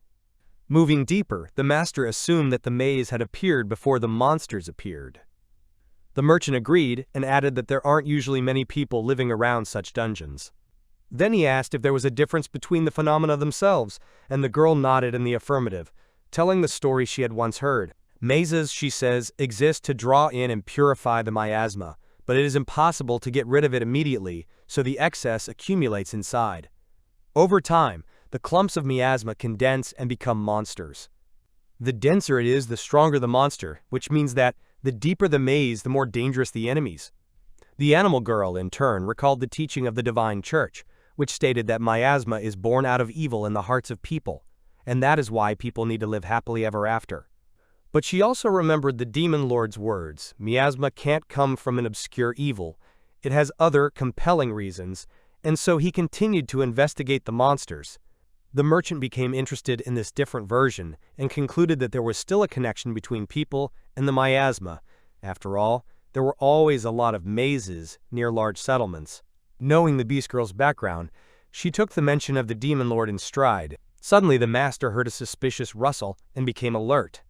The beast girl immediately explained, "This is a red toad, its skin is covered with deadly poison, and it is extremely dangerous to fight near it." After listening, he retreated and decided to attack from afar. Lifting a huge block of rock into the air, he brought it down on the opponent, crushing him in an instant. His level increased, and he gained a new healing skill. When he saw her thoughtful face, he asked her what had happened. She admitted that her level also increased, and it seemed strange. He just smiled and promised to explain everything after leaving the maze. The animal girl also warned him about the danger. A poisonous slime fell out of the toad's body. Then the master understood why the item didn't disappear. She added that touching it with your bare hands will lead to poisoning, and only a hunter with a high level can safely collect it and get the skill collecting dangerous substances. He sighed and admitted that it was not possible for him yet, and asked what would happen if he was poisoned. The animal girl replied that it all depends on the type of poison, but in any case, the consequences will be severe. If the poison touches it, they must immediately use medicine or healing magic, otherwise they will have to return to the village. After listening to her, he still took out an empty bottle and began to collect the slime with his hands, causing the companions to be alarmed. After filling the jar, he calmly stated that he had done so while they panicked and begged him to retreat immediately. But his hands were still numb, and after shaking them, he easily said that everything was fine. With a smile, he added that he had just mastered the healing magic, and now, even if poisoned, they would be able to cope. The girls breathed a sigh of relief, but sternly asked him not to commit such follies again. He made the excuse that he only wanted to test a new skill. The beast girl reproached him. If he wanted to test it, he should have used magic on himself, but he said he wouldn't let her touch the poison. The girl kept saying that she didn't want him to touch it, and the saleswoman interrupted their argument. After embarrassing them both, she loudly said that it was already clear how much they cared for each other and suggested that they stop bickering. She even joked that she was ready to be a guinea pig herself, but her partners were quick to remind her that she was still a child. The master promised that next time he would definitely warn them in advance, because he didn't want them to hate him, although in reality he just wanted to appear cool. At that moment there was a whoosh and a slash, and more monsters rushed out of the shadows. The master ignited a magic vortex in his hands and struck them down just as brilliantly. His movements were crisp and sharp, and his swordsmanship and magic skills were noticeably improved. Shouting to the beast girl that one enemy was left on top, he left it to her. The girl instantly soared up and killed the monster. The merchant watched her companions with pride. So far, the progress wasn't particularly difficult, and the loot wasn't bad. When they reached the boss's room, they knew that they would be delayed, since the maze only had 10 floors. The boss was a three-headed snake that exuded poisonous fumes. Zverdovochka noted that it would be better to use ranged tactics. The master thought about it and suggested a plan. First, he would use air magic, then test if the fire could disperse the gas, and then they would act on the principle of hit and run, avoiding the poisonous clouds. The peddler had to stay behind. Everyone agreed to proceed strictly according to plan. Rushing into the room, the master immediately summoned the wind, mixed it with the flames, and in an instant the fire engulfed the serpent. With one powerful attack, the boss was destroyed. His level increased once again, and he gained a new profession, priest, and along with it, new alchemy recipes. From the body of the defeated monster, he took out a golden hide. The merchant noticed in surprise that it was usually impossible to use multiple types of magic at once. He asked her for more details, and, admitting that it was strange, wondered if he might have a special talent hidden in him, but he should be careful not to overuse the mix of magic. After walking a little further, he noticed a figure in the shadows and tensed, but it was only a statue of the goddess Kochimar. He jokingly said that she looked like an orc, for which he received a bump from the angry goddess. When he tried to justify himself, he only heard that she had other guests, but she still offered to ask questions about his skills and his sister, and again chastised him for his impertinence. The goddess explained that the reason is that he is able to combine several professions at once and use magic during their shifts. It annoyed her that he asked, "What does it mean to look like this?" because even unemployed is a special case, and she studied it only because some people did not want to change their profession. In conclusion, the goddess said that the second profession he can use to train friends, so that they can master different types of magic. To his doubts about using such a rare gift, the goddess replied that if someone sees it, they can always say that it is her blessing. And about her sister, she said something unexpected. The girl went to climb Mount Fuji. The master was surprised, but the goddess assured him that everything was fine. Opening the portal, she reached out and took out a strange box, their reward for 3. Opening it, he began distributing the loot. So the trio of travelers successfully completed the test of the maze of the village of Gomaki. The merchant got the explanation skill, the beast girl got the airbow, and he got the second-level lifestyle magic. Among the ruins, the boy said that it was time to return to the city, but before that, he made a special request to his companion. The master confessed that he had an important secret that he could no longer hide. The girl reacted with surprise to his serious tone and cautiously asked what exactly he was talking about. The boy suddenly called the goddess by name, which caused her to be genuinely surprised. He insisted on the seriousness of the conversation, making it clear that what he was hiding was of great importance. The boy admitted that it was hard for him to constantly hide his skill from his friends, and he was worried that one day he would have to lie. The goddess assured him that everything depended on his trust, and then, without hesitation, literally pushed him forward, forcing him to speak. He opened up and confessed that he did not belong to this world at all, and came from a distant country called Japan. After hearing the confession, the merchant repeated his words in confusion, shocked by the unexpected revelation. The girl admitted that she had long suspected the truth, although she had never encountered such a thing before. The boy was relieved that she had guessed on her own, and continued the conversation with a slight smile. He said that after entering this world, he received a special blessing, and emphasized that the gift was given by two goddesses at once. The kid explained that when he defeated an enemy, his allies gained 20 times more experience, and his own experience increased 400 times compared to normal. The girl repeated the words about blessing the goddesses in surprise, and waited impatiently for further explanations. The master, gathering his courage, admitted that the next truth is even harder for him. He said he was unemployed. He expected surprise, but it didn't bother her at all. His partner only said with a smile that he was still himself, even in such a profession. The kid was trying to explain in embarrassment that his unemployed doesn't mean he doesn't do anything, but his rambling excuses provoked a violent reaction from his companions, and the atmosphere quickly filled with light noise and laughter.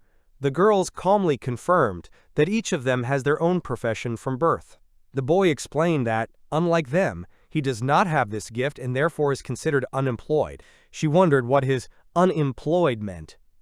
The master also said that after the first victory over the monster, his profession suddenly changed to this one.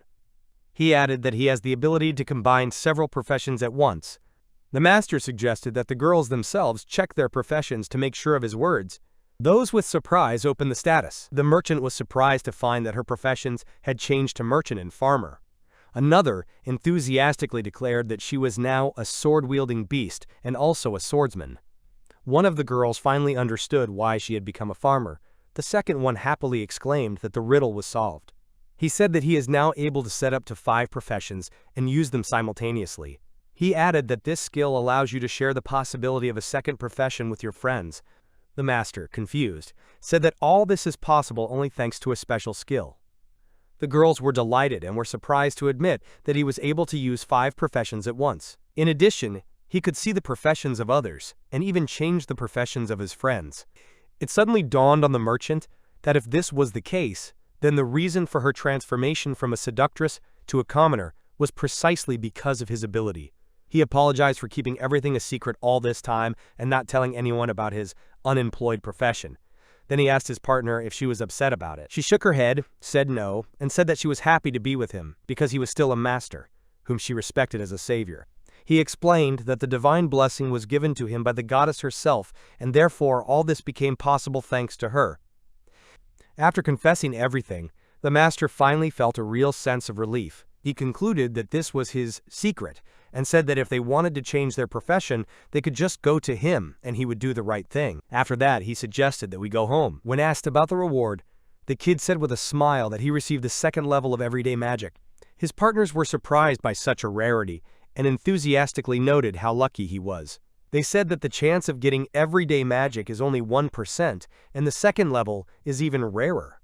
The boy thoughtfully noted its simplicity, but agreed that it was indeed rare. He was happy to admit that he was lucky to have found such an unusual magic, and confidently declared that he would be able to master it on a new level. Then the merchant briskly suggested that he try the spell himself, waiting with interest for the result. He decided to try out a new spell, confident of its safety. As he spoke the words, he summoned a soft light that filled the space around him with calmness. He noticed that he could freely change the range of magic, shrinking and expanding it at will. The partners asked in bewilderment what effect it actually gives. The boy thought in confusion that he was being ignored, but then he heard warm words of support from his companion. At this moment, the other partner was waving her hands animatedly, trying to draw attention to herself. The merchant frantically called out to them as she followed the light. Finally, embarrassed, she admitted that she couldn't get to the end of the call, because it was as if they were cut off from the outside world. The merchant explained that this magic creates a zone that completely isolates sounds. The boy, after hearing her explanation, finally understood the true meaning of the spell. He noted that the new magic is ideal for secret conversations and protection from gossip. Waking up in a daze on a cold morning in the hotel room of his room, he tried sleepily to remember his partners, each of whom was busy with their own affairs. The beast girl was taming their horse, and the trader went to the market to gather the necessary information. He literally had nothing else to do, so he decided to completely immerse himself in the smelting of their ore, which not only distracted himself, but also significantly increased the level and experience. After a while, a familiar voice interrupted him from what he was doing. It was his companion who had returned and quietly announced her arrival. When he noticed her, he said that she looked unusual in casual clothes. She asked him sheepishly if it looked strange, but he assured her that it made her look really cute. She thanked him with a warm smile, then asked if he had been training his alchemy skills. He agreed, but added that he just decided to take a break. She said that the innkeeper had shared some smoked meat with her and asked if he wanted to eat. He said he was fine and offered her something to eat, but she carefully sat down next to him and said that if he wasn't there, she would wait herself. He gently remarked that you shouldn't be afraid to do what you want to do. She remembered warmly that it had been a long time since they had been alone, and he had agreed.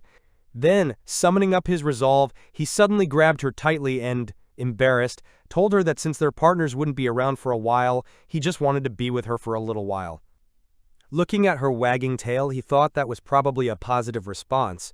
She was embarrassed, but said she didn't mind, only that the hotel's walls were very thin and her voice would be heard. Then he dismissed her, saying that he understood, and with chagrin admitted that he had chosen an inn with such walls when they arrived in the big city. She patted her knees and smiled thinly, hinted at him and asked him to put his head on her lap. She wanted to clean his ears. He agreed, and as he awkwardly settled in, he suddenly felt that his room had become much more comfortable. She said she couldn't brush his ears while he was lying face up and begged him to turn around. As she carefully examined his ears, she noticed that they were quite clean, and then remembered that he could use his cleansing magic. She asked him to change his position and waited for him to move, but he was so soft and warm that he didn't want to move at all. Suddenly he jumped up, grabbed her, and confessed that he couldn't take it anymore. Just at that moment, the neighbors' dissatisfied knocking sounds were heard from the next room, and they immediately apologized. He was nervous, angry that the hotel didn't have sound insulation. It suddenly dawned on him. He had happily used light magic to create a room of concern between them and said that now they would not be heard outside the room and nothing could distract them. He was glad that everyday magic was more useful than ever. After making sure that no sound was coming out, he started to undress and asked her to undress as well, hugging her tightly, snuggling as close as possible. But she stopped him, saying that she had something to ask of him. Blushing, she confessed that she would like him to stroke her stomach. He agreed, and gently began to stroke. Suddenly their partner came into the room, muttering something unintelligible. After bowing, she immediately ran out, and the beast girl ran after her excitedly. She caught up with her young companion and tried to calm her down. She just confusedly said that she didn't see anything and apologized for coming back at the wrong time. The master replied that it wasn't her fault, and even made a mental note that in a way, he was glad she was back at this very moment, because if she had come back a little later, the situation might have been much worse. The girls talked among themselves, and the partner gradually calmed down. A small smile lit up her face. It turned out that the animal girl explained everything. While cleaning his ears, a bun appeared on his clothes, so he was half undressed, and he stroked her stomach only because her stomach hurt. So the misunderstanding was resolved. The merchant admitted that she would like to be useful to the master, but so far she feels only a hindrance. He strongly argued that this was not the case. Then she asked me to tell her the next time a bug appeared. He replied in confusion that he didn't know when he would show up. After that, he informed the girls that they would be going on a hike tomorrow and shared his plans. They would go to the valley of Igomaki village, and a day later they would reach the border town. So they'd better get some rest now. The night passed in the depressed thoughts of the master, who was saddened by the unsuccessful attempt. The next morning they set out. He reminded them that they must climb the mountain before sunset and be ready. Time passed quickly, and stopping along the way, they found the perfect campsite with a scenic view. He also informed them that he didn't know what events lay ahead, and it might very well be that the supplies bought in the city would run out quickly. They will have to learn to provide themselves with food. To test the abilities of each of them, he suggested that they split up and look for products. Hearing that they would have to cook for themselves, the beast girl said that she could cook something simple, and the merchant anxiously admitted that she had never cooked before. After showing them the limits of their maximum detection zone, the master asked them to look for food only within that area and try not to go too far. The girls agreed, and each went about his own business. The master went fishing in the river, using cobblestones to break the rocks and confuse the fish, but there was no result.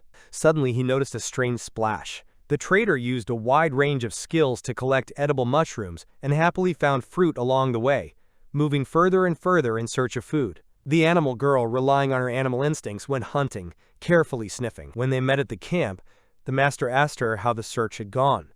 She turned around and held up a basket full of mushrooms, bragging. He inquired about the herb she brought, and she replied that it was a mana herb used to make potions. But it will require a pharmacist, and they won't be able to apply it yet. If her level increases, she can become an apothecary herself and deal with it.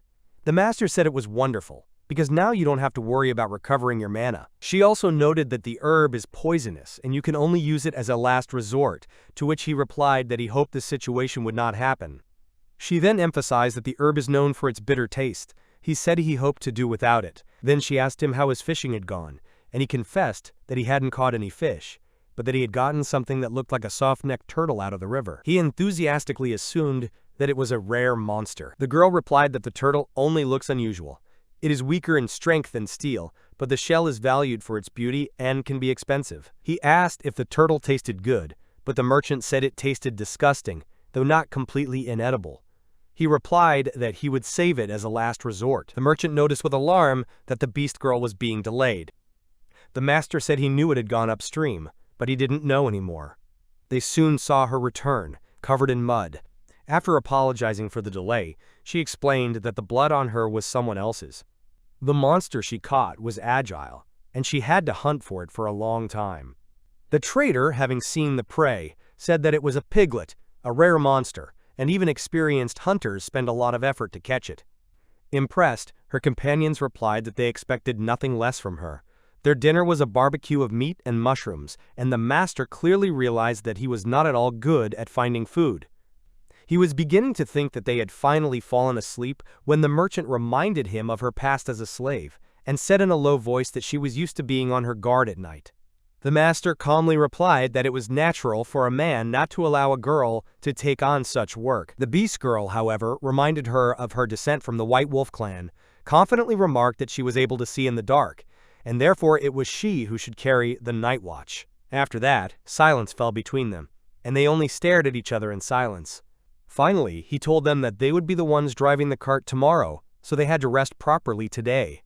As a result, at night, the master and the merchant still alternated on duty, and he himself used purification magic before going to bed, once again making sure that everyday magic is practical. Some time later, the merchant reminded the master that it was time to change. He agreed, saying that she could rest properly. After getting out of the wagon, he stretched lazily and yawned at the flames of the fire for a long time. He said with indifference that it was much more boring than expected. Suddenly, he was alerted by the appearance of a merchant nearby. He asked her what was wrong, and she calmly replied that everything was fine, she just wanted to talk. But he reminded her that he had told her to rest, and she apologized guiltily. He warned her that she might not feel well tomorrow, but she vigorously protested that everything would be fine. At the time, he thought that she must have gotten used to it a long time ago. He invited her to sit down next to him, and she happily agreed. With a smile, he remarked that it was incredibly boring to sit on patrol, but she replied that it was much better than if something suddenly happened. Unexpectedly, she asked him to look into the distance, pointing to the bottomless starry sky. He said that the stars were surprisingly beautiful, and together they watched them. After a brief glance at it, he thought that he might never see such a bright sky again. Suddenly, the merchant said that her mistress had treated her well enough, though perhaps only because of her useful skills. She even gave her a room, but even so, she was still lonely at night. He said he understood her, and she told him she'd made a mistake last night. He awkwardly said that it was just an accident and suggested that we forget it. She also noticed with a soft smile that she no longer felt lonely.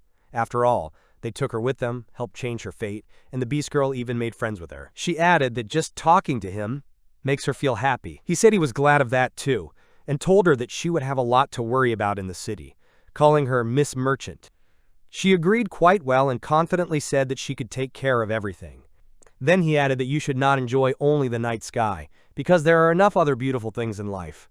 He suggested that we live in such a way that everything bad gradually loses its meaning.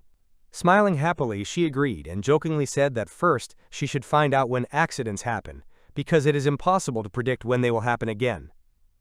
The fire burned all night, and gradually darkness gave way to dawn. The animal girl woke up, looked around the area and saw a picture. The master was dozing, sitting by the fire, and his companion was sleeping sweetly on his lap, covered with a blanket. She called out cheerfully, wishing them a good morning. The master awoke startled, and the still sleepy merchant was with him. So they continued on their way. Once on the stone road, they neared their destination. Soon, the master noticed the gate and shouted with satisfaction that they had finally reached the border town. He clarified with the satellites that Dakat is a federal kingdom. The merchant nodded in agreement and explained that if you look at the map, there are only 3 major cities in the kingdom: the northern and southern border cities, and the capital Felvet. She added that Dakat was as big as Drandal, which they had already visited, and the master was surprised at how big the kingdom was, with so few cities. The merchant continued that there were about 20 nomadic villages in addition to the cities, so when traveling through the steppes, they would probably come across at least one. In addition, maps of these villages are available in the border towns and in the capital, and they are updated daily, so there will be no problems with living. He clarified whether this means that the villages are constantly moving. The merchant confirmed and added that it is also an important military force protecting the western lands from attacks. There's also a rumor that there's a hidden cat village somewhere. The master did not fully understand and asked again if they were talking about monsters. Delighted, he said that it would be great to find her, and immediately asked about taxes, since the entrance to the border city is probably subject to a fee. The merchant bowed her head and said that he would have to pay for them as well, but he replied that it didn't matter, and he didn't mind paying taxes. He asked his companions exactly how the experience gained from paying taxes would be distributed. The merchant, after some thought, replied that, as far as she understood, the experience gained not in battle is not distributed among all but goes directly only to the one who pays.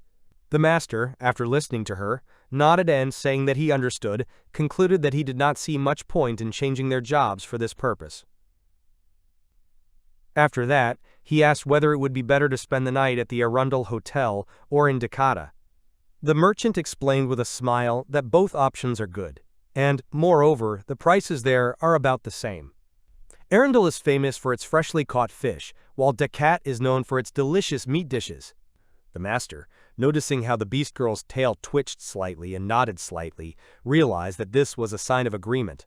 He offered to stay in Dakat, and she agreed, adding that she had heard about the beauty of the border bridge and some other things she was looking forward to. They set off again. After a long time, they finally realized that they were really close to the border city. The checks were much more stringent here.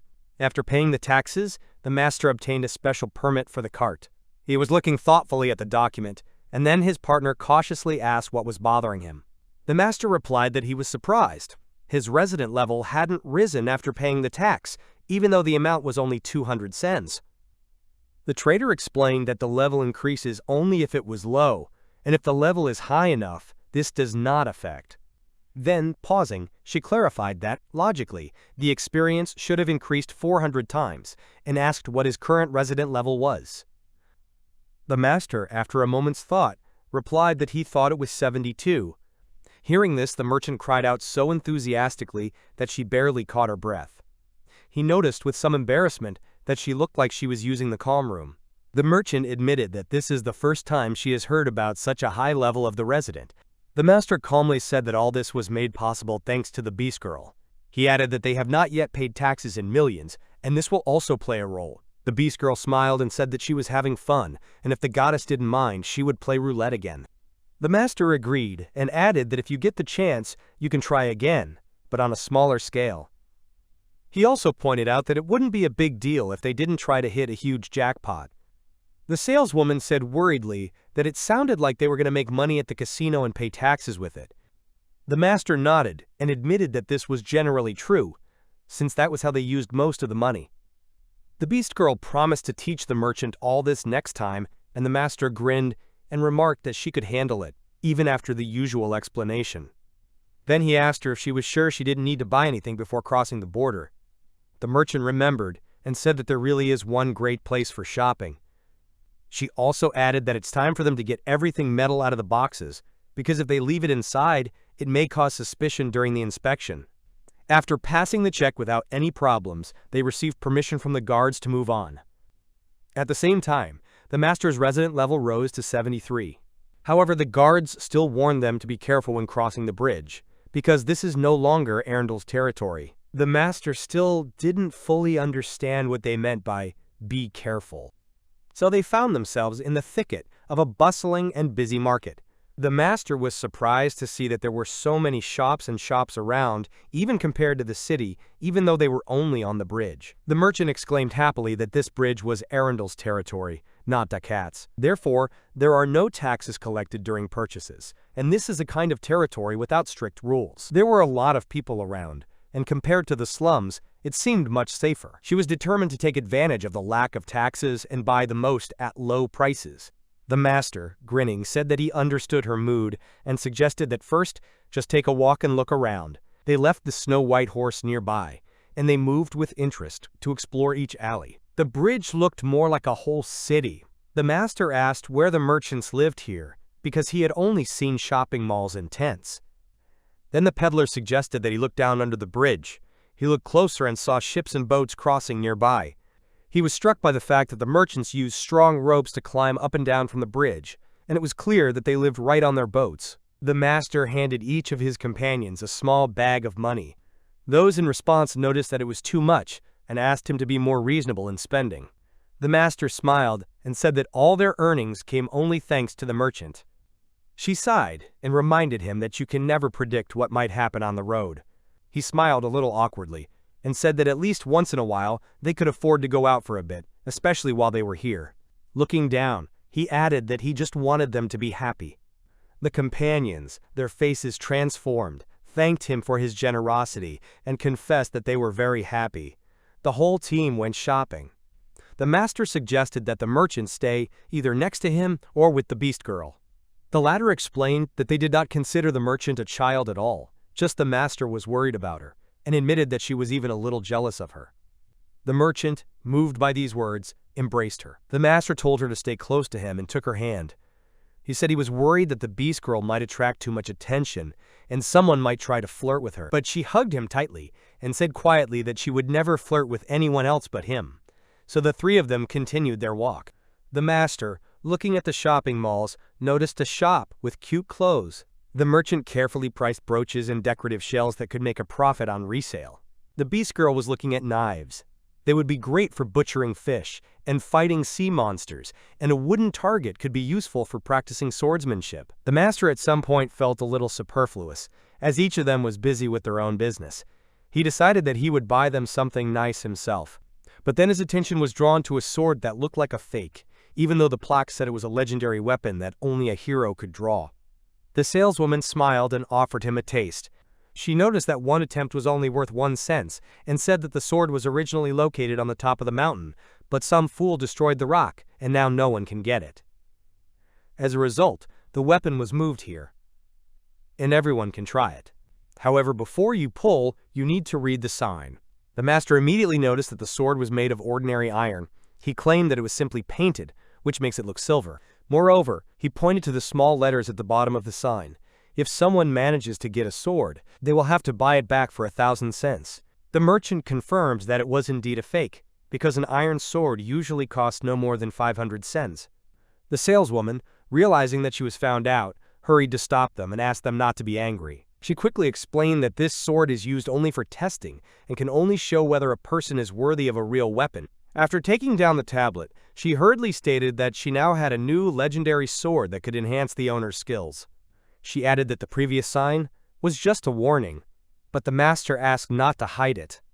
The beast woman, looking closely, noticed that the new sign also had the same small letters written about 1,000 cents. She smiled and said that I don't think anyone would buy it. The master was charmed by her happy smile, and the saleswoman did not know what to think next. At this moment, a girl in a mage's costume suddenly appeared. She loudly repeated the saleswoman's words that such a treasure was extremely rare. Apologizing for scaring them, She added that she never expected to see such a thing firsthand. Without slowing down her pathos, she shouted that she was the coolest magician in the wizarding world, and that her name was Marina. They stood there in mild disbelief, not understanding what was wrong with this strange girl. The shop assistant, slightly embarrassed by the new guest, apologized and said that she could only pass the staff to someone who could pull it out. The sorceress confidently asked permission to try. She happily agreed and offered to try her luck. The wizard, not hiding his suspicions, hastened to warn her that, most likely, the staff is a fake. But the sorceress did not listen and decided to try her luck anyway. She pushed, tried her best, but finally gave up, admitting that it was impossible for her. Dropping to her knees, the girl sighed in frustration and glanced at the master, hinting that even if she was willing to pay 50,000 for the staff, no one would be able to pull it out for her. Hearing the amount, the merchant's eyes lit up. She exclaimed that this way they would get a huge benefit, because after paying only 1,000, they would get incomparably more. The saleswoman immediately joined in the conversation, and, as if trying to bribe the sorceress, said that only today she was ready to make an exception and provide one free attempt. So the two of them, both the saleswoman and the sorceress, began to persuade the master to try. He doubtfully asked the girl if she was really a magician. She proudly confirmed and said that she could demonstrate spatial magic and summoning magic if he wanted to make sure. His companions were surprised to hear such a confession and noticed that it was an extremely rare and unique skill. For them, this was the first time they had met someone capable of such a thing. The sorceress, blushing, clarified that she wasn't saying this out of bragging rights, but she was happy to share it after what they said. Standing in a pose, she asked everyone to look at her carefully, declaring herself a great wizard. But in fact, she only showed a simple, childish trick. Then, as if nothing had happened, she warned him that this was just the beginning of a real miracle. Smiling, she said that she would show them the best magic in the world. After showing off the empty hat, she covered it with an ordinary cloth, and then, addressing the king of the sky and reminding him of the contract made in that place and at that time, she solemnly opened the cloth. Several birds flew out of the hat, purring merrily. The master was disappointed.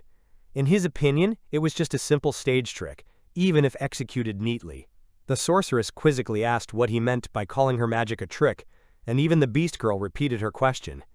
Then he calmly explained that all this was not magic, but sleight of hand, to hide the pigeon in your sleeve and get it as if it had appeared out of nowhere.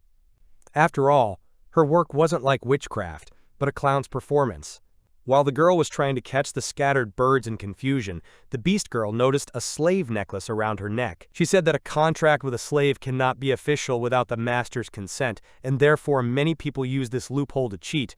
The master immediately realized that both the sorceress and the saleswoman worked together, turning out to be ordinary scammers. The saleswoman, realizing that they were found out, admitted defeat and offered to just forget everything because no one was injured. But the master replied that such words are not something that a fraudster has the right to say. She brazenly objected that they were good guys, and gave the example of a stupid-looking couple who used to willingly believe every word and buy garbage at high prices. After collecting the goods, they announced that they were leaving. The beast girl, watching them, noticed that they didn't look at all like those who felt guilty. The scammers only added that they technically did not lie. The staff really increases magic power, even if only by 1%. The master clarified, so they were using a pun? The saleswoman also turned to her partner, the sorceress, asking if she had seen the luggage, because the bag with Matabi was missing. The girl replied in confusion that the bag should have been here. They questioned a nearby vendor, who said that he had seen the donkey take the bag away, thinking it was his burden. It suddenly dawned on the sorceress. The same stupid couple who were happy to buy goods from them turned out to be with a donkey. My friend reminded me that this is a place of lawlessness, and said that you cannot give up. The sorceress screamed that the bag contained more than just useless items. It contained something important, and now those people might encounter something terrible. The three travelers watched the exchange in silence. They were about to leave, but the saleswoman stopped them and said that she noticed their reaction to the word donkey. She insisted that they tell her everything they knew, even promising to give her a staff. The master gave her a cold look and said that he didn't need the staff, but the shop assistant continued to beg. And then he calmly said that the people with the donkey most likely are not thieves, and you should be more lenient with them. When she heard the explanation, she got angry and said that she would beat them up as soon as she found them. However, when she noticed the stern looks, she quickly corrected herself, as if it was just a joke, and added that she would talk to them peacefully. Thanking for the tip, the scammers rushed off to look for their luggage, and suddenly the mask fell off the face of the sorceress, revealing a charming girl. Shyly covering herself with her hat, she waited for her partner to return the mask, then let out a sigh of relief. She mumbled that the super magic power of this mask is super magic cuteness, which means that without it she can't be herself. Her friend hastened to remind them that it was time for them to leave, and as she left, she thrust the staff into the master's hands. Before he could say anything, they had already disappeared into the crowd. After standing in disbelief for a while, he turned to his companions and said that after completing their shopping, they would head to the Dakat kingdom. They soon arrived at the border town of Dakat and stopped in front of a new hotel. Once inside, they asked for a room for 3, when they suddenly noticed a whole crowd at the entrance. They were followers of the great priest Lime. They demanded to prepare their rooms. The receptionist, seeing the priest, hastily promised to allocate rooms. The master wondered why these people were acting so arrogantly. The employee came out to see them off, and a haughty look was cast in the direction of the trio. One of the followers disdainfully said that the hotel where demi-humans stay is not worth waiting for good service. The master frowned in annoyance, but the beast girl quickly reassured him that everything was fine. He hugged her, and the employee apologetically informed her that all the rooms were now occupied. When asked about the other hotel, she said it was the only one in town, but if they didn't mind, she could let them use the stables for free. They were taken aback by the suggestion. After leaving the hotel, the master confessed that the priest annoyed him. After all, they arrived first, and they were bypassed. His companions replied that it couldn't be helped because the priest is a special figure, and added that usually guests make an appointment in advance, and they themselves came too suddenly. He just sighed and said that he shouldn't dwell on it too much, but rather go to the Adventurers Guild. They just have something to sell. So they went to the Adventurers Guild. Walking up to the counter, he calmly said that he wanted to sell a few things. The woman at the counter politely asked him to lay out the items and wait his turn, handing him a plate with a number on it. She warned that now the hall is quite crowded, and therefore the process may take some time. He took the ticket and sat in line with his partners. The girl next to him asked if something was bothering him. He hesitantly, not too clearly, replied that everything was fine, and it wasn't that important. As they waited, he couldn't help but think of the past times when he had been dragged into trouble in the guilds, and with some relief he thought that this time it would probably be all right. But then he became alarmed, realizing that he had just unconsciously raised the flag. His hunch was correct. A group of guys approached him, looking suspicious. With malicious grins, they noticed that there were 2 cuties sitting next to him, and said that since he had such charming slaves, then he shouldn't have any problems. The girls huddled together in fright, and he sighed in exasperation as he wondered why he was constantly being dragged into unpleasant situations. He noted to himself that there was nothing good about guys behaving like this towards girls, throwing out dubious compliments. Usually, such people do not have either a high level or a decent job. Taking a close look at them, he estimated the stats. One was a level 21 cat user, the second was a level 13 axe user, and the third was a level 9 swordsman. He tried to convince himself that they were ordinary people, but suddenly noticed an oddity. There really was a cat person among them. This could mean that he could either talk to cats or fight with them. He was curious about exactly how it worked, and it was all he could do not to ask directly. But I reminded myself in time that the main thing right now was to minimize the problem. Calmly, he said that he didn't want to make a fuss, and explained that these 2 people nearby were his precious companions, so he asked them to move away. The boys laughed and said that if he was the boss and didn't want any trouble, he should do them a favor, and then they would let him go. The girls tensed up, and the beast girl even got angry and was ready to fight. But the master assured them that everything was in order, and asked them to leave everything to him. He again stressed that they were tired and wanted peace, politely asking them to leave. However, they mockingly shouted that they couldn't just let them leave. The largest of the 3 raised his fist, preparing to attack. The master asked in frustration why they just didn't listen to him. In the next instant, he literally disappeared from the spot and repeatedly struck each of them. When the opponents collapsed in defeat, crouching on the ground, the skirmish was over. Everyone in the audience paid attention to what was happening. Leaning over the vanquished, he said in a threatening but calm voice that if they had learned their lesson, they should stop causing trouble to others. After taking pity on them, he used healing magic on them. They were shocked that he had used a healing spell, and passers-by whispered, "Despite his youth, this young man has great fighting abilities and also has healing magic." He was embarrassed by everyone's attention, while his companions, on the contrary, proudly stood next to him, making him blush even more. The boys, after receiving treatment, immediately rushed away, shouting apologies. As he watched them go, he wondered wearily why such people were always so cliched. It was at this point that a book left on the floor caught his attention. When he picked it up, he was surprised.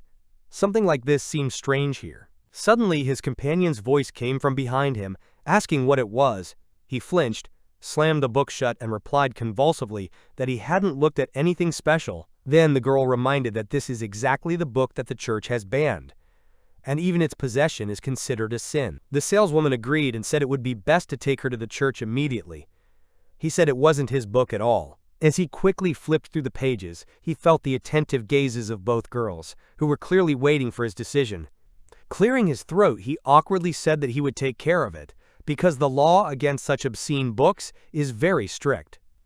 Zverodavachka added that she had heard about the author. At first, the book contained only beautiful paintings that everyone could admire, but later, a version with obscene content appeared. Moreover, the book went so far as to describe even two goddesses. He listened curiously, but when she began to go into more detail, he stopped her, saying that it was not necessary to describe everything in detail. Then she concluded by saying that the church eventually banned the book. They continued to stare at him, as if waiting for something.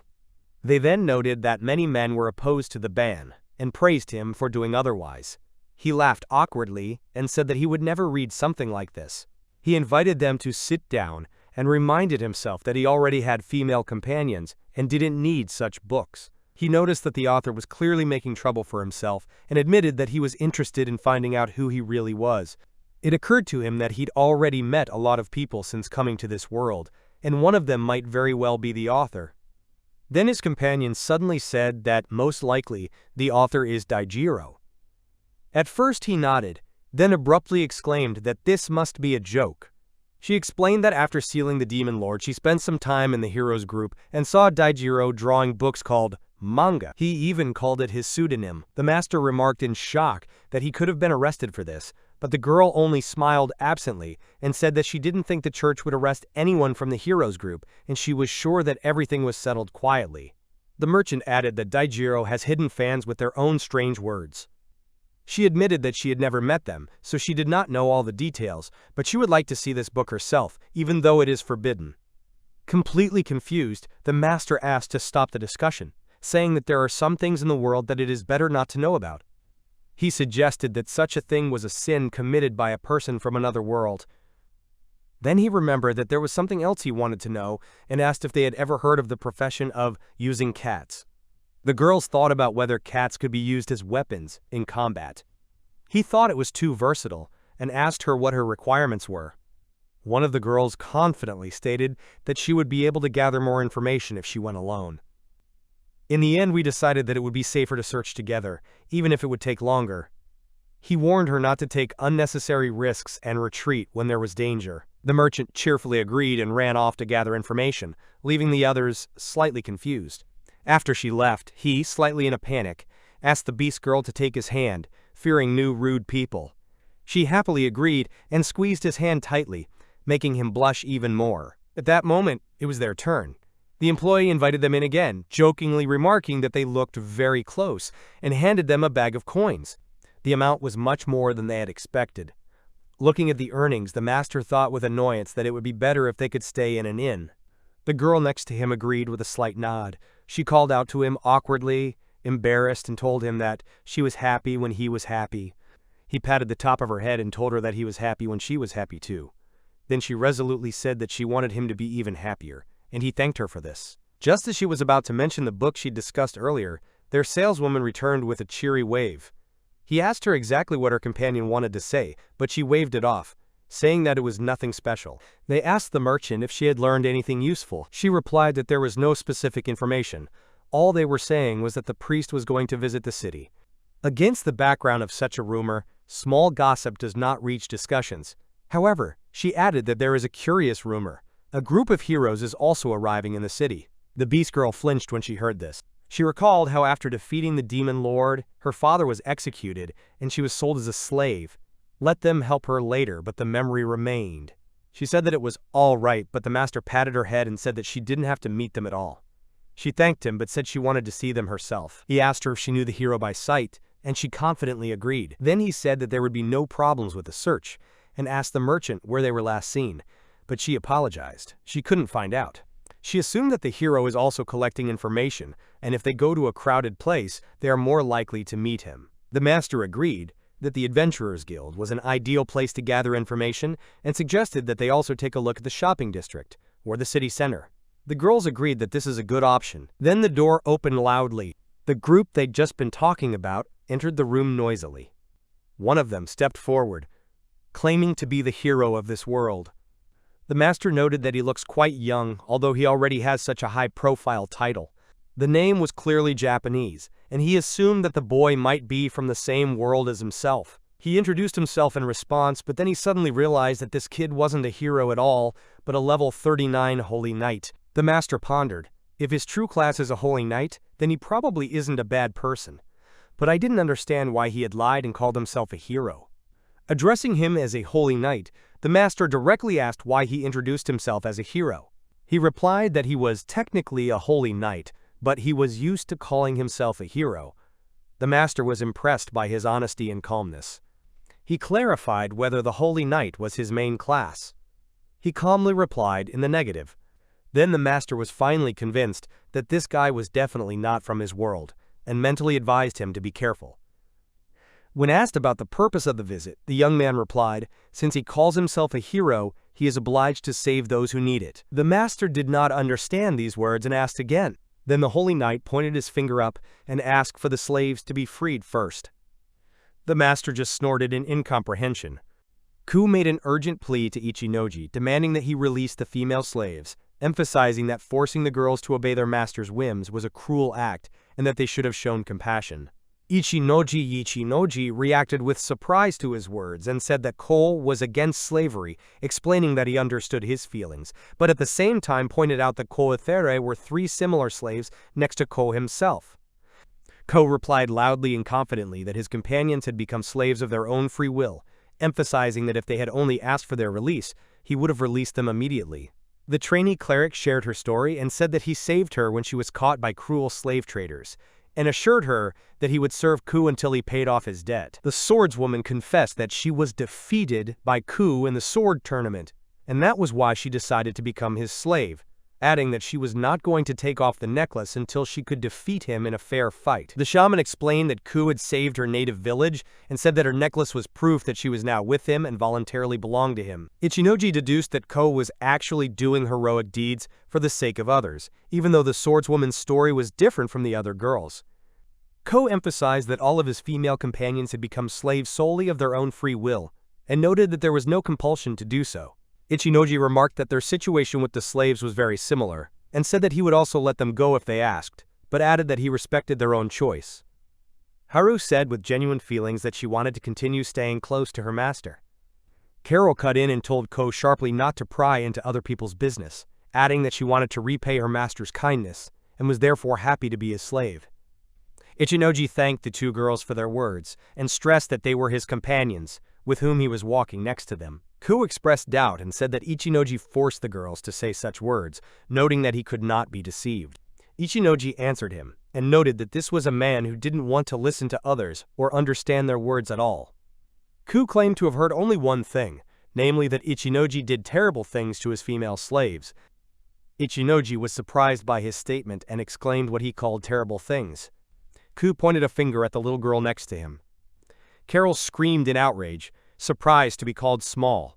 Ku went on to say that Ichinoji forced Carol to collect information for him in the city, adding that he sent her completely alone, even though she was still a child who would still be in elementary school in Japan. Carol responded to the accusation, saying that she had offered to collect information herself, and stressed that she was not a child at all. Ko said regretfully that she felt sorry for herself, and suggested that the slaves were ordered to say things they didn't want to say, and that deep down they were suffering and crying. Carol was loudly indignant, said what was wrong with this guy, and stressed that she was perfectly fine. Ichinoji calmly explained that it was Carol who suggested collecting some information in the city. Ku sternly stated that if Ichinoji continued to act like an idiot, he would have no choice, and added that he wanted to settle everything without using violence. Ku drew his sword from its scabbard and said that he would save the girls, even if he had to use force. Ichinoji responded by ordering Carol to hug Haru. Carol tried to calm Haru down and gently asked her to stay calm. Kao shouted that he wouldn't let the scumbag bully the child and use her for his own purposes. In his mind, Ichinoji noted that Ku looked really dangerous and a serious threat. Ichinoji tried to calm him down with words, saying that there was no need for them to pick a fight right here. In his mind, he also recognized that Ko was a saint knight with quite a high level, and his companions also had considerable strength, and the shaman class could be extremely problematic, so he didn't want to put Haru and Carol in danger because of a misunderstanding. Ku moved on to the demands and said that Ichinoji should have listened to them and acted as he instructed, starting with proving his guilt by ordering the slaves to tell the truth about what they really thought of him. Ichinoji agreed and told Haru and Carol that they had heard the order. Haru and Carol answered together, confirming what they had heard. Kao mumbled in confusion that he didn't believe Ichinoji actually dared to give such an order. Ichinoji firmly ordered them to forget all his previous orders and told them to say directly whether they wanted to remain his slaves or not. The girls' collars glowed with a bright glow. Haru resolutely stated that, as she had said before, she would not stop being her master's slave. Carol also spoke out and said that she thought the same, and reminded me that she became a slave only of her own free will. Ichinoji turned to Kao and said that he himself had heard the girls' response. Ku began to tremble, recognizing that the slave collars had worked correctly, and realized that the girls were telling the truth, after which he apologized and asked for forgiveness for this misunderstanding. Ichinoji noticed that Ku made too much noise and said that he forgives him, but only once, and next time he must listen to what others have to say. Ko, with a drooping face, apologized again and said that he realized his mistake and was really sorry. Ichinoji said that everything was fine now, and suggested that they get along from now on, then questioned how Ku had heard such rumors, suggesting that a certain guy had told him that he was a bad person. Kao continued to tremble and confessed. Ichinoji bluntly stated that if Ku really was a hero, he couldn't just let that guy get away with giving false information. Ku sighed heavily and said that he understood what was going on, but he wanted it to be just between him and Ichinoji. He also added that he did not intend to evade the conversation at all, and therefore asked to promise that what he heard would not be passed on to anyone. Ichinoji calmly replied that he understood everything, and remarked that he already guessed who was behind these events. The thought flashed through Ku's mind that Ichinoji's face, Ichinoji was becoming skillfully scary and menacing. Ichinoji turned to Haru and Carol and said that he still had business with Ku, clarified that what had happened was just a misunderstanding, and assured them that Ku was a good guy, then asked them to go with Ku's companions and just eat, and promised to return soon, handing them money.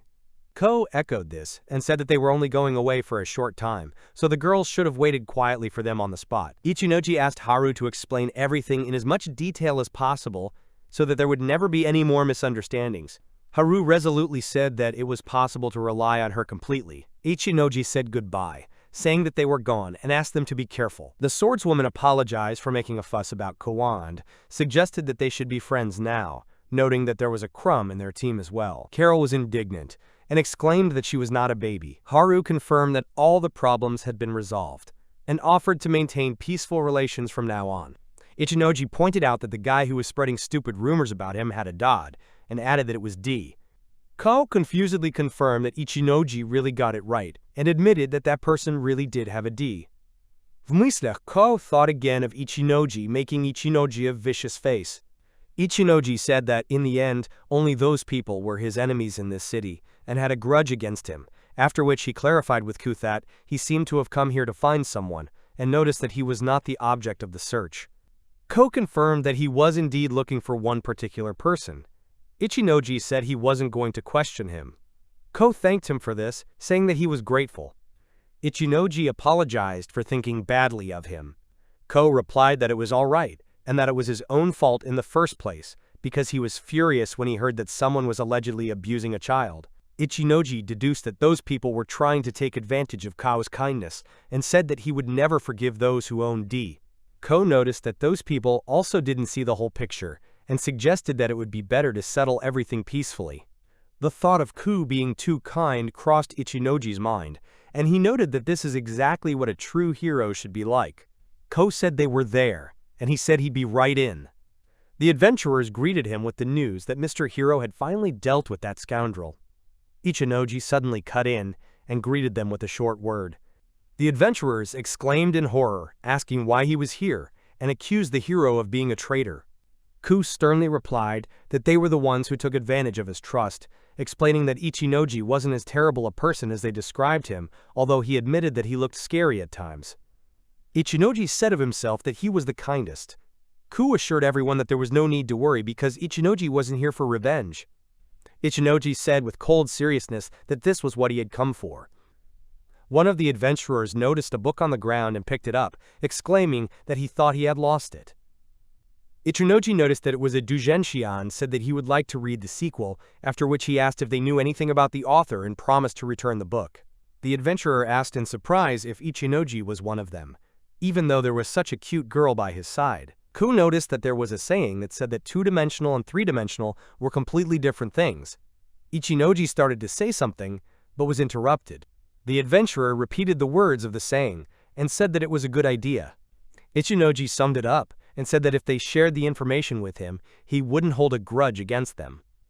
The adventurer admitted that he realized his mistake, sincerely apologized and said that he was sorry for what he had done, explaining that the reason for everything was the extraordinary beauty of the companion, in front of whom he could not restrain himself, and added that he only wanted to impress and appear cool. Ichinoji calmly remarked that if there was a desire to talk to a girl, then it was unwise to do so in such a stupid way, and stressed that you should be able to retreat in time if the girl refuses. The adventurers agreed with his words, apologized, and admitted that they really didn't know anything about Big Master. The dacha site was once used as a residence created with the help of magic scrolls, but over time the project failed and went bankrupt. Subsequently, they began to use a special machine that produced magic scrolls, with which they created doujinshi. Ichinoji said that he didn't really expect much but was surprised to learn that there was someone else besides the second big teacher who drew doujinshi. The adventurer confirmed his words and explained that these people are called the second teacher's children. В мыслях it flashed through Ichinoji's mind that the second teacher had many students and followers. Ichinoji picked up the doujinshi and noticed that the beastman's ears were drawn in it surprisingly well. The adventurer blushed and sheepishly thanked him for the praise. Ichinoji understood and directly said that this adventurer was the artist who used cats and asked if he was the one who drew the cat's ears in doujinshi. The adventurer was surprised and asked how Ichinoji knew that he was a cat user, since he didn't even say it out loud. Ku noted with interest that cat users were rare, and added that he had heard that only those recognized by the ancient cat Sith could obtain such a profession. The adventurer confirmed and said that the cat priest were indeed the only ones who could pass on this class. He said that they stole matatabi from himatatabi, which he was going to use for medical purposes, and as compensation only mocked, talking about changing his profession. The adventurer added that members of this race are extremely rare and very difficult to meet, so now he was forced to spend the rest of his life as a cat user. Myslech. It flashed through Ichinoji's mind that the adventurer was clearly dissatisfied with his current profession and felt very annoyed with it, as if it was similar to the situation with Carol, who also didn't want to be a temptress. He thought that he could have changed everything with his classmate ability, but he doubted it, as he didn't think that he really had any serious problems with this class. The adventurer explained that this was why he decided to take revenge on the cat sages, who outwardly looked like ordinary cats, but in reality hated the beastmen who had a human appearance with cattails and ears. He stated that this was the reason why he created doujinshi, because if the cat people become popular, it will certainly infuriate the cat sages. В мыслях, Ichinoji had a moment of doubt in his mind, because he wasn't sure that this could be considered real revenge. He then said that the adventurers turned out to be quite nice guys. In his mind, he also noted that maybe they were just a little naive and stupid. The adventurer once again apologized for being arrogant and offered to sell the doujinshi at a low price as compensation. Ichinoji agreed, saying that if it was their way of apologizing, then he didn't mind. Ku noticed with a slight grin that Ichinoji wasn't being completely honest about what he was saying. The adventurer asked if they liked beastmen and promised to bring something right away. Ichinoji asked with interest what exactly he was going to show. Copy explained that it was a communication magic scroll. The adventurer added that it could only be used once, and clarified that it was a letter from his niece, who was also involved in the creation of doujinshi. In the letter she asked to send her ink, which was a form of payment. After that he held out the book. Ichinoji handed him the money. The adventurer was confused, and said that he couldn't take that much. Ichinoji insisted and asked to use these funds to continue drawing doujinshi, expressing hope for a good job. The adventurer happily agreed and promised that he would create a beautiful doujinshi about beastmen. Ichinoji remarked that it didn't have to be beastmen at all, and then said that it was time for him to leave. Ko apologized to him and said that he still had some outstanding business to attend to. Ichinoji clarified whether this is true. Ko confirmed and asked them to tell the girls that he would be back soon, adding that what happened today should remain their secret. Ichinoji agreed and said it was time to leave. The guild tavern was filled with the usual noise and chatter, and Ichinoji immediately noticed that Haru was dozing off when he returned. He calmly said that he was back. Carol was the first to react and welcome him back. Chanty asked in mild surprise why Ku wasn't with him. Ichinoji explained that Ko had told him there was something he needed to do, and asked if the money he had left was enough. Carol replied that the money was more than enough, and added that they hadn't even had time to pay yet. Nan and Chanty thanked them for the meal. After that, Nan noticed that the girls had told them a lot. Chanty added that Ichinoji was quite a nice guy. Schleil, on the other hand, warned that you should not trust the information that comes first. Ichinoji said that he wanted to let Haru rest properly, so he was leaving everything to Carol's care, and also offered to let her stay if she wanted to. Carol, however, said she was going to go too. Ichinoji turned to the others and offered to entertain them, assuring them that he would pay for everything himself, and added that Ku should be back soon. Chanty wanted to clarify something and started talking about the swordsman and the peddler. Nan noted with interest that she would like to know what Ichinoji's profession was. Ichinoji was surprised and asked again, implying that it was about him. Chanty confirmed this and said that they understood that he was a good person, but noticed that Carol carefully avoided mentioning his class. Nan added that there are always such cute girls around him, and they are especially interested in what kind of job he has. Ichinoji admitted with a slight sigh that he didn't have a full-time job. Nan was surprised and asked him how he managed to pay for everything. Ichinoji hesitated a bit, started to explain haltingly, and looked confused. In his mind, he noted that it was actually Haru who sold monster parts, and Carol who sold ingots and spices. Then it dawned on him that the only time he'd ever made money on his own was in a casino. In a low whisper, Ichinoji muttered that he was winning at the casino. Chanty immediately concluded that he was a gambler. Nan confirmed that he doesn't have a full-time job. In his mind's eye, Ichinoji was worried about how to explain this to him, since he couldn't reveal his unemployment ability. Carol intervened and said that she could rely on her, adding that it was true that Ichinoji didn't have a fixed job, but he was the one who saved her life. Vmuslak Ichinoji noted in his mind that Carol had only made the situation worse, and even made a smug face. The girls stared at him suspiciously. In his mind, he realized that even though he couldn't read their minds directly, he somehow knew exactly what they were thinking, and he guessed that in their eyes, he looked like a bastard who made girls work just because he saved them once. Ichinoji tried to justify himself and said that they misunderstood everything, and added that it was true that he once used all the money Haru earned, but other than that, he didn't do anything like that anymore. He explained that he used his own money won at the casino to pay taxes and other expenses. At that moment, Ko returned and sternly told his companions that they should leave right now. Nan, Chanty, and Hellel Schleil agreed without argument and obeyed. Ichinoji tried to stop them, claiming that he hadn't explained himself yet. Ko assured him that everything was fine, and said that they knew perfectly well that he was a good guy. Ichinoji retorted sharply and said it wasn't that at all, and explained that Haruhe was only carrying Haru because she had fallen asleep. Ku excused himself, but added that they needed to leave immediately, and left Moose the payment. Ichinoji tried to stop him, and said that he was going to pay for it himself. Chanty pointed out that he should really get a job instead of arguing about it. Ko said he'd see you soon then, and that they'd meet again sometime.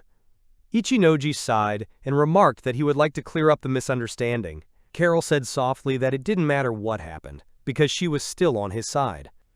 Ichinoji nodded and thanked her. Mislach, it flashed through Ichinoji's mind that after carrying the drunken Hara outside, he had taken a short break in a quiet and peaceful place. He mentioned that he wants to prioritize Haru's wishes because he feels happy when she is happy. From the way he felt, Haru really liked it.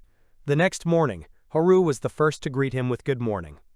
Ichinoji returned the greeting and asked both girls how they were feeling and if they had slept well that night. Carol said that she was sorry that the stable was cramped because of them, and explained that the stable was crowded with people who had been turned out of the inn because of the priest. After that, Ichinoji clarified whether both girls still managed to get enough sleep that night. Haru replied with a smile that she had slept well and added that it was fun for her to sleep so close together. Carol agreed with her and said she totally agreed. Ichinoji noted that he is glad to hear such answers. Haru said with some embarrassment that she still hoped her master would sleep in a more spacious and comfortable place someday. Ichinoji replied that in any case, he was glad that the girls didn't mind spending the night in the stable. Haru immediately stated loudly and confidently that she didn't mind at all. Carol also confirmed that she didn't mind at all. Ichinoji said it wasn't a bad experience, and that sometimes it's good to experience things like this. Inwardly, he admitted to himself that he hadn't really been able to sleep properly because it was too much of an ordeal for him. Then he suggested that the girls change into new clothes and put on sneakers, adding that they are very good for them. Carol and Haru both thanked him for his concern. He happily noted that everything was fine, and said that they should return the sheets and move on. When they entered the inn, Ichinoji thanked them for the sheets they had provided. The innkeeper apologized to them for having to sleep in the stable. Ichinoji replied that it was also a good experience that was worth experiencing from time to time. The host offered them a free breakfast as an apology. Ichinoji clarified whether the owner is confident in such a decision. He confirmed and said that it would be better for him if the guests enjoyed their meal. He explained that the priest flatly refused to eat anything cheap offered by the inn and left the food untouched. Ichinoji was surprised to note that priests are supposed to serve God. Carol offered to accept the treat and added that she shouldn't let the food go to waste. In his mind, Ichinoji caught a hint of a desire to save money in her expression. He noticed that even other people who had spent the night in the stable ate here, and concluded that they had no choice anyway. But then something unexpected caught his attention. Haru asked worriedly if everything was okay. Haru took a look and noticed that it was a wanted notice. There was a sign on the board with the names of Joffrey, Eliza, and Centaur criminals. Ichinoji was surprised to see what these people were doing, as their description was extremely gruesome. Haru added that this announcement was made with the note dead or alive. Carol noticed that they might have stolen the bag, but she was still surprised that they had been posted on the blackboard with such a harsh wording. Ichinoji was outraged, and added that even a donkey appears in the charges. Haru noticed that the wanted notice on the board was made by the Church of God. The innkeeper explained that someone from the guild had come in early in the morning and asked them to put up the sign in a public place where it could be seen by many. Haru guessed that it might be the same priest who had come here the day before and inquired about this ad. Ichinoji noted that such a possibility does exist, but judging by the reward assigned, the main goal of the church is precisely the centaur. Carol added that perhaps the donkey had stolen the priest's food, or his expensive wine, and that was why the priest was so angry. Ichinoji agreed that it was quite imaginable, since it was a donkey, and there was even a possibility that she was just annoying the priest for some unknown reason. At that moment, the robed boy called out to them and asked if they knew anything about this donkey. It flashed through Ichinoji's mind that this boy was clearly one of the priest's subordinates, and that it would be bad if the priest thought they were accomplices of the centaur. Ichinoji hurried to say that he had only seen this donkey a couple of times before. With great excitement, the boy began to ask her if she was healthy, if she was eating well, and how she was doing in foreign lands. Ichinoji was surprised by such questions, but he didn't have time to say anything as the boy apologized for not introducing himself. He called himself Milimia, a deacon who was assigned to take care of a donkey named Centaur. He said that there is a legend about the hero Alexio, who defeated the demon lord. But before this hero appeared, the church tried to create an artificial hero. The essence of the plan was to introduce hero cells into a suitable subject and give it the hero's duty. Monsters and beasts were used for experiments, but most of them could not withstand the hero's cells and died. However, there were creatures among them that had passed the tests, and their existence was kept secret. The lives of many animals were sacrificed, but when the experiment was successful, the hero's cells were implanted in a human, and so the hero Alexio appeared, who eventually defeated the demon lord. However, there was only one creature in that environment that didn't change at all. It was a slow donkey named Centaur. Marina admitted that he was the one who let her out of the stable, but at some point he looked away, and she disappeared from his sight. Ichinoji thought to himself that this story sounded really dangerous and extremely serious. He asked Milamia if he was sure he was ready to discuss such important things right here. The innkeeper hastened to say that he couldn't hear anything and pretended to be busy with his work, explaining that he had errands to run.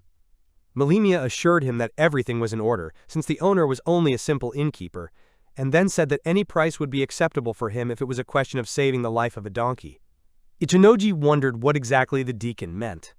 He even suspected that he was willing to kill if the centaur was involved. Ichinoji asked him if the church itself was trying to take care of the centaur right now. Milamia replied that he didn't really know the church's real intentions since they had stopped mentioning the centaur 5 years ago. He admitted that he should have been demoted and left the center as a punishment, but there was no strict sentence, and he did not understand the reasons for this. However, now that the search for the centaur has begun, he suspects that the high priest is playing a major role in this, and even believes that he intends to kill the donkey. Ichinoji clarified that Milamia himself does not pursue such goals. He assured him that he only wanted the donkey to be safe and protected by him. Ichinoji asked the next question about what exactly the deacon plans to do with the people who are near the centaur. Milamia replied that as long as she was safe, he wasn't going to do anything about these people. But if they are discovered by the head priest, they will most likely be executed. Ichinoji said it would be terrible if they had to leave someone they knew to die. He asked Haru to try to find Joffrey and the others. Haru admitted that in such a crowded place it was impossible, unless she had a certain smell that she could follow. Ichinoji remembered that they had stolen a bag full of catnip, and that might have been a good reference point. Haru said that if they had a sample of catnip, then they could try to track down the people who stole the bag. Ichinoji sighed heavily and noticed that they didn't have this sample. Marina suddenly chimed in and said that if they really needed catnip, she had some right here. Ichinoji was surprised by her appearance and asked why she was in this particular place. Kanon explained that she had heard about people from the church putting up wanted notices at the inn, so she decided to come here to gather more information. She added that since they have catnip, they may need their help now. In his mind, Ichinoji noted that things were getting more and more confusing. It wasn't just the priest who was involved now, and even these new allies didn't inspire much confidence in him. He knew he didn't have much of a choice, but at least he already knew something about the past of one of them. He apologized to Milamia and said he had to talk to Marina. The deacon replied that it wasn't a problem, because all he needed was to get some information about the centaur. Ichinoji asked Haru and Carol to wait on the spot, adding that Kanon should also stay here for the time being. Marina admitted that she received the same bag with things from Daijiro. Ichinoji replied that this was exactly what he expected. Marina said with mystery in her voice that she feels like a person who, like Ichinoji, was born under the same star and shares a similar fate with him. He doubtfully asked if she played Tunabi and asked if she could also be considered Japanese. Marina calmly confirmed that this was the case. Kanon said in surprise, which means Marina is a traveler like herself. Ichinoji hesitated and couldn't answer directly. Marina explained that it is normal that the canon is already aware of her situation and knows what situation she is in. Ichinoji asked that this be kept secret for as long as possible and that no outsider find out about it. Kanon replied that she agreed, but only as long as it was beneficial for her. In his mind, Ichinoji called her a con artist. Marina tried to say something else, but Kanon cut her off abruptly, remarking that the sun would soon set if she continued to talk like this, and ordered her to speak normally. Marina was taken aback but obeyed. Ichinoji clarified whether Kanon is her mistress.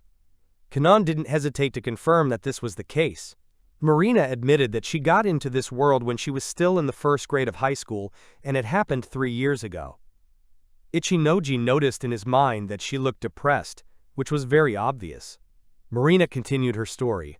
When asked about the blessing, she said that being an introvert, she wanted an ability that perfectly matched her personality type. And the result was that she became a clown. It was hell to work as a clown with such a character. Ichinoji expressed his condolences and cautiously remarked that if the first goddess she met was Couch-san, then she probably could have gotten a much better result. Marina explained that that goddess was Toru. Ichinoji immediately understood and said that this was exactly what he expected. In his mind, he added that, come to think of it, he might have had the same fate if he had also met Toru from the beginning. Marina said that after coming to this world, she found Daijiro's book and used it to get enough money to live for a while, but then tried her best to live up to the role of a clown that she had to accept. However, she had no chance to get out on her own, and as a result, she lost all her money, got into debt, and ended up in slavery. Ichinoji noticed that this was definitely a tough time for her. Marina continued and said that at the moment when the situation became really terrible, she met Kanan. Kanan clarified that she did not just save her, but actually bought her, because the seller did not even suspect that a bag with valuable items was hidden behind Marina's back. The purchase was very cheap for her, and it made her deal very profitable. Ichinoji asked me to continue my story. Kanan explained that Marina would be completely useless if she stayed in that state, and so she gave her a magic mask that corrected her personality type. Marina added that with this mask, she became completely different and unsurpassed. Her real name includes Sakura Marina, but with the mask, she is known simply as Marina. Kanan explained that in fact Marina now has 2 personality types, and this is what made her much more energetic and active than before. Ichinoji was wary and asked if the mask itself was dangerous. In his mind's eye, he noted that this was why Marina had reacted so strangely when the mask fell off her face. After that, he said that he now understood the essence of what was happening. Marina proudly declared that she was a real genius. Kanan added that now he can fully trust them. Ichinoji said that he was inclined to trust them at the moment, although he noted in his mind that he had told them a few things about himself while keeping his ability as an unemployed con artist a secret. Kanan asked how important catnip really is to them. Ichinoji replied that it was because of her that the commotion was caused yesterday, so she must be very valuable to them. Marina said that the main thing for her was that along with the catnip in the bag was her locket. Ichinoji misunderstood at first and asked again if she meant the rocket, but Marina clarified that it was a locket in which you can attach a photo. She admitted that she put it in her bag that day, along with catnip. Ichinoji thought about it and noticed that there were no photos in this world. Even the wanted ads were made with drawings. Marina said that the locket contains a picture of her parents, and this is her only memory from Japan, the only thing that reminds her of Sakura Marina. She added that if she ever managed to return home, she would have to bring that memory back to herself. Ichinoji noted in his mind that it looked like the goddess hadn't told Marina that there was no going home, but maybe it was this hope that kept her calm and moving on. Marina ended her story by saying that as long as she lived in this world, she would continue on her way. Ichinoji replied that he understood her and suggested that they search for the locket together. He said that we should start looking right now because we are talking about a centaur donkey, which means that it should not be too difficult to catch up with her. In his mind, he noted that it was strange to feel the thought of having to chase them one day. Ichinoji then turned to his companions in Millennia, saying that the conversation was over and it was time for them to leave. After that, he noticed that Carol wasn't around. Haru replied that she thought Carol would be back soon. Carol apologized for keeping everyone waiting and explained that she was fine. She detailed that most of the hitmen who were hunting Joffrey and the others had gone south. They decided to go there yesterday and have already crossed the city border without even using the bridge. However, those who went on horseback to Furuit reported that no trace of Joffrey was found in the city. Also, the riders did not notice their tracks in the middle of the road. Carol confidently added that with this information, you can predict the path of the fugitives, and that you can only trust Haru.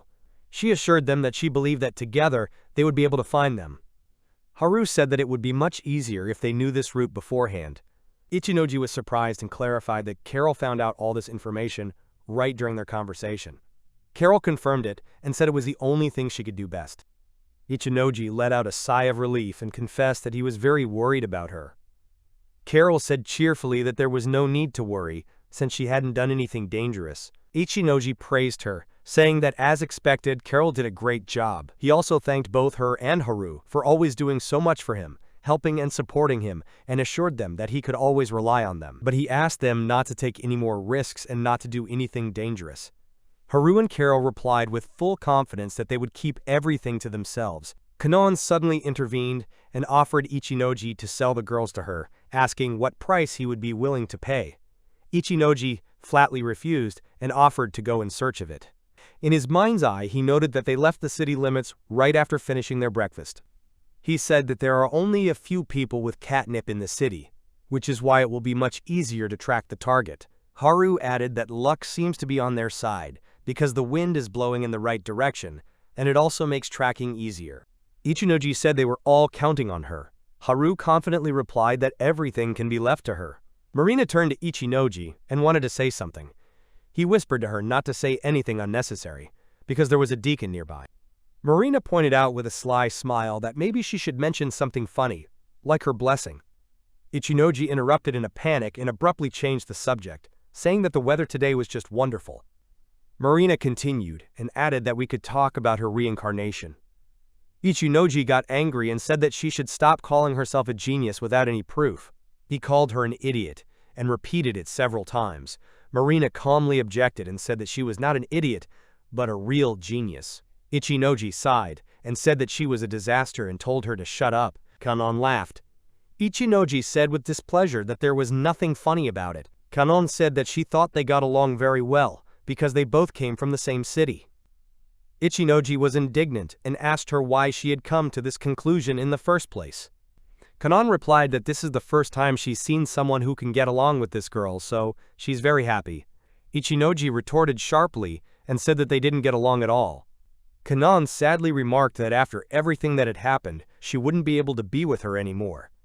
Ichinoji asked, puzzled, what exactly she meant by that. Kanon judiciously pointed out that the final decision would only be made after Marina's release from slavery. However, given her special personality type, it would probably be better to keep her in a collar to provide extra protection. Marina doubtfully asked if this was true, and Ichinoji thoughtfully confirmed her words. Kanon continued her reasoning and explained that most slaves are owned by rich and noble people. That is why many people around you believe that it is better not to offend such slaves, because they are under the patronage of strong and influential masters. However, on the other hand, there are also some rich people who believe that harming slaves is completely normal and habitual. Ichinoji noted that money plays a very big role when it comes to humiliating slaves, because it all depends on how people use their wealth. In his mind, he remembered that the oligarch he had encountered wasn't a bad person, but he also understood that there were other rich people who had a completely different and more cruel attitude towards slaves in this world. Ichinoji asked about the situation with the treatment of slaves in Dakat. Haru explained that Dakat and its neighbors form a united alliance and generally treat the slaves well. Kanon confirmed her words and added that indeed in this district the attitude towards slaves is noticeably milder and more humane than in others, but at the same time stressed that the eastern district is the opposite. There, slaves are not even considered human, and their situation is so dire that even demons treat their slaves better than the inhabitants of this region. Ichinoji said that all this sounds extremely terrible. Kanon explained that the Eastern District was constantly fighting against demons, and there are well-known demon hunters there.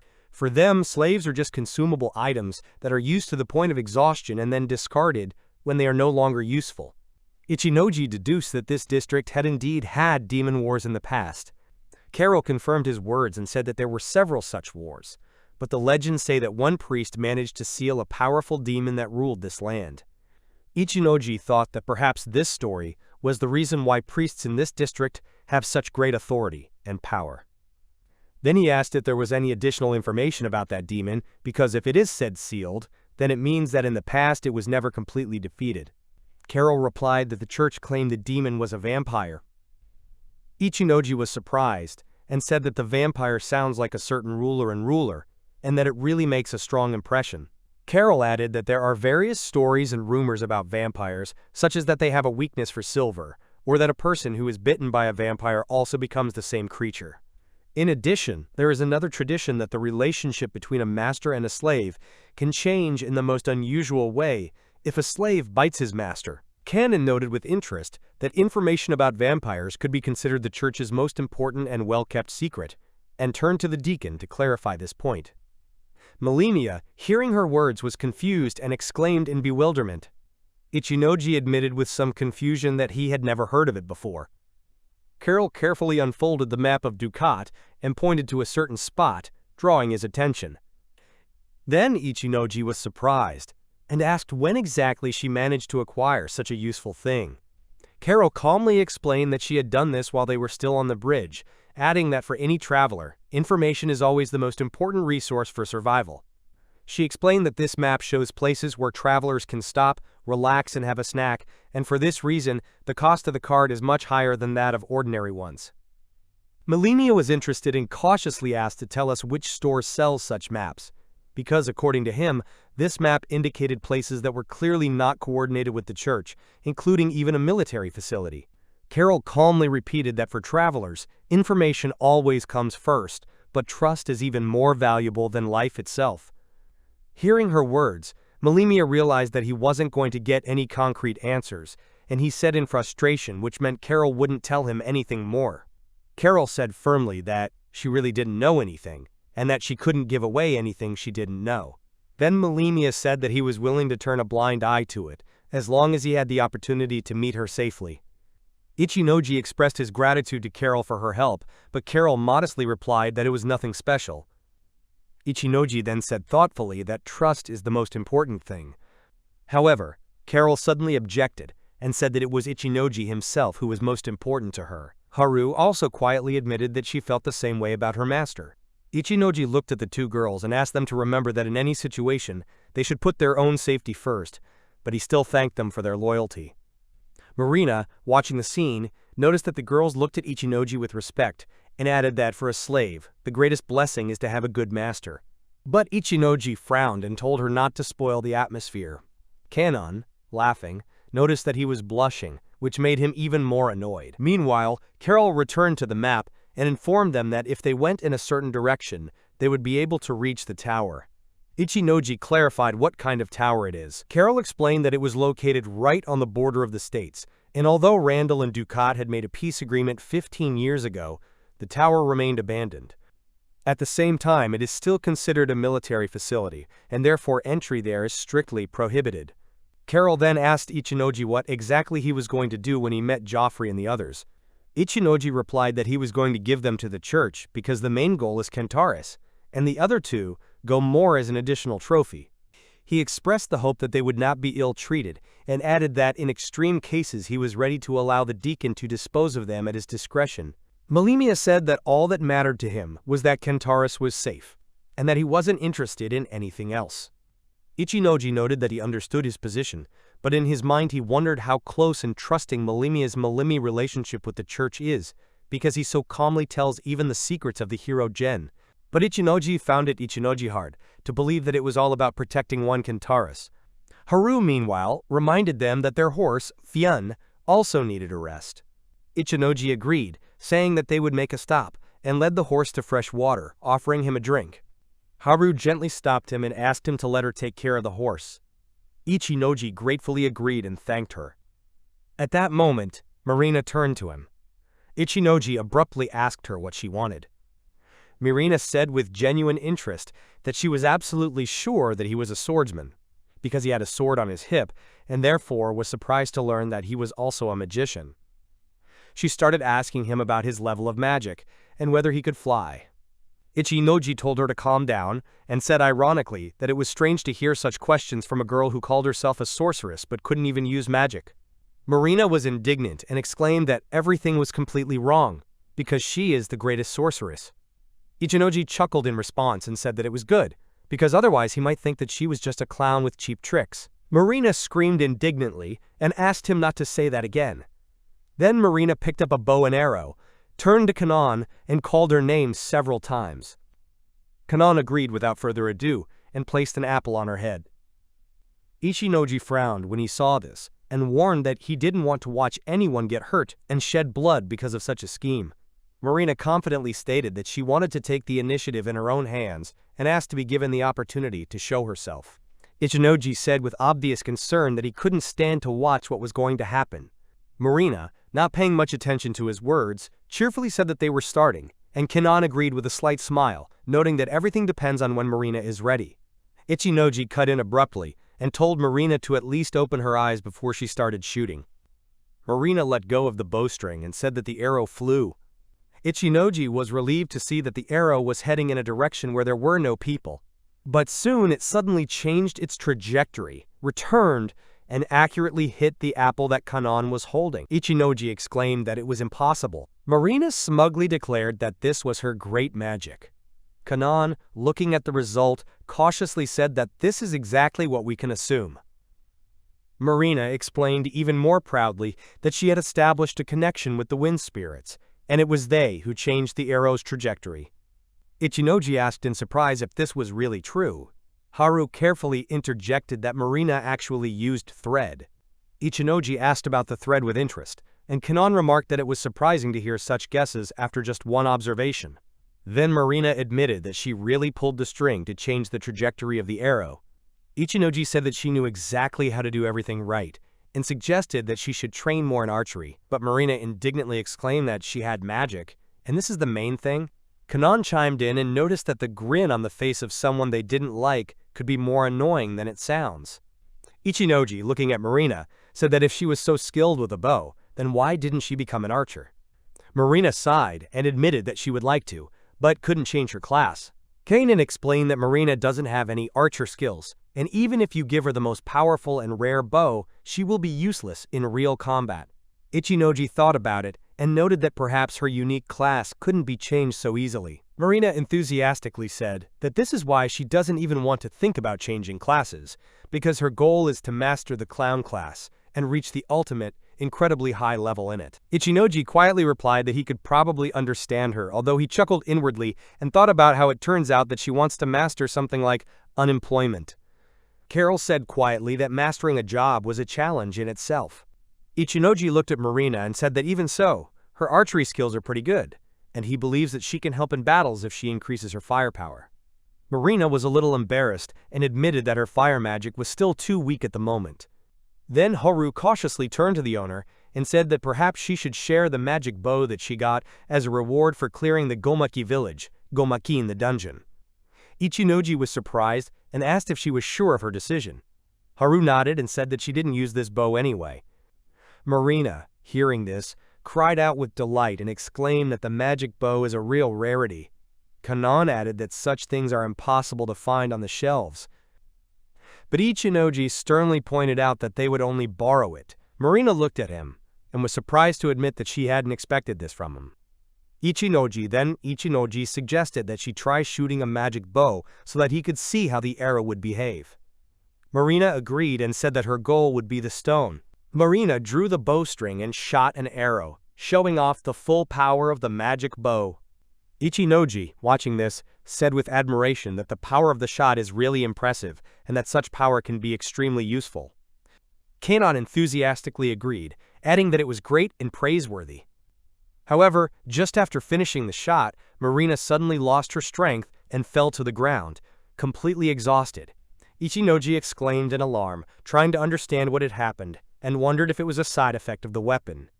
Kanon immediately rushed over to Marina and explained that it was much simpler. The girl had used up all her mana and completely exhausted her magic reserves, so her body could no longer function at full strength. She also asked if they had any mana potions left. Ichinoji admitted that he had all the necessary ingredients for crafting, but since the situation didn't seem critical, he suggested just letting Marina rest until she recovered naturally. Kanon lifted Marina on her shoulder and said that in this case, it would be the only correct choice. Ichinoji noted that Kanon is surprisingly strong. At this point, Marina stepped in and offered to help if needed. Nizapna Haru suddenly became alert and warned her master that she had sensed the monsters coming. She explained that her keen sense of smell picked up the scent of a threat, even if the others didn't sense it. Ichinoji listened and noticed movement under the rocks, where giant ants appeared. He noted that these creatures were clearly unfriendly. Haru explained that it was likely that Marina's magic arrow had grazed their nest, which caused their aggression. Ichinoji deduced that it was Marina who had unwittingly disturbed their home. Then Haru firmly stated that she was ready to go to the vanguard and meet the enemy first. Kanon, on the other hand, abruptly suggested just running away, thinking that it would be safer. Marina also shouted that they could jump on the wagon and get out of there as soon as possible, but Ichinoji firmly said that everything should be left to him. In his mind's eye, he made a mental note to try something. Use magic enhancement, a technique that increases the power of his spells in exchange for mana points. He decided to reduce the attack radius to only hit the ant nest. and prepared a spell for a small area of damage. Then, he released a powerful fire blast. However, the result was much stronger than he had expected. In his mind, Ichinoji admitted to himself that he had overestimated his control of the force, and that the result had exceeded all his expectations. Even though he was sure that he had reduced the impact radius, the explosion was too destructive. At that moment, the system's voice rang out in his head, informing him that his level had increased, that he had gained a new blacksmith skill, metallurgy, as well as access to new recipes. In addition, there were improvements to ice magic, alchemy skill, analysis, and a new cleric skill, barrier. Haru exclaimed with delight that this was exactly what she expected from her master. Carol, her eyes shining, called him majestic, and added that her own level had also increased due to his victory. Melimia exclaimed that she saw an incredible power. Kanon said with surprise and delight that she was now sure that Ichinoji was indeed a high-level magician. Ichinoji calmly said that the job was done and they had handled the situation. Ichinoji made a mental note of what happened when he used 10 times more mana points. He admitted to himself that he had clearly overdone it, and the result was excessive. A huge crater spread out before my eyes, which was stunning in its appearance. Kanon glanced at the destruction and noticed that they were now unable to collect materials from the defeated monsters. Haru suddenly stiffened and reported that someone was approaching. According to her, it looked like the same priests they saw yesterday. She added that the traffic is coming directly in their direction, and probably these people want to know what happened here. Ichinoji realized that hiding would be impossible, especially with their cart, and wondered what decision to make. Melimia offered to rely on him. Soon Straja, the priest guards actually approached, noticed the huge hole, and discussed it loudly. They came to the conclusion that it was from here that the sounds came, and, finding no one nearby, decided to return to report what they saw. After they left, Ichinoji was relieved to admit that he was sure that they would be noticed, but it turned out that the fog hid them. Melimia explained that his magic was designed so that people outside couldn't see what was hidden inside. Ichinoji admired that it was indeed stealth magic, and it was perfect. However, Melimia corrected him, noting that the spell does not allow you to see what is happening outside and also does not hide noise, so it is still not perfect. Ichinoji thanked him, saying that he was the one who saved them this time. Melimia modestly replied that it was not worth thanking. Ichinoji announced that the tower was only a short distance away and that they should move out. Haru called out to him and he asked what was the matter. She explained that something was happening in the direction the priests had gone. Ichinoji told the others to stay put while he went to check with Melimia and Haru. Haru added that she feels that they are already close. Ichinoji noticed that the priests were right on their tracks and that they had even set up camp. He considered what to do and suggested that they temporarily retreat to develop a plan. Melimia added that thanks to Carol's half-human hearing, you can perfectly eavesdrop on anything here. Ichinoji noted in his mind that Carol also uses her skill to gather information. She's currently hiding in the fog with Melimia, and the risk is minimal, since no one will hear them as long as they don't make any noise. Carol soon returned with the news. When Ichinoji asked her about the results, she explained what she had heard. The priests are sure that the centaur is in the tower. They also believe that Joffrey and Alice have already been killed. Finally, she added that Limestone himself was on the top floor with his minions. Haru stated that she still believes that Joffrey and the others are alive, as their scent can still be felt in the tower. Ichinoji thought about it, and then thought that it was strange why the priests would think about their deaths and what exactly they were doing on the top floor. This made the whole situation even more confusing. Kanon said that the Melimia missed. Melimia was very useful.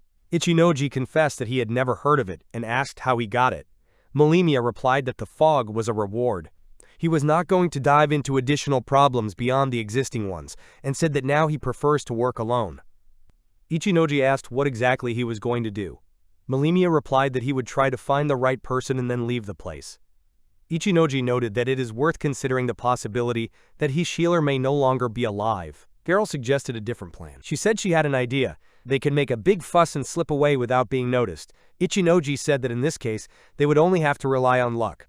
Carol clarified that there were only weak monsters like ants and worms in the area, of which there were quite a few, and that it was best to act at night. Ichinoji snapped that he knew what she was getting at. Carol smiled contentedly and told him to leave everything to her. The guards shouted that a pack of monsters had been spotted to the east, and ordered them to grab their weapons and run there without delay. Ichinoji calmly agreed and asked Melimia to use her ability. Melimia nodded and cast a hidden mist spell. Ichinoji gave the command to move forward. Carol told them to be careful, and Kanon promised that they would see each other again. The plan came about quite spontaneously. Ichinoji explained that Carol should use her special skill as a temptress. Carol confidently stated that she would attract monsters and cause havoc, and when a gap appeared, everyone else would be able to head towards the tower. Ichinoji, not wanting to put her at risk, asked her not to force herself to do it, because there must have been another way. However, Carol calmly said that she had already made up her mind, and now she should listen to Marina. Marina admitted that she wants to master her work and see what happens. Carol supported her and added that she also wanted to grow up as a temptress. She dreams that one day she will be able to master a skill that allows her to control the force itself if she continues to train hard. In this case, the information collected by her can be useful to other people who share similar views. She stressed that this is why she is ready to take the risk. In his mind, Ichinoji reflected that even if Carol had to face a lot of difficulties on her way to the goal, she would still continue to move forward. After a brief pause, he said aloud that he was ready to rely on her. Carol happily agreed and thanked him for his trust. Melimia, who was watching their conversation, asked in a puzzled manner what they were talking about. Ichinoji explained that this is a skill that allows you to control monsters at night. He added that they will stick to this plan. As soon as there is a commotion among the guards, Haru, Melimia, and himself will infiltrate the tower using Melimia's fog melee. At this point, Marina timidly asked to be taken with her. She admitted that she would like to go with them. Kanon was surprised by her sudden determination and noticed that it was as if this was a completely different person. Marina continued, explaining that she doesn't know how to fight well and may become a heavy burden, but despite this, she wants to take back what is rightfully hers. Ichinoji realized in his mind that it was a picture of her parents. He looked at her carefully and said that he could see how important this was to her, so he agreed to take her with him. Marina thanked him and promised to try not to disturb him. Kanon noticed with a serious expression that Marina should be much more confident when suggesting her actions. Ichinoji supported her words and added that if you believe that everything will go smoothly, then so it will be. Marina nodded and said she understood. Kanon then asked Ichinoji for a moment as she wanted to tell him something important. Ichinoji replied that he was listening to her. At that moment, the guards shouted that most of the monsters had been defeated and only a few remained. Carol noticed that everything was going according to plan. Kanon agreed and said that it was time to start their part of the task. Carol was surprised and asked again. Once they were inside the tower, Ichinoji noticed that he couldn't sense any human presence. There were no patrolmen inside, and even the ambush was empty. He noticed that it was quite dark here, and took the opportunity to cast a small light spell. Haru stated that she would be guided by the smell. Ichinoji agreed and let her act. However, he soon caught the feeling that someone was approaching. A man in armor emerged from the darkness. Haru was wary and claimed that her nose couldn't detect his scent. At the same time, he looked as if he intended to kill them. She added that it gave off a strong smell of iron. Melimia immediately realized that it was a mechanical golem. Ichinoji looked at the enemy that appeared in front of them in surprise, and exclaimed what kind of creature was in their way. Melimia calmly explained that in the past, the church had asked Daijiro Dono to create an automatic guardian puppet, and although no one expected him to succeed, it seemed that he had succeeded. Ichinoji wondered why this golem was created in the first place, noted its impressive strength, and, realizing that there was no other way out, declared his intention to destroy it. He launched an attack and managed to stop the mechanical opponent, but noticed that he couldn't feel any energy inside it. The golem suddenly came to life again, and Haru, seeing this, rushed forward to protect her master. She struck out and cut off his head. But to their surprise, the interior was empty. There was no control mechanism or person. Ichinoji wondered uneasily how he was handling himself, but then he saw him get to his feet again. He ordered Haru to step back, and she obediently moved to the side. Then he used the thunder spell. The golem was stopped, and Haru was delighted to say that her master was as good as ever. Ichinoji let out a sigh of relief and noted that since the opponent was completely made of iron, the most sensible thing to do was to use this particular magic. At that moment, Marina shouted that new enemies were appearing from behind. There were several of them at once, and Ichinoji exclaimed in despair how they would be able to resist such a huge number. He decided to use water. Marina guessed that he wanted to pour water on the golems to make them rust, but Ichinoji said it wasn't that easy. Then Marina suggested another option, to make them slide. Ichinoji approved the idea and created ice, explaining that this is exactly what you should pay attention to. Marina was struck by his idea and realized that he wanted to slow them down and then blow them up. Ichinoji nodded, and after creating a deceleration, said that it was time to run now. Marina was surprised, but he calmly explained that their goal was to find Joffrey and the others, and there was absolutely no point in lingering here. He paused and noted that they should be safe in this place, but his instincts didn't detect the presence of the right people, and so the search became problematic. He said that now they should rely on their own hearing and be extremely attentive. After a pause, Melimia admitted that he didn't want to say it, but decided to do it anyway.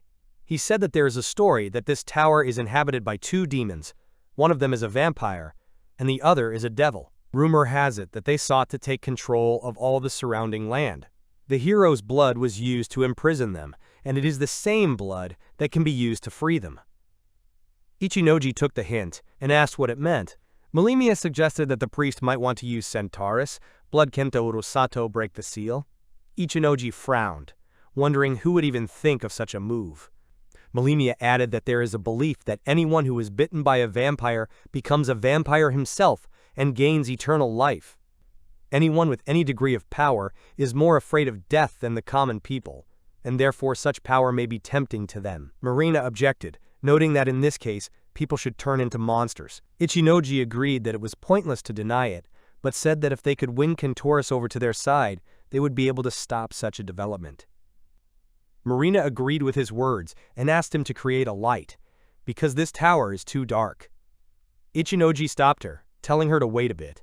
Suddenly, Melimia shouted at Haru to turn around. There was a golem behind her golem that attacked her, but she managed to dodge it. Ichinoji ordered Haru to stand behind him and use the thunder spell again. He thanked Melimia, saying that if it wasn't for his warning, Haru might have been badly hurt. Haru also expressed her sincere gratitude. Melimia replied that there was nothing special about it and suggested that they continue the search since their goal was still ahead of them. Haru anxiously approached her master and noticed his condition, asking if he was all right. Ichinoji calmly replied that nothing had happened to him and suggested that they continue their search. He wondered if Joffrey had really decided to come here. Even though he was used to relying on Haru's sense of smell for a long time, he was still surprised. Haru lifted her nose and reported that she could smell dried meat. Ichinoji chuckled slightly and asked if she was hungry. The girl objected and said seriously that it wasn't her appetite at all, because the smell of meat didn't come from the air, but as if it were behind a wall. These words puzzled Ichinoji. He repeated to himself the idea that the smell really came from there, and thought about it. Marina, a little perked up, put forward the version that the wall may hide a secret passage. According to her, it is quite likely that there is a button or mechanism behind which the secret room opens. Ichinoji looked at her incredulously and thought that the idea sounded too primitive. Moreover, in the worst-case scenario, pressing a random lever or button can trigger a death trap. Marina, undeterred, insisted that she was sure of her guess, and something like this must necessarily be located here. In a half-joking tone, she asked how Ichinoji was going to repay her if her guess was correct. After a moment, the walls actually moved, and a secret room opened up in front of them. Ichinoji was surprised and admitted that it was indeed a hidden room. Inside, to their great surprise, they found Joffrey and his companions, who, despite the danger of the surrounding situation, were fast asleep. Ichinoji sighed heavily and walked over to wake Joffrey, telling him that it was time to get up. The man opened his eyes and looked at him quizzically. Meanwhile, elsewhere, Carol was visibly nervous and asked Kanan if it was really worth moving on, since they had agreed to wait on the spot. Kanan confidently replied that it was fine, because Fuyun wouldn't be able to move until something significant happened, and all the monsters were busy attacking the priests right now. She added with a slight grin that Carol was probably worried about what was going on with Ichinoji and the others. Carol admitted that this was the case, but explained that she didn't have a concealing magic skill, which made it difficult to advance. Kanan replied that she didn't have such magic either, but added that there was really no one at the bottom of the tower and suggested that we look for another way. Carol cautiously asked if her companion was going to climb, but Kanan shook her head and confidently stated that the entrance must be somewhere nearby. After looking around for a while, she found what she was looking for, and remembered that the creator of this tower had a strange passion for creating hidden passages and secret passages. Carol was surprised and started asking where she got this information. Kanan had said with a half sneer that Carol, as a girl with half-human blood, should understand that her bloodline had always been very good at gathering information.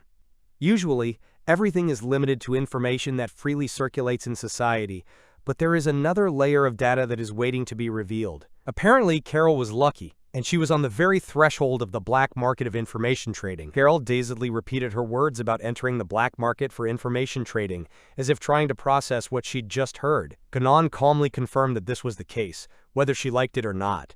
Carol wanted to clarify what exactly she meant, but Kanan resolutely interrupted the conversation and called her to go on, noting that they had nothing to waste. She did, however, ask if Carol had eyes that would allow her to see in the dark, because Carol walked so confidently. Carol replied that she had lived in gloomy places for a long time and was used to such conditions. Kanan crossed her arms and expressed her displeasure, noticing that Ichinoji was going too far with Carol. But she quickly waved her hands and replied with fervor that it wasn't like that it was just a friendly joke, and that she had already told how her life had turned out before meeting him. She added that it was nice to be around Ichinoji, and that she couldn't ask for more.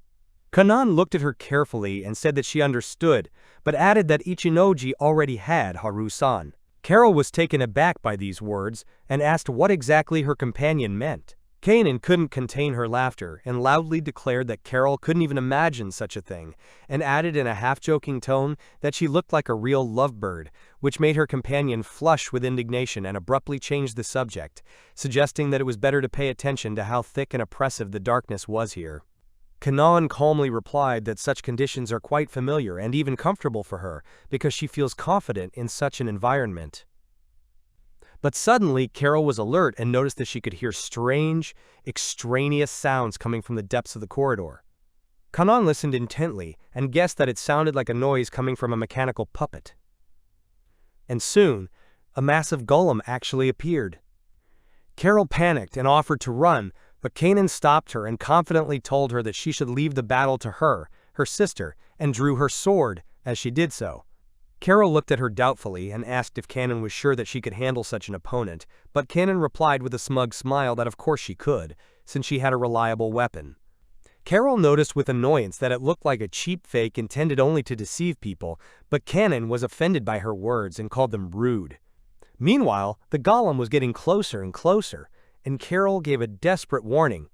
Then Kanan, ignoring her doubts, focused, cast a spell, and awoke the power of her sword by saying Excalibur's name. Carol watched in amazement as the sword shone and revealed its true power, and couldn't help but exclaim in delight as she realized that the power was truly impressive. Kanan solemnly declared that Carol could now make sure that she wasn't lying.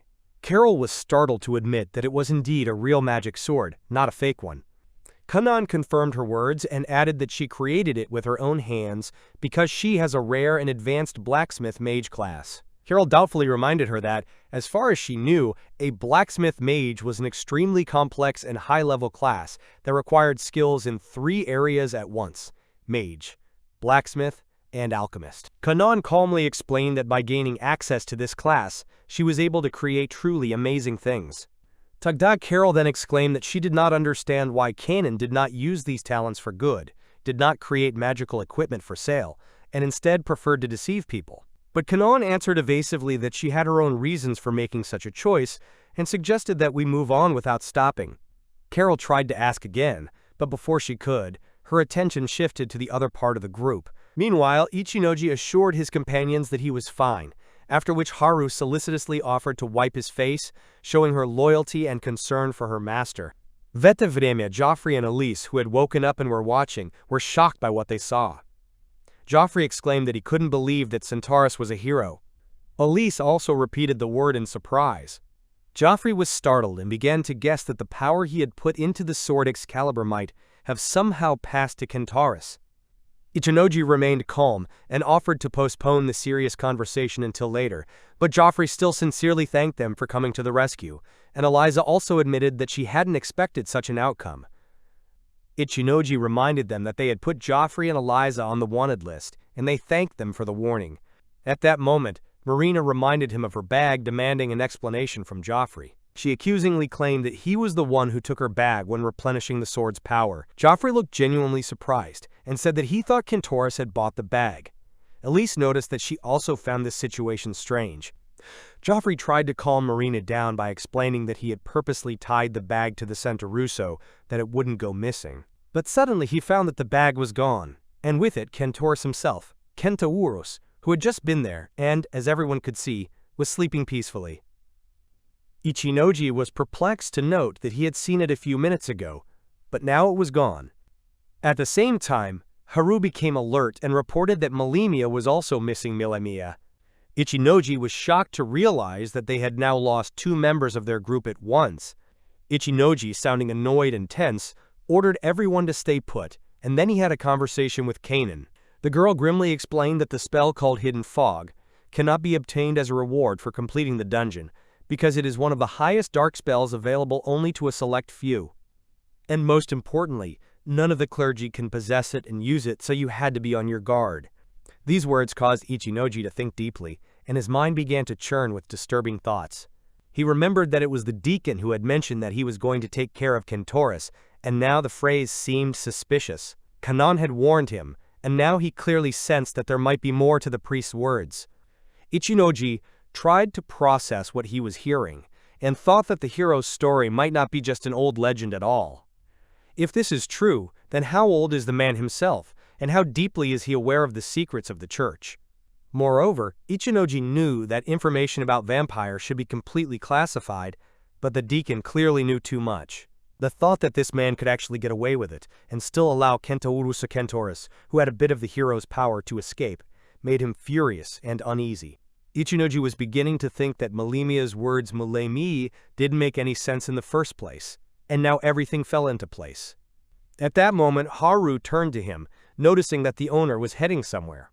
Ichinoji said firmly that they needed to follow the trail of Milemia and Kentoris. However, he immediately realized that he couldn't pick up their scent, and concluded that they probably used spatial magic, which made the task much more difficult and made it almost impossible for them to catch up. He clenched his fists in anger and said that it was important not to rush, but to understand the current situation and first go to the limestone. Haru replied that she could pick up the smell and said that it was coming from above. Ichinoji immediately said that he would go alone, and Haru should stay here. But the girl protested that she could show him the shortest way if she went with him. Ichinoji firmly refused, emphasizing that they didn't know what was waiting for them, and it was too dangerous, so she should just wait.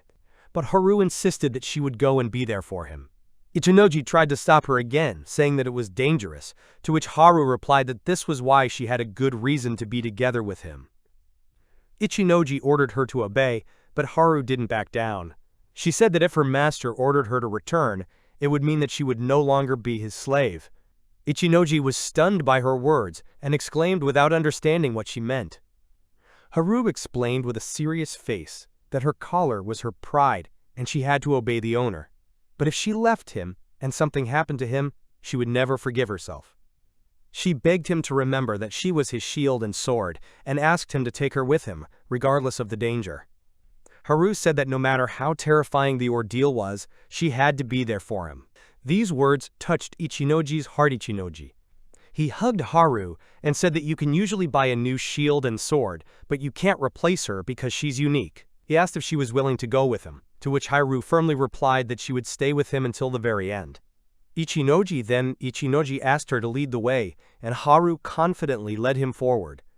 After some time, they reached the place where they found Milemia, who was captured by the enemies. The priest, seeing them, wondered who these people were. One of the guards reminded them that they were the same travelers they had encountered in the tavern. The priest thanked them and explained that they were here precisely because they had seen the wanted notice. He confessed that the whole thing was a trap set up specifically to catch them. The priest added that perhaps it was fate, that they were here to witness the end of the mistake that bears the name vampire. Ichinoji was shocked and said with bewilderment that Milemia is a vampire. The priest confirmed with a cold grin that Melemia's body was indeed sealed with one of the lesser vampires, though he added scornfully that it was too much to call him that, since it was really just a pathetic piece of trash. Myślich, Ichinoji had a hard time guessing that it would take the hero's blood to break the seal. He was clearly aware that the only person who had ever spoken about the need to remove the seal was not the priest, but Melemia. Only this person mentioned such a thing. The priest gave a loud order to begin, and the guards immediately plunged their spear into Melemia's throat. Then he laughed, bleeding profusely, and said that the people had finally done what he had been waiting for. He announced that the seal had finally been lifted, and confessed that he had secretly managed to collect some blood from the very donkey that everyone thought was immortal. Now, he says, is the long-awaited moment when his king Wolf will be resurrected, and Melemia's own blood will be the catalyst for that resurrection. A seal symbol appeared in the air for a moment, but then it disappeared. The priest laughed in response, calling what was happening excellent, and said that he did not expect it to be so simple. He looked at Melemia coldly and called him a fool. Melemia asked him, puzzled, what he meant by that. Then the priest calmly explained that Melemia was wrong to think of the donkey as a hero. In fact, it was Melemia who was the only one who believed it. Yes, there was a report that mentioned that the donkey does not age, but all this information was just a trap specially created to lure out such naive idiots as him. Now Melemia has sacrificed himself in pursuit of this donkey. The priest added that research had long shown that the demons sealed in this tower had disappeared for many years, and therefore all Melemia's attempts to resurrect someone who no longer exists were just a pathetic farce. He recognized that even though Melemia was the dregs of the vampire race, his body and blood were still valuable and could be of use.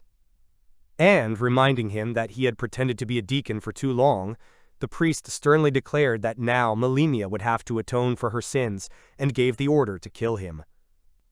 Melemia screamed in frustration, denying everything he had heard, claiming it was a lie. He began to fight back, controlling his blood. The priest raised a protective barrier in response, noting that even such scum didn't give up without a fight. Meanwhile, Ichinoji, along with Haru, helped a guard who was badly wounded in the fight with Melemia. Ichinoji called out to him, asking if he was holding up, and Haru said that the warrior was still alive. Ichinoji applied treatment to keep the wounded man alive. Melemia didn't stop attacking the priest, but his punches shattered against the barrier. The priest mockingly explained that it was impossible to break the protection, because the pendant he wears allows you to separate the magic power and create a perfect barrier. He noticed that Melemia was too exhausted, had lost a lot of blood, and wouldn't be able to last much longer. He confidently said that all the vampire's efforts were useless, but in the next second, he suddenly received an injury that he did not expect. Surprised, the priest realized with horror that the blows had passed under the barrier. Confused, he asked why things had turned out this way. In desperation, the priest turned to Ichinoji, begging him to heal himself, and said that he didn't care about the others, as long as he helped him. Ichinoji refused, saying that if he stopped treating the wounded guard, he would die. Then the priest, already losing his composure, promised that he would grant any wish of Ichinoji if he agreed to heal him. But at the same time, Melemia plunged the weapon into his throat and killed him. The priest collapsed to the ground, dead. Melemia picked up the priest's pendant. Ichinoji called out to him and tried to stop him, reminding him that he had recently saved Haru and said that he didn't want to fight him. He then ordered Haru to take the wounded down to the lower floor. But Melemia cut him off from being called by that name again and said that he had been waiting all his life for the moment of the Valf's resurrection Valfa. According to him, today is the day when the wolf gives him a real name, because before that he did not have a proper one, and all this time he remained only a pathetic fake. If he didn't resurrect the wolf, he would regret it for the rest of his life. Ichino justified and reminded him that the priest had clearly said that this tower had been empty for a long time. But Melemia flatly refused to believe that the valve simply disappeared, and said that if the seal could not be removed with the hero's blood, then he would destroy the entire tower in which his lord was sealed. Ichinoji tried to reason with him, noting that it wouldn't be so easy. But Melemia, with madness in his eyes, replied that it was really impossible by ordinary means, but now he had a pendant that would allow him to carry out his plan. Ichinoji realized in his mind that the pendant contained a huge amount of magic power, and it needed to be destroyed immediately. He cast a fire spell, but the spell didn't work. Melemia grinned and revealed the terrible truth. There, Ichinoji was no magic left in Ichinoji, because he had secretly sucked it out of him during their entire journey. It was one of his vampire skills. Malemia admitted that Ichinoji was a threat, and therefore it was necessary to deprive him of his power. Now he offered to enjoy the resurrection of the wolf together, adding that if Ichinoji didn't mind, they would witness this great event. Marina, Joffrey, and Alice were followed by a huge suit of armor. He hadn't moved before. They thought it was a poltergeist. Alice suggested that they banish him. Marina asked if this wasn't their chance to show how strong they were. Suddenly, they stopped and said that they were the strongest. Joffrey took out the exorcism item, a small bottle of holy water, and tossed it on top of the armor. Marina thought it wouldn't work because it wasn't a person, but the armor suddenly calmed down and crumbled. He said that holy water is the best remedy and it always helps against evil spirits. Then Marina decided to check something out. Looking inside, she saw that it was controlled by a talisman. So its creator is probably Milky, not Daijiro. Now she understood. Marina wanted to explain about the mechanical doll, but the two of them interrupted her. The doll and talisman are both wet from the water, although the result will be the same, so it doesn't matter. Marina told them to aim for their necks and keep pouring water on that particular part of their body. Joffrey took out another bottle, while Alice boasted that she had bought a whole bunch of them. When suddenly, the bottle slipped and he broke, falling to the floor. Marina was just thinking they'd wasted the bottle when Joffrey saw something. The water ran under the wall, and he thought that there was a secret room there. Marina was about to brag about how her specialty was looking for objects when Joffrey found the button and opened the door. He has a pretty good intuition, and together they went inside. But there was nothing at all, except for the inscription. Marina decided to take a look at it, and considered that her hour of glory had come. But when Marina, Joffrey, and Alice looked at it, they couldn't read it. Still, they were curious about what it said. Suddenly, someone started coming up behind them at the sound of their voices. It was Karen and Carol. Karen asked where Kusunoki was, and Marina said he had run away, and this was after she asked him to take care of Marina. But given the circumstances, she can't blame him. Something's going on upstairs. She asked what they were doing here, and Marina pointed to the inscription and asked if Karen could decipher it. Carol came over and said that if it was words, she could do it. Marina suddenly started shaking her and asking her to decipher it. Then she let her go. Carol has the ability of a decryptor. When Carol read the inscription, she said that there was something sealed here. Marina really wanted to know what was in there, but she needed time to decipher it. After a while, she finished deciphering it. Someone took away the girl who was sealed here, the Demon Lord's familiar. That's what it said. It turns out to be the Demon Lord's words. It must cost a lot of money, Joffrey thought, and offered to carve it out and take it with him. Suddenly, the entire room began to shake. Apparently it was an earthquake. Marina covered up and said that when an earthquake occurs, you should evacuate after it ends. And also, they should not forget about Okashi. Karen said you shouldn't eat candy at this time of day. Joffrey had some with him. But what Marina meant was that during an earthquake, you need to stay calm, not push around and talk less. But apparently none of them knew about it. The earthquake only intensified. Joffrey and Alice were holding on to each other, and Marina fell. Karen asked if she was okay, but Marina was looking for her glasses, which had fallen off her face. Looking up at the ceiling, Karen began to wonder what it might be. Meanwhile, Kusunoki was exhausted. He didn't think that the lack of mana could have such a serious impact. He can barely move. In this case, the tower will be destroyed, when suddenly at this moment, Haru came running. But Kusunoki stopped her from running ahead of the danger. He asked her to run away, but she just took him, and asked him to lean on her shoulder. Kusunoki refused and said they couldn't leave together, but she could do it alone. But Haru didn't want to abandon her master. Since there was no time, she reached for her sword. She's going to take down Malemia and destroy that pendant in the sky and stop it. Haru asked him not to tell her that she should leave him and run away. At times like this, Kusunoki needs to rely on her.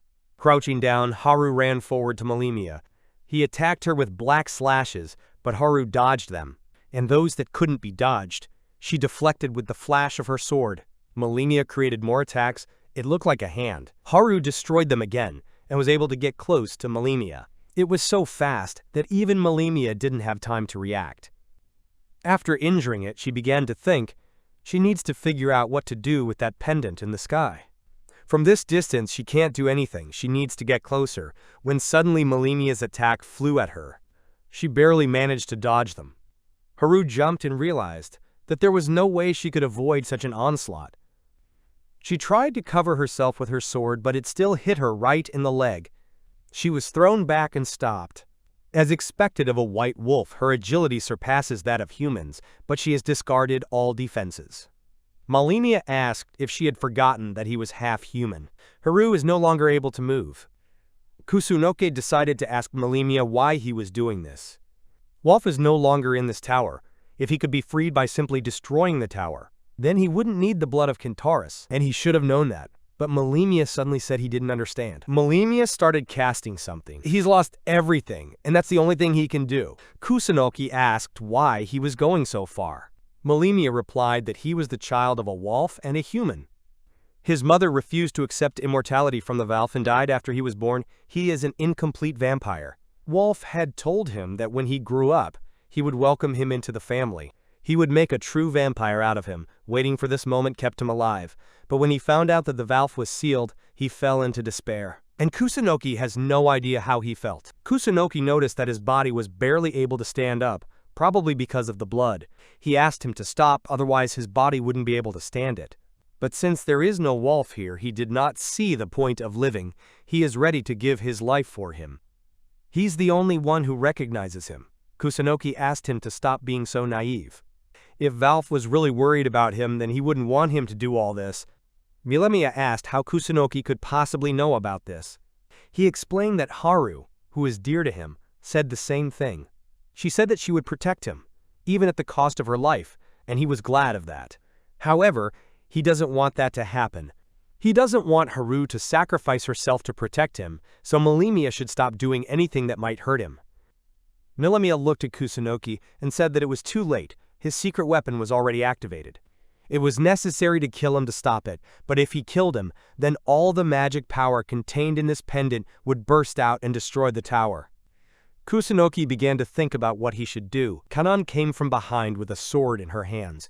Heroes always appear at the end. This is a well-known stereotype, she said. After telling him to just watch, she awakened the sword in her hands and attacked the pendant with Excisor and shot energy from the sword up. But this attack only circled around the pendant and disappeared. The magic flow is too great. Their goal is a gap, they need another shot. But there was one problem. She needs a break to shoot again. After such a spectacular appearance, she shifts everything to him. Marina didn't want to forgive the interruption, but Kanan told him to wait and stop looking at her like that. At the same time, Marina laughed. She said that a true hero came to help. It's not a problem to shoot at such a distance with a demonic bow. Marina aimed the pendant and was about to make a jewelry shot at the pendant. After all, she has a diamond eye, and Kanan asked her to stop commenting on her every action. Marina tried to attack their defenseless ones again, but was interrupted again. This time it was Carol, who shouted at him not to dare move, because her magic sword is too powerful, and it will cause irreparable damage if it hits. But Marina was sure she was bluffing. But what if he really was what she described him to be? He thought. It couldn't be ignored. Kusunoki asked if it was Kanan who gave her such a weapon. But she didn't do anything like that. She's just bluffing. This sword is even too heavy for her. Carol asked her for a sword for protection, so Kanan gave her a normal sword. She's quite brave even in this situation. If he had seen a magic sword in action before, then he wouldn't move mindlessly. Haru couldn't move, but she could put enough pressure on Marina. Marina immediately felt Haru's pressure and saw her stand up. After clearing his throat a bit, he realized that he couldn't hold back any longer. The only person he needs to eliminate is the one who is trying to destroy the pendant. He attacked Marina, but Kanan tried to deflect his attack, only to bend under the weight of the sword strike. And Marina managed to hit Marina, so that her hat and glasses flew off her. Marina immediately became embarrassed, and Marina asked them to let the banshee collapse in peace. He's pretty weak to be afraid of a magic bow. There is a lot of magic power hovering around the pendant that protects it, so even a magic arrow can't deal any damage to it. That's why Marina shouldn't take it personally, Kanan said. Marina said that she couldn't do anything without a mask, but Kanan had already said that the mask only hid her shyness. What it is not. Marina is Marina. Besides, didn't she want to go back home? Compared to this, piercing this pendant is a piece of cake. Marina asked if she would be angry even if she missed. Naturally, the cannon does not gather, because here the one who will take full responsibility eats.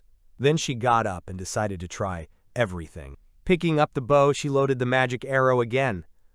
Malimia couldn't let her do it, and started shouting in her direction, but Marina didn't care. He didn't have enough blood. Marina wanted to return to Japan, and with that thought in mind, she shot a magic arrow at the pendant. The magic arrow flew towards the pendant, but it also wrapped around the magic field. Malimia had already told her that it was a shame that she had lost. But suddenly, Marina confirmed that she had read the flow of magic around the pendant. The arrows began to gather in one place. With that, she shouted triumphantly after the flying arrows. So she hit an arrow right on the pendant and destroyed it. She managed to do it, but she lost all her strength. Luckily, Cannon caught her in time. She praised Marina and told her to rest. Malimia couldn't believe that the pendant was destroyed, but all attempts were futile, because the magic power of the pendant is still inside him. As long as he is alive, the secret weapon will be completed, and that will be the end. Suddenly, Kusunoki said it was time to finish this and thanked Marina for her feat. It was his turn, and he slowly got up. Malimia asked how he had the strength to stand up, since he didn't have any mana potions left. But Kusunoki had a whole bunch of grass mana. It doesn't taste good. And the poison makes his vision blurry and he can't feel his mouth, but he's recovered enough mana to defeat Malimia. He used a magic boost. At the same time Malimia attacked him. Don't let him act. But this attack was blocked by Haru even with her injured leg. Kusunoki reminded him that he was not alone, but with her. Haru said that she was Master's shield, and she wouldn't let him touch it. Kusunoki has friends who will stand by his side. After saying goodbye to Malimia, he cast a thunderclap and smashed it through the ground, defeating it. He didn't know how Malimia felt fighting them, but he couldn't take their lives. He called himself a half-baked vampire. But to Kusunoki, he was always a human, and with that thought, he lost consciousness. After a while, Kusunoki finally opened his eyes. Seeing that he was lying on top of her, Haru immediately asked how her wound was. She replied that the priest had helped her, and that she was fine now. Kanan also added that Kusunoki should be grateful as well, as she had lent the mana potion and given it to him. Kusunoki asked what happened after he lost consciousness. In general terms, the churchmen went up to check the roof, then they gave them first aid, collected the dead and went back down. Carol added that they forgot Kentaurus and the others. In truth, it was all the work of Priest Limestone. He wanted to lure people like Malimia who were going to use the hero's blood. It seems to her that this is all due to the demons that have become more active recently. It seems that he hunted demons to increase his influence among other clerics. And also, by the way, the real priest Malimia died 3 years ago, of old age. They have no idea how he learned information about him and how he became one. Kusunoki asked if they would be punished for this. They didn't talk about it, because he saved the priest. He defeated the fake deacon who killed the priest. They should demand a reward, Kanan said. At that moment, Marina woke up abruptly with a scream. After looking at everyone, she immediately became embarrassed and covered her face. Kanan understood and gave her her mask. When she put on the mask, she immediately changed and exclaimed that she had returned and was looking for her bag. Kanan was saving it for Marina, and she went over and began frantically searching for something. When she found it, she breathed a sigh of relief. Kusunoki suggested that she keep it with her, but Marina didn't mind, because she didn't want it to get lost again. She needs to preserve all of Marina's memories. Kusunoki then asked what happened to Joffrey and Alice. He hadn't seen them here in a long time. Haru suggested looking for them using their scent. They're still in the tower. When they talked about the cart, Kanan immediately ran away, wondering if Fayen was obedient and waiting for her. Then he told Haru and Carol to inform them, and he would go after them. After leaving the dungeon, he admitted that being without mana was too hard. After looking at Marina, he asked her if her alter ego would like to return to Japan. Although she doesn't have any good memories of her homeland, her parents still love her. It will be hard to say goodbye to Kanan. Kusunoki asked if he could talk to her. Then Marina took off her mask and shyly thanked Kusunoki. When he asked if the photo was okay, she nodded a couple of times, which was good. He thinks Haru and the others are also worried, so he wanted to talk to her in private. Kusunoki shared that he was going to see Daijiro after the incident. He is undoubtedly the greatest master who can make any magic device. Kanan also said that he is looking for ways to return to Japan as soon as possible. So he suggested that Marina go with them to Meili Guluri, and he had heard from Kanan that if Marina wanted it, then it was up to her to make the decision. Also, when she returns to Japan, Kusunoki would like Marina to send a message to his sister. Although there are a lot of girls among them, they have a traveling cart, so it shouldn't be a problem. That's all he wanted to say.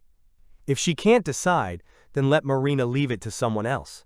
Kanan said that she doesn't want to leave this continent, probably for some reason, and it's also upsetting her. Marina is sure that if she tells Kanan how much she wants to stay with her, she doesn't think it will make her happy. In truth, she had always wanted to go to Malaguluri, but she had never had such a strong desire to go there. The only one who pushed her to do this was Kanan, and during the time they were in the tower, she never once doubted Marina. Kanan gave her an incentive, and she wants to keep it for as long as possible. That's her personality, and she's just a street magician, and she can cause a lot of trouble. But she asked Kusunoki to let her go on this journey with them. Kusunoki will only welcome her company on this journey. Awkwardly, Marina shook his hand, which he held out. Then they decided to go down, and Marina joined their group. Joffrey asked Alice if she'd found anything, and they hit another dead end, trying to remember what Carol had said. If her decryption skills are correct, then this inscription is about 12 to 15 years old. It was possible that it had already been found, but the rest of the inscriptions said that the payment for the sealed girl was hidden somewhere. He didn't want to give up and was trying to find a secret entrance when he suddenly clicked on the right brick. Abruptly, the secret door opened in front of them, and they were both very happy about it. Inside, they found a strange thing, something that looked like a piece of jewelry. Joffrey decided to just take it. But at that moment, they heard a voice behind them saying that they were looking for them. It was Haru and Carol. With Kenturus, they had come for both of them. Outside, they were met by Kusunoki. When he saw that Joffrey and Alice were also gone, he asked where they were. Haru said that when they went to the exit, they found another passage, after which they started muttering about some wind or something like that and went in the other direction. Kusunoki waved them off and let them do whatever they wanted. Then the sun blinded his eyes. Looking up at the sky, he realized that it was already at least noon, so they'd been inside all night. It was good that they were all safe, and Joffrey and the others were cleared of all charges and everything ended well. Kusunoki was very tired, and Carol and Haru complimented him on his work.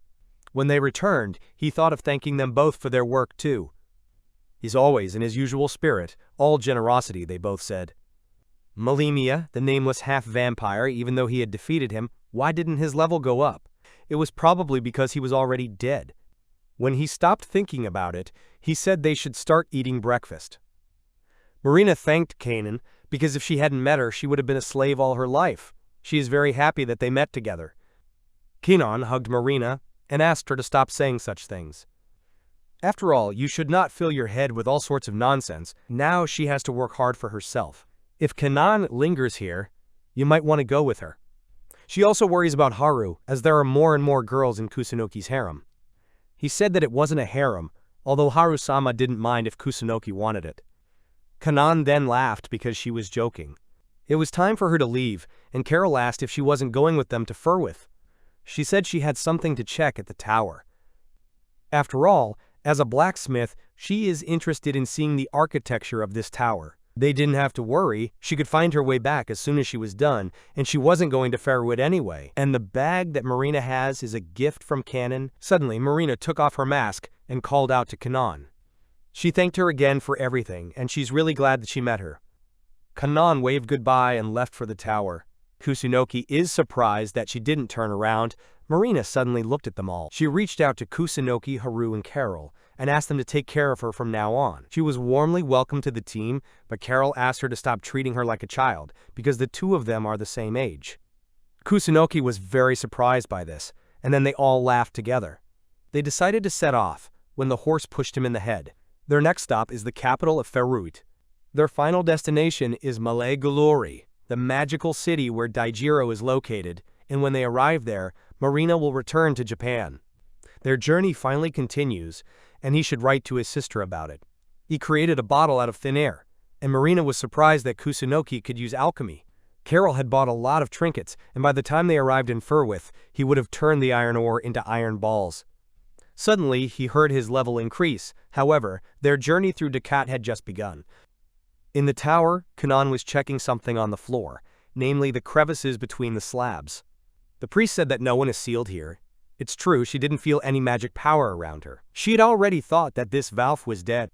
Even the demon lord expected great things from him. She shouldn't think about it, but what if he wasn't sealed here?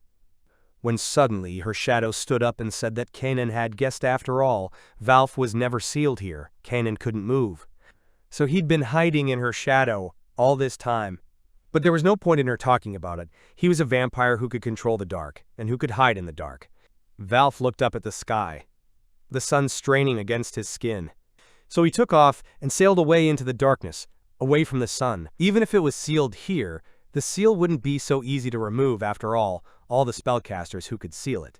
And those who are trained in sealing magic are his students. So Count Valve pretended to be sealed, and decided to watch the battle between humans and the Demon Lord from the sidelines. He was nostalgic, and she had called him Count with such respect.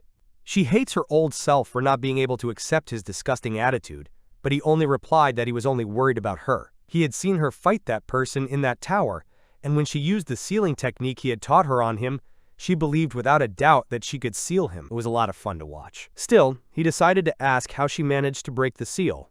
Valve called her the Devil Cannon. He wouldn't mind if she didn't say anything. It would be fun to find the answer in another way. Part of the Demon Lord's seal is destroyed, and Cannon noticed it. That's why his ward was trying to find a way to break his own seal. He was fighting to the death trying to break it. Valve replied that it was common for someone to risk their life for their master. Cannon couldn't believe that he dared to say such a thing after all he had done for him. But he doesn't need someone that even a simple person can defeat. After all, he's just a pawn. He's sure that Malimia died with dignity. Cannon asked if Valve had killed him. He replied that he used the shadows of his own dark robe, which was the easiest thing to do. Now Kanan will go to the Arundel Kingdom and find that broken Demon Lord seal. This job is just right for her, given her abilities. Besides, she can smell magic power. Cannon asked who would listen to him at all. The Demon Lord's army was falling apart, there were no commanders or subordinates, and she wouldn't follow someone who could easily kill their own subordinate. But Valve said that the army was not destroyed, because a new Demon Lord was born, and he would mark the place of the third general next to him. Then he opened the portal, and inside the portal, Cannon saw Marina. He asked Cannon if she cared about Marina. She replied that it was just a whim, and he had no more regrets, so the wolf threatened to kill Marina. Cannon didn't want to let him do that, since she hadn't even done anything to him. Valve asked where the respect in her words had gone. She then clenched her teeth and asked him not to do it. Referring to him as Count Wolf again, she promised to do anything, so he agreed, and aimed for her neck. She suddenly had a certain collar, this would be their contract, and now she would serve under him. Cannon fell to her knees in frustration and thought of Marina. Kusunoki's group arrived at the border town inn after they registered Marina as a new member of the group. They booked 2 rooms. He with Haru and Marina with Carol. That's how he wanted the seating arrangements to go, so they ended up in one room and he was alone in another. Haru is probably taking care of Fien's horse right now, and Carol is running around town collecting information. Marina is probably resting in her room. This means that it's the perfect time to read the Catgirls magazine he'd bought, even though he'd already experienced something similar. He still has a lot to learn. He already wants to start reading. When suddenly Marina knocked on his door and looked in, she wanted to go inside. She just couldn't sleep, so she came to him. Something was bothering her, she said. It feels like she's not being treated the same way as the other characters, so it's time to take a look at everything that's going on, but on her behalf.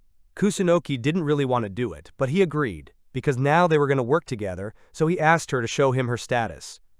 Marina said it wasn't easily accessible, but if he insisted, there was nothing he could do about it. Then Kusunoki turned away and said that it was no longer necessary. Marina frantically asked him to take a look at her status. He might find out all about her, but something made her feel a little embarrassed. Looking at her status, he saw that she had different titles, levels, equipment, and so on. He has a lot of things on his mind that he would like to say. She has a witch costume and a mask. It probably doesn't make sense to tell her, and he doesn't want to cause any disruption. So he said she was fine with her status. But still, he asked why other works that should be opened with an increase in the level have already been opened. Marina replied that she received them for the promotion of a street artist. After all, she passed the maze 5 times. And all because she's a genius, one said, and struck a pose. Now it's clear how amazing Cannon was.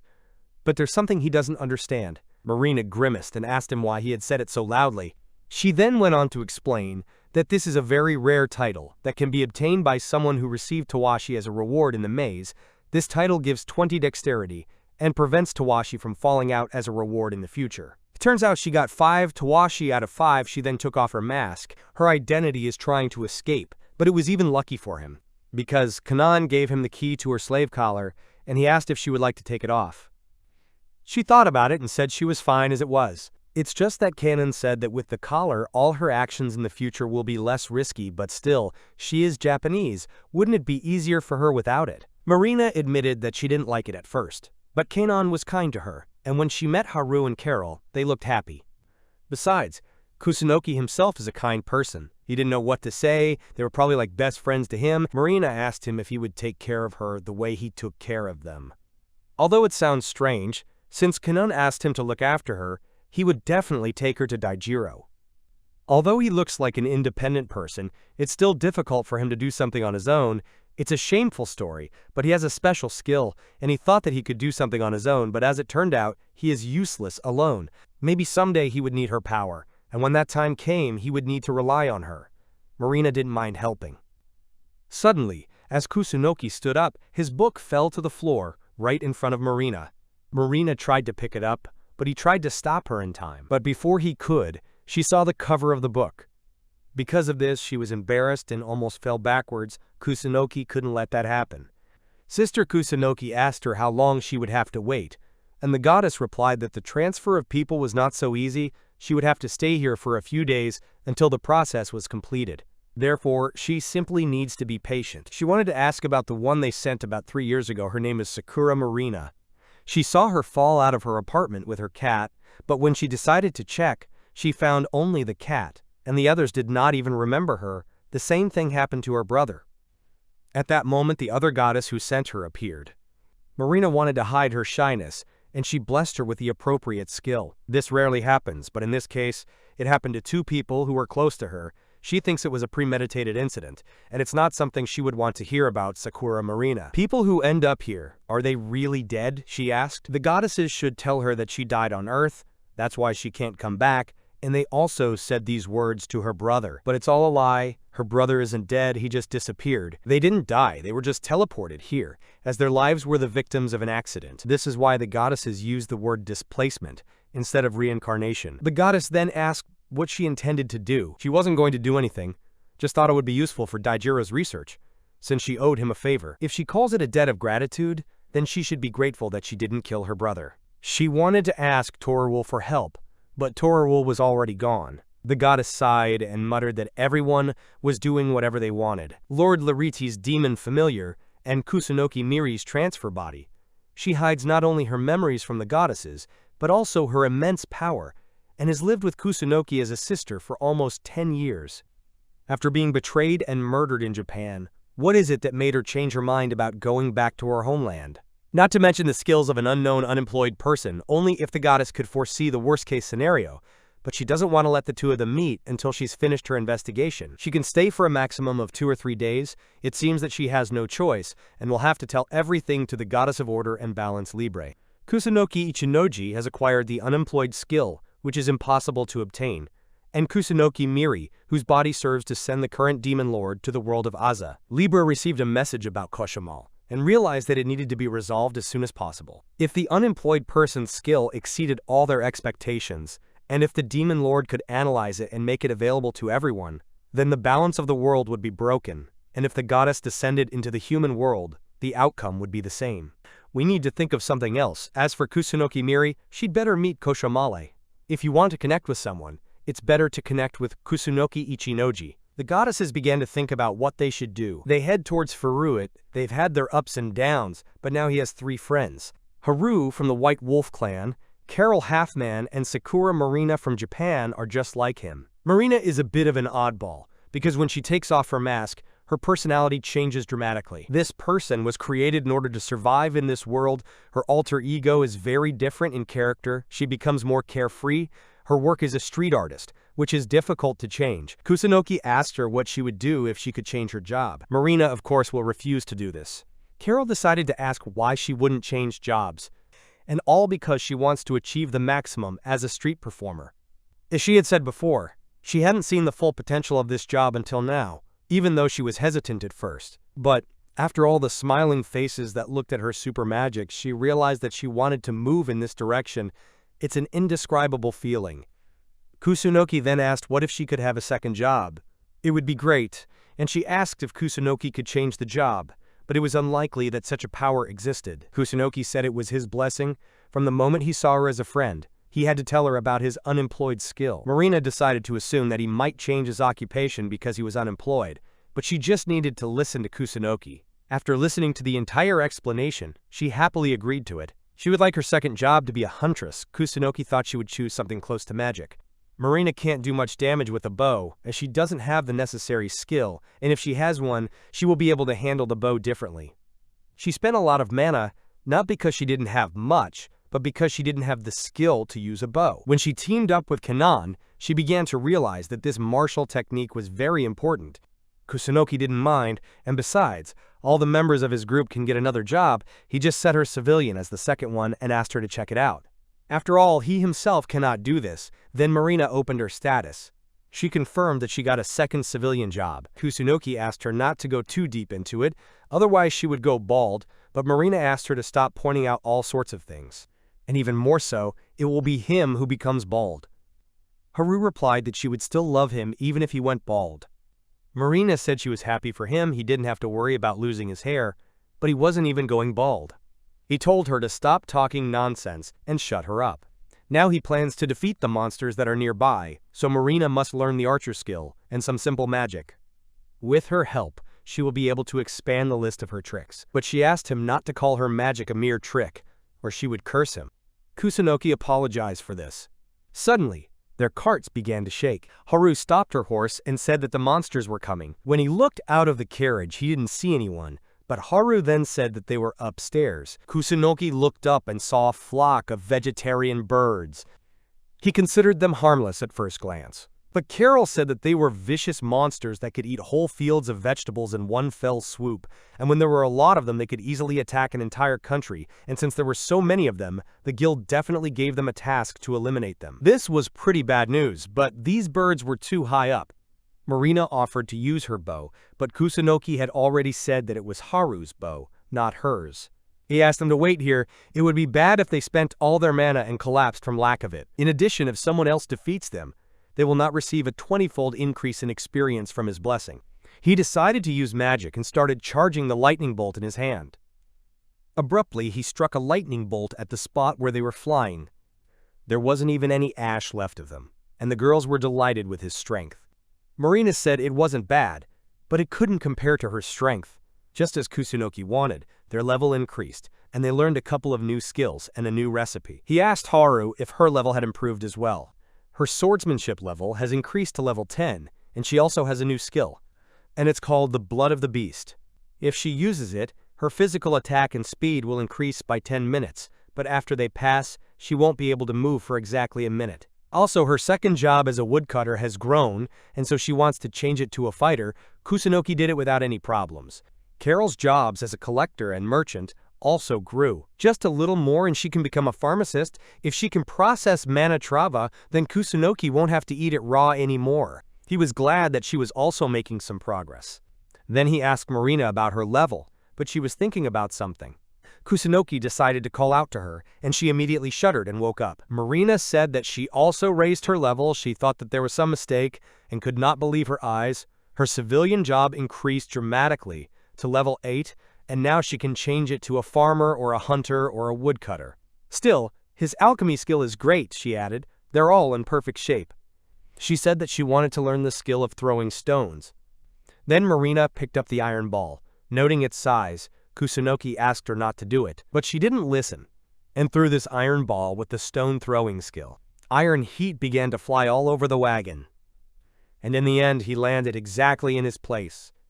Carol was surprised by this, but Kusunoki hit her once so that she wouldn't do it again when they were in the cart. But because of the speed with which she leveled up, Marina felt as if her power had been awakened, even though it was only because of his blessing. Such a blessing was unfair, and even Kusunoki himself agreed with it in some ways. 20x increase in experience. In addition, he can choose another job. He can make himself a 40x increase in experience.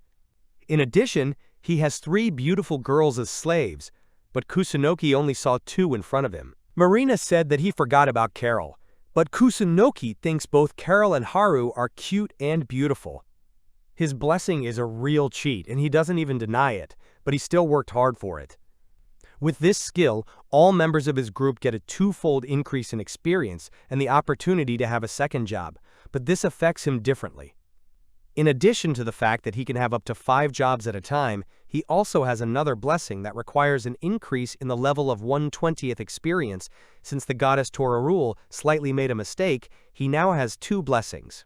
A 2-fold increase in experience by 2 times, as well as another 5-fold increase. This means that he can level up 2,000 times faster than the others. But still, since his main job is unemployed, he thought he could level up 600 times faster, but it still looks like a cheat. Marina asked Kusunoki how she could change her work schedule and whether she needed to go to church. But the church is not capable of this.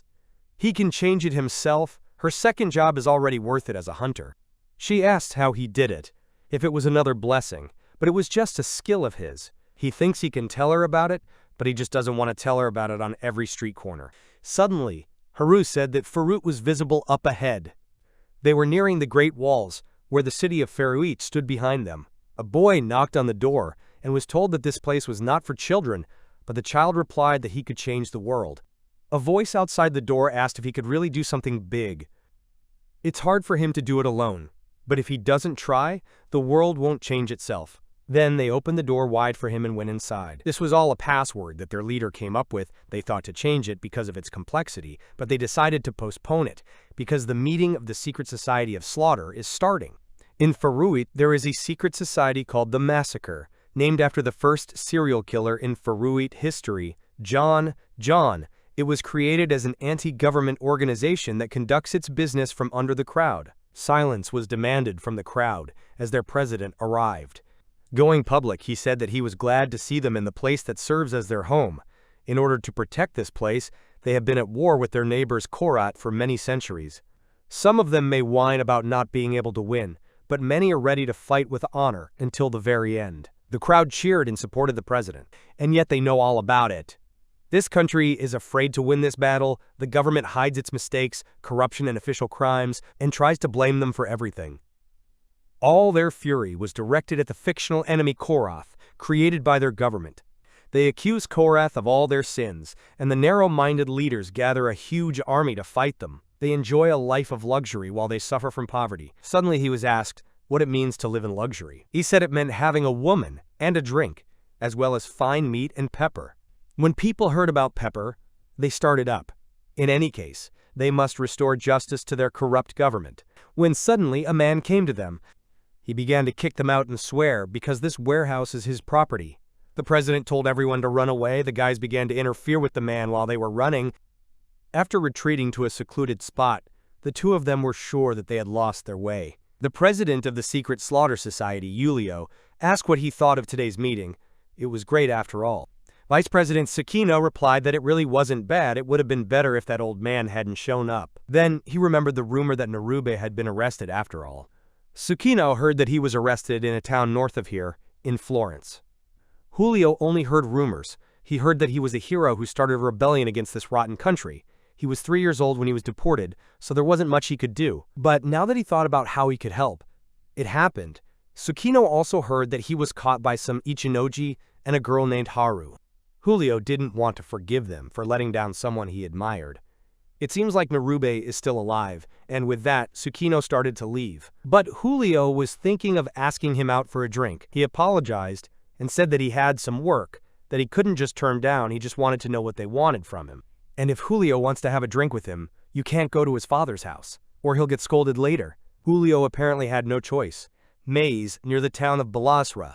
Adventurers came here. The mage said that it was thanks to someone that they wasted so much time to get here, but one of them didn't have a choice, since he has a very famous face, so he needed to disguise himself so that the journey would go smoothly.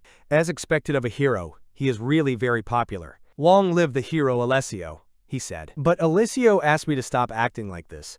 The sorcerer's name is Hag. When he removed his hood, revealing his bald spot, Alessio apologized for it. Hug did not understand why he was going bald. The hero replied that there was nothing to be done about it. It was a natural phenomenon, and it was worth looking at it from the bright side. But Hug asked where to look for that bright side of being bald. For example, people will perceive him differently when they learn that he accompanies the hero. Hug asked if he really wanted him to make Alessio bald so that people wouldn't recognize him, but it was just a joke, and they saw the entrance ahead. It looks like the seal was broken when the decoration that sealed the demon lord was taken away. Someone was able to sneak in and took it away. Hag had said that the seal was too simple, because you just had to push the sword. Alessio asked if he agreed with him, meaning that swords should be drawn, not pushed. It looks like the trap has already been triggered, and the statue of the goddess has also fallen. And the bag of things was also missing. The decoration was definitely inside it. Besides, it restrained his magic power. Since the demon lord's army has collapsed and the other locations with the jewels are still intact, they're not in such a bad situation, and speaking of which, they still don't know who took it. Perhaps Torarul can tell you who was here when the seal was broken. The priest can definitely contact the goddess directly.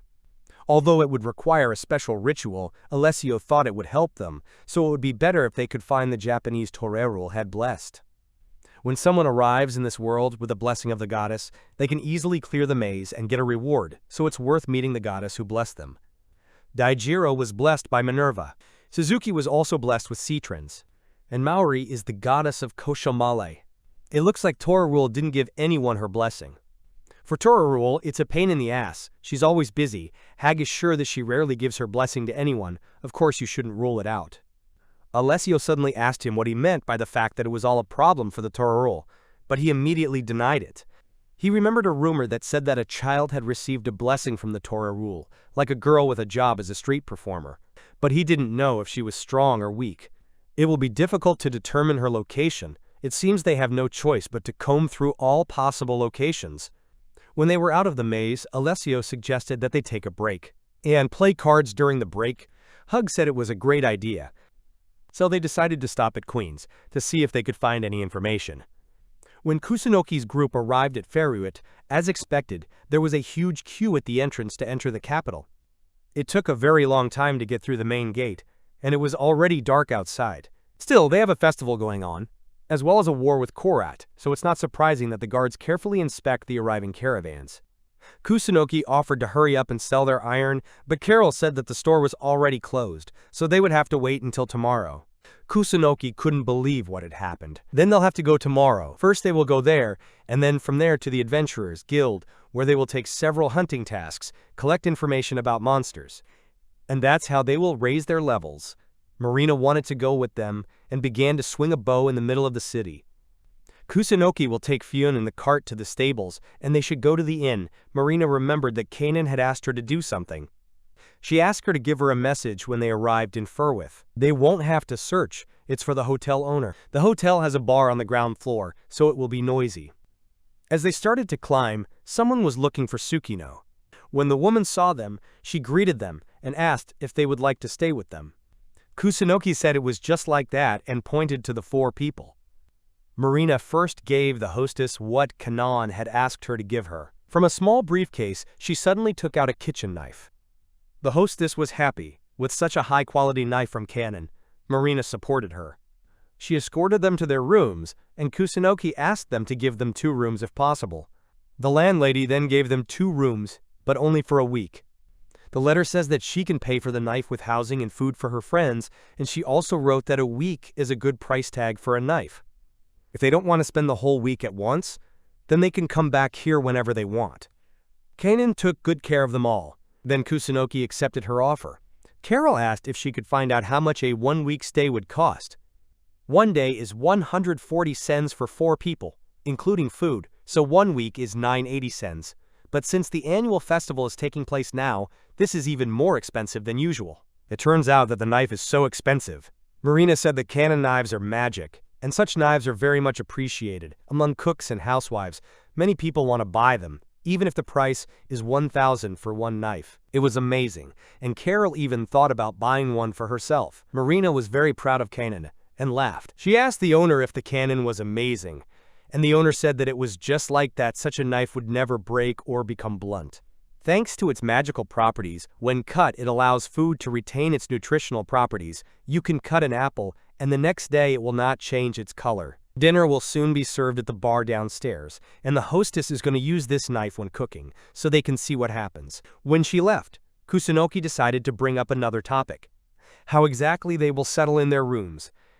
Everyone immediately tensed, but Marina thought that she would be given a separate room for her alone. Before dinner, you can relax, The room is wonderful and smells nice.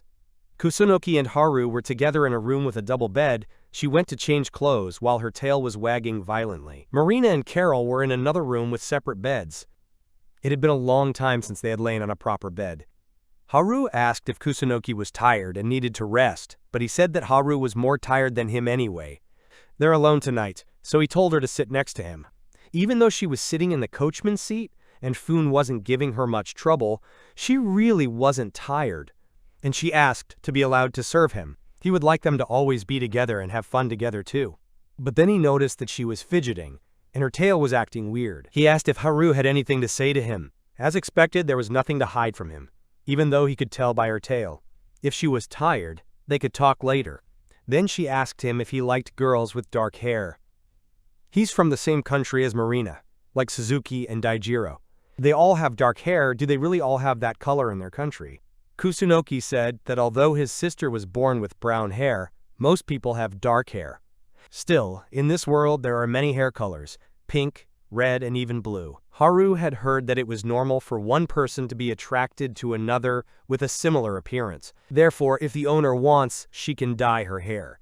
But Kusunoki immediately refused this idea. When he first saw Haru, he thought how beautiful her hair color was, her hair being one of her charming elements. Don't waste time on such nonsense, and she should stay herself. After these words, they embraced and sat on the bed for a while. Kusunoki could even feel her sniffing at him. Suddenly, he saw Marina looking at them from the doorway. She was very embarrassed to find them like this and wanted to say something. Kusunoki said for her own good that they didn't do anything like that, so does he have to be like that with everyone? Marina pretended that she didn't understand what was being said, in other words, turned on the fool. He asked her why she was embarrassed, and where her mask was anyway. But Marina replied that she wasn't wearing it, and since it's okay to cuddle, then there's nothing to be embarrassed about. She'd come to deliver a message from Carol, and she'd gone to gather information, so they'd have dinner without her. Kusunoki understood and suggested that we go to dinner after all. They went down to the bar on the first floor. Just as he thought, the place reeks of alcohol, and it seems like it's acceptable for Haru to smell like that. He should find a place with good ventilation. Suddenly, he saw familiar faces at the table. They hadn't seen each other in quite some time. He came over and asked if they could sit down with them. Shanti started pouring them drinks as treats. As they sat there, Kusunoki could feel someone staring at him. It was Mile and Cheryl, who were unhappy that he had another girlfriend. Marina asked if he knew them. Kusunoki replied that their master's name was Suzuki. He was just like them, a traveler. She understood and greeted them, introducing herself as Kusunoki's slave. And she's from the same country as Kusunoki and Suzuki. Shanti poured a drink for him but slammed the glass down on the table, because being the owner of a girl from the same country is creepy. But Kusunoki said that everything is wrong, there are reasons for this, and he asked Marina to explain. She suddenly got up and wanted to start somewhere far away, which was obviously not good. When he stopped her, she flinched and apologized, and Kusunoki frantically explained that he wasn't angry with her. If she does that, then of course it will all become a misunderstanding. This is quite a long and very confusing story. Cheryl asked him where his third girlfriend was, and she was talking about Carol. At the same time, she came in. Carol got some information for Kusunoki. He praised her for her hard work. Kusunoki pointed out the unexpected meeting, and Carol said that she bought what he asked for. When suddenly, he felt that the two men were fiercely displeased, making faces that girls shouldn't have, that he had left the girl alone while he enjoyed dinner. Even though he said he cherished them, Shanti noticed. No matter what he says, they will still have to apologize. No matter how hard he tries to get out of the situation, they will still judge him. Still, he decided to ask where Suzuki was. The girls replied that he finished dinner earlier and went to the Adventurers Guild to help train the newbies they wanted to go with him. But he said that it would be difficult for newcomers to focus on their studies if there were girls there, so they stayed here. It was a strong difference. One guy trains newbie adventurers and stays strong, while the other is unemployed and makes the girl work while he eats. He still looks like some kind of villain in their eyes. Kusunoki would like them to stop looking at him like that. Even though he's unemployed and doesn't have a job, he's trying to prove himself in the guild, but he'll never be a part of it, because he's unemployed and there's nothing he can do about it. Suddenly, Haru slammed her glass down on the table. She slowly stood up and said that her master was working tirelessly. Her master is the best, and he takes care of all of them. Her words make him happy, but he thought that something was wrong. Suddenly he saw her squinting to the side. Her face was also burning red, and he looked inside the glass. The glass itself was empty, and he sniffed it. He realized that there was cider inside, though Shanti was sure it wasn't very strong. He asked Haru to calm down, but she was muttering something about the number of hosts. She needs to tell them something that is very important. Kusunoki is the best person. Best of all those. Someone she knows, even if they're tired. He told her that they were going to do something interesting tonight, and they all jumped at the words. She shouted loudly to the whole bar that they would serve each other that night. The last thing she said was that she was very happy and started falling backwards. Kusunoki managed to catch her. She was already sleeping in his arms and thinking about him. It is almost impossible to dispel this misunderstanding. He then turned to Carol and Marina, who were standing like statues with red faces. Kusunoki said that he would take Haru to her room and they could continue eating when they were done, then they should order some food and put it in a bag and take it to their room. He then gave them the money to do so, and added that they shouldn't be in a hurry. Although he was still hungry, it would be better if Carol and Marina ate their own dinner. If he eats alone, then Haru will have to eat alone later. Since she got drunk so early, she will wake up early. He started walking with Haru to the room and wished them a good meal.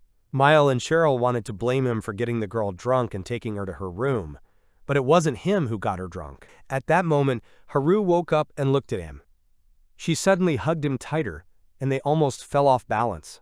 Kusunoki said that this is a common thing and there is nothing to see. After a while, Haru finally woke up, and Kusunoki was sitting next to her. When he noticed that she was up, he asked her how she was feeling. Haru apologized for her behavior and for getting drunk again, but it was just dinner, so she didn't have to worry about it. He noticed that she hadn't sobered up yet, so she should rest a little more. There was normal water nearby, and Kusunoki created ice for it. But he went a little too far, and instead of a piece made a huge chip. He is not very successful in this magic, he said. He wanted to try again, but before that, he created a room of silence. After all, they should not be too noisy so late. He filled a glass of iced water and gave it to Haru. But for some reason, Haru just sat there and didn't drink it. He told her not to worry about it. After all, she's pretty cute when she gets drunk. What he means is that she gets pretty pushy when she's tipsy. Suddenly, Haru stood up and was about to say something. She asked him for another drink. The girl confessed to him that she gets drunk quickly. If you get drunk at the wrong time, it can be a fatal mistake. She snuggled up to the dark-haired man and said, that's why she wants to practice. He is surprised. Haru is blown away when she gets drunk. What a cute girl. The dark-haired man has heard that one of the ways to become more resistant to alcohol is to strengthen the liver through fasting, but there can be consequences. The guy put his hand on the girl's cheek. She said that she didn't want to be a burden to him, and he replied that Haru would never become her, which made him very happy. He offered to eat some meat, but that's not the point. God, why is Haru so cute? This meat was made with alcohol, the very meat that made the girl drunk. Haru apologized for causing so much inconvenience that day, and the guy was taking care of her, but he replied with a smile that everything was fine. It wasn't worth worrying about. The dark-haired man confidently asked, well, now they will start training. Haru really wanted it and answered yes, even started asking, now they are in the room of silence. Whether the guy can resist the temptation of Haru or not, he was very puzzled. The girl asks the owner to practice what she was taught. She quickly learns everything. Okay, you can think about it. When the time is right, this is their room and it's not worth resisting the temptation. The dark-haired man decided that it's time to start. Haru asks to take care of her. The guy decided to change his second job to playboy. Dark-haired is a person who cannot resist. The girl said that she would tried to convince him of this, then now he called Haru menacingly. If the girl gets tired or dizzy, then you should immediately tell the dark-haired man. If you don't do this, then they won't be able to continue their training in the future. Haru replied, as you say. Haru started eating meat that contains alcohol and thanked her for the food. She was very happy and they were both smiling at this moment. The girl started chewing. The dark-haired man started to get nervous. Maybe something was wrong. Maybe she was feeling bad. But Haru replied that no, it was just that it was suddenly hot. She was fine. She wanted to undress. She was asking for permission. The guy was embarrassed and blushed. This is not good. You need to remember that this is a training session. He began to nervously repeat to himself. Calm down, poured water into a glass and handed it to Haru, asked how you feel. Haru was trying to seduce him, but no, he'll do it at night. It's training time. The guy thinks that if she wants to do it, he said it's okay, it's good. It's good that the meat has a low alcohol level. It was strange to see the girl getting drunk on it for the first time. It looks like Haru is fine now. She was having fun. The guy started slapping his cheeks, so no matter why he was feeling disappointed, he started to push away the bad thoughts. At least now the dark-haired man can touch Haru's stomach whenever he wants. He exclaimed, "Does the girl want to take off all her clothes?" Haru was confused and wanted to say something to her master. What is it? Is this a sign?" "The rope is tied in a knot, and she can't untie it in any way." The girl asked the owner to help her with this. "Oh, drunk Haru is something. Taking off a girl's clothes is a man's job." Suddenly, something happened, and the guy had a bad feeling. Although the dark-haired man did not hear or feel anything, it was definitely, he turned around. Then two girls came in out of nowhere and immediately blushed, saw Haru without outerwear. The dark-haired man knew that this would happen. He said hello. The girl closed her eyes. The guys weren't doing anything like that. He was trying to find the right words. They weren't doing anything obscene. This was just, the tension was building. The guy was looking at Haru. Then he started to tell me that they had arranged a training session to develop immunity to alcohol, turned to Haru and just confirmed. But he had a surprised look. Is Haru already asleep when she managed to?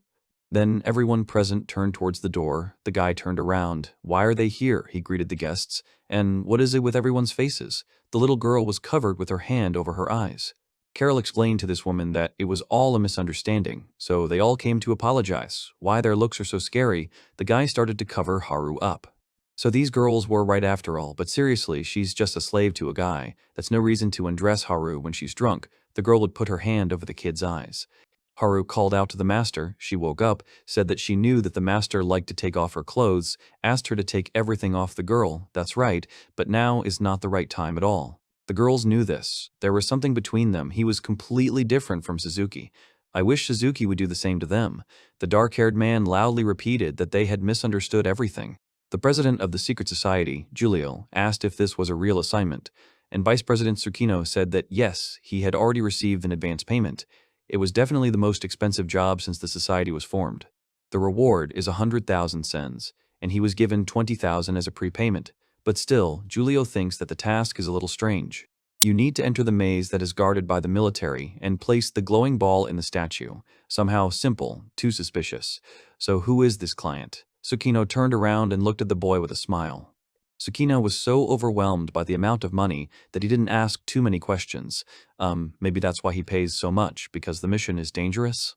Although the maze is under security, it is not often used. Mostly, it is used a couple of times a month for training, and adventurers can also enter it. The client most likely confused them with those who have connections with the military. There is nothing dangerous in this. In this case, you need to complete the task, and they will receive a reward. Tsukino asked the boy if he probably agreed, but what will happen to the military is not their business. Even if something happens, it is in the hands of society. Milky's childhood friend was delighted. Friendship between men is priceless. They both looked at her. The boy, as always, does not understand what the girl is talking about. Giulio asked why the boy called her. If Tsukino brought in a human, then his share would be reduced. But if it was Milky, as she thought, Tsukino and Giulio were the best, that was good, they would be the best couple, oh my god. The girl went with them just like that. If she's with the boys, then the monsters will not be served. Milky is a little scary. Giulio has heard that the uncle who created the cat ears is Dojin. I wonder if they are real. Tsukino advises not to pay attention to Milky. To be honest, the guy wanted to take all the reward for himself, but he couldn't get to the statue of the goddess alone. Tsukino planned to take only Milky, but the girl said that she would go with them. Giulio is just a bonus. Besides, the boy needs him to open the door. Tsukino smiled and hoped that the guys will get along. Maybe the guy will leave him in the maze to die. But all of a sudden, the night monkeys appeared. They were coming in a whole crowd. The boy told Milky that this was her way out. She answered well and got down to business. Milky magically summoned a snake that enveloped the night monkeys. The boys shouted, "Great job!" There was another one, in addition to several animals. On the branch sat another individual that attacked the guys. The girl touched Tsukino and wounded him. A friend was upset for him and asked how it hurt so much. It seemed that it was a fracture. The boy got down on one knee to look and help. Asks to see the wound. Tsukino is in so much pain, but everything is fine. He goes to the hospital when they get back. Tsukino holding his hand while covering his wound and asked if he could get a treatment allowance. He chuckled. Giulio returned the handshake. The boys took each other's hands to shake. It seems that there is nothing wrong with the other's hand. He would at least pretend that he was in pain. Tsukino thanked him. The girl was lying on the ground. The guys rushed to her and asked how she was, asked Milky to hold on. She said the word brush, which they were taken aback. The girl was able to create ink, so she needs a brush. They should hurry up and give them the sheets of paper. Milky doesn't want to waste the ink, but it's not ink. It's the girl's blood. It's gushing out of her nose. What an abomination. More night monkeys appeared, and Tsukino rubbed the back of his head and giggled that, again, it seemed that the animals were angry. If they approached the boys, they could use Giulio as bait to the side, from behind. Then 2 men on horseback rode up and crashed into a pack of wild monkeys, the rider barely able to keep control. The defeated beast was lying on the ground. The 2 of them were still sitting on the horse that had stopped next to it. It was very surprising, Julio said. Wow! In real time, they were sitting on a horse, the boy bellowed. He was clearly surprised by the situation. Wait a minute, the guys were climbing on the animal, a good horse. The guys thanked them for their rescue. Giulio introduced himself to the heroes and then introduced his friends.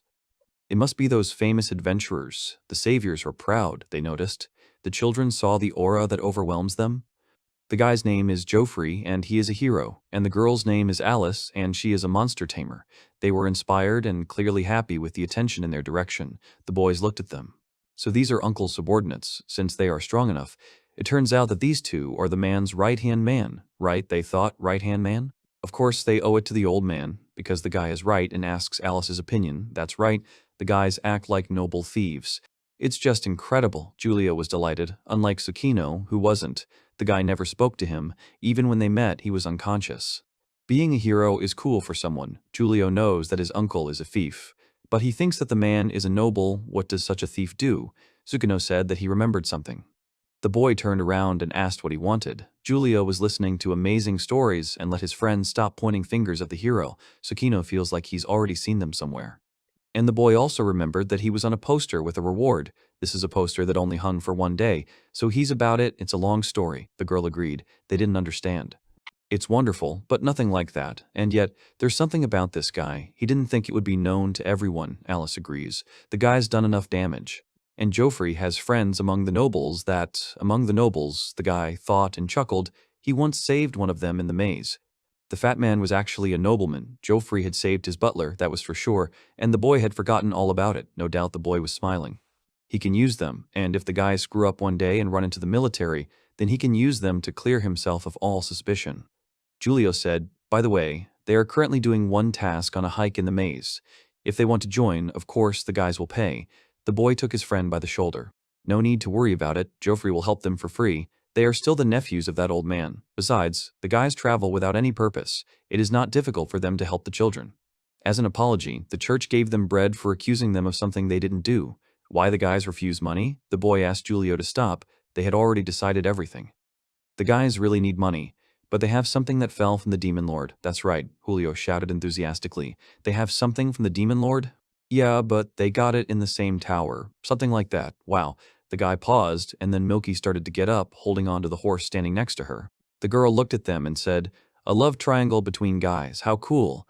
But Tsukino replied, maybe she will stop bleeding from the nose every minute. The guys showed Joffrey the way. Let's go back a bit in time. It's morning. It seems that they will be in the city for 2 or 3 days. In the end, the guy did not manage to resolve that misunderstanding. The dark-haired man asked Marina, wouldn't that suit her, would it? She wasn't in a hurry. Would she leave all the decisions to the guy? Didn't they want to attend the horse racing festival? The guy had a distant look in his eyes, maybe a little, because once he was kicked to death by a horse, the dark-haired guy didn't like them, so that's how it was. Don't they want to try the meat that will be sold at the festival? No, there is an assumption that the dried meat will be sold at a discount for another month after the festival ends. The girl giggled. Haru is as beautiful as ever. She is sure that she will buy one for herself. Well, as planned, first they go to the iron shop and then to the guild. The girl called Ichino here. He is already coming. She looks inspired. There is an assumption that this has something to do with her business. At the shop, Marina and Haru were told to go to the guild without them and get whatever task they saw fit. Since the guy is unemployed, he has nothing to do there. They were met at the entrance and said, welcome, this is a merchant. They wanted to see the certificate, but no, this is not a merchant. The girl would like to discuss something. Carol looks so happy. This guy looks like someone who won't change his principles towards others. The man said, it's not bad quality. It looks like it was made by a skilled alchemist, right? And he has a good eye. The dark-haired man put his hand on the back of his head and giggled. Initially, it was an iron fist. That's right, they bought 7 boxes. Then the girl packed them back when they finished improving, although the last box is only half full. The man chuckled, leaned on the box with his hand, and asked the guys if they had any salt. They apologized, but they didn't have it. He looked at them. This is the right decision. Salt is not very profitable right now. Pepper and chili came in handy right now. He thanked the guys. The dark-haired man praised the girl. Great work, you can rely on her. She thanked him. She was Ichino's slave after all. He was embarrassed. The man said that they should sign here. The dark-haired man pointed his finger up and said that he would leave it to her. She understood everything. 35,000 cents for pepper and chili, and 85,000 for iron, pretty good. The guy didn't expect this. The alchemist's skill is excellent, so it was expected. The guy was embarrassed. Those shell brooches that the guys bought for 800 are now worth 1,500. The girl held a piece of paper in her hands, said that everything was written there. Did it really happen? All of this they bought for 495,000 cents. As a result, Carol was able to drop the price tag, which was originally 54,000. But wait, why just one level? The guy was indignant. The experience gained by the merchant depends on the amount sold and the time of travel, for example, if they went to a neighboring country. That's how it is. It's good that you can accumulate experience from buying and selling, regardless of the distance. It can enter into a contract with the store, thus the experience will drip faster. So, wait, and in this world there are taxes at all? The guy thought about it, then praised Carol, but still she did a good job. The girl sincerely smiled and said, "Thank you very much for the praise." What? Taxes? They are only available in a few countries, even in Dakat. The only thing that merchants pay for is customs duty, but still, stores must charge merchants. Even if Ichino could gain experience regardless of the distance, it would still be difficult to gain experience this way. He realized that it was better not to do so. Something was happening in the guild. What's going on here? The girl also wonders if there were merchants of different levels, such as a level 33, 21, or 28 merchant. Ichino rubbed his cheek with his hand. How many merchants are there? A crowd gathered in front of them. Ichino was twirling the dial in search of girls, wondering where Haru and Marina were. Carol said there was a problem. It happened so fast. Maybe something happened? The northern cliff is destroyed. It looks like it blocked the main road to the port, so there are so many merchants here, they want to hire guards to escort them to the port by detours. Security? It sounds like the woods are full of monsters. Ichino is right. Some merchants want to risk their lives to get to the port, then Furuit will be cut off from the rest of the world. Weapons and armor made of fairwheat are in demand. Now it became clear, it's good that the guys managed to sell their iron, but soon the price of iron will collapse. The guy wonders why this is. As she said earlier, armor and weapons are in demand, even if there are those merchants who will risk their lives to get to the port, particularly through the forest, even if they do. Still, their storage facilities are limited. Unlike Ichino, the guy is special. After all, there will be no need for iron and the price of it will fall. Fortune often helps. Tam means these people have information about landslides, and that's why they came here looking for guards. No wonder their levels are so high, Haru called her master. Ichino noticed her. Maybe the girls found something suitable. That's right. There were a lot of orders for protecting caravans, so everything else was left untouched. This was expected. There was a task for buying meat and fruit. Haru took it. She asked if the guy was okay with it. The dark-haired man patted her on the head and said, "Of course not." But why is the food purchase? It was an urgent task. They assume that there will be a shortage of food soon, so the reward is so high that the food purchase. But wasn't it with Haru? Many of the local products are delivered directly from the port. Since the festival is coming soon, there is a very short supply of food. In addition to the shortage of food, there are also merchants who pass by. Not to mention the fact that most of the adventurers who usually took quests to gather now become guards of caravans or clean up the rubble. Food shortages are inevitable. Everything is clear. In that case, it's fine if they don't pick the fruit in the forest and then give it back. The girl thinks it's okay to do that. Well, let's get started. Forbidden fruits that grow on tall trees. You can use your invisible arrows to shoot them down. Kusunoki, what? Isn't she listening? You can say it again. No need to ignore her. She can shout right in your ear. Ichino heard everything. She said something about incredible arrows. Outside of the city, the guys were lucky to be able to get out of the city so quickly. It was all thanks to her. The guy said it was also thanks to Carol. It's probably because they had a letter from the guild for passing out of line. The girl is sure that if they said they were going to a food gathering. Marina seems to still be able to walk. Kusunoki thinks the girl didn't have enough stamina just because she was a hikey. Even when Marina was in Japan, she exercised regularly. In elementary school, a girl who lived in the neighborhood told her that if she felt bad and started thinking about killing herself, she should do some exercise. She also said that if she killed herself, her older brother would be upset, and the girl didn't want to see him like this, so the girl was depressed. In the end, the girl fell from the roof of the house. Ichino asked to stop. There is no need to talk about how she died. It seems that everything is fine with Carol so far. The owner was informed that there is a monster ahead. He's kind of weak. Ichino isn't too comfortable attacking someone who doesn't resist. Haru walked up to her master. She can feel the ground moving. What, the ground? An unexpected situation suddenly occurred. A giant worm is about to break out. First, you need to retreat. But why should they run away from the monster? She knows that the guy doesn't care, and even when it's time to back off, since Haru says so, everyone should go to that house quickly. Let Marina hurry up. Suddenly, this huge worm destroyed everything around it, and stones flew. The guys were stunned. Ichino noted that this monster was simply huge. He did not know that they could reach such a size. Most likely, it all depends on the location. It's usually called the Furuit worm, but since it's shrunk, it's just a worm now, so that's how big it is when it shrinks. They can't see anything, but only feel the temperature around them, so they find dead monsters and eat them. It seems that he will attack the guys if he asks Carol to use magic. The guy is confident that he can defeat him with magic. Usually they don't eat healthy monsters, but they also enrich the soil, so maybe we should leave him alone, of course. The huge worm disappeared from sight. It went back underground and buried itself. Not bad, this hole is quite big. How do they close it? Does Haru know? By excreting manure? Well, the smell, that's right, the guy said that he also feels it. It must be unpleasant because her nose is much stronger than the guy's, so Marina is a junior. Well, the guys are going to go to the forest. The girl asked to wait for her. She was shooting from a bow and apparently hit. Wounded game was lying on the ground. The guys were trying to collect around everything that could be eaten, fruit, meat. Carol suggested that we split into 2 groups, and Ichino said that in 2 groups there were 4 people, the guy himself, Haru, Marina, and Carol. It is worth explaining what is meant by dividing into 2 groups. The girl will now tell you everything and answer the question. Fortunately, Ichino and Marina can attack at long range, and Haru and Ichino have the ability to find monsters. The girl doesn't think she's too good at attacking, but she can pick fruits and herbs, so Ichino listened to her carefully. But why don't the guys split up like this? She's with Ichino, and Haru will go with Marina. The decision has already been made. Yes, this can bear fruit. If you continue at the same pace, you will not be able to collect even half of what you planned. Then we can arrange a competition to collect. The winners will receive. We need to think a little more about the conditions. Ichino offered to do whatever they say. Haru and Carol probably won't be too interested in it, but Marina will get excited, mumbling again, anything, maybe asking for new gear.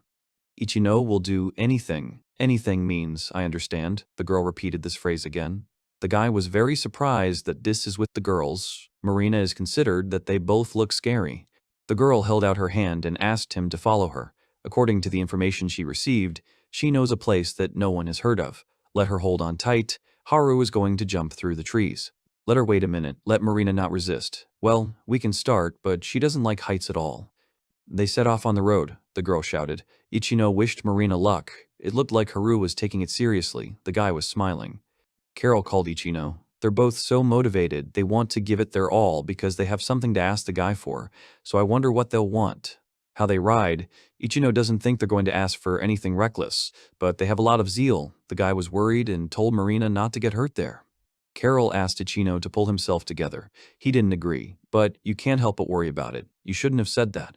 The girl took the master by the hand and led him forward. Haru tries to cut them off, should stop doing that by holding the girl. Ichino apologizes to Marina. Why is he still holding her? She is annoyed. What a strange sound.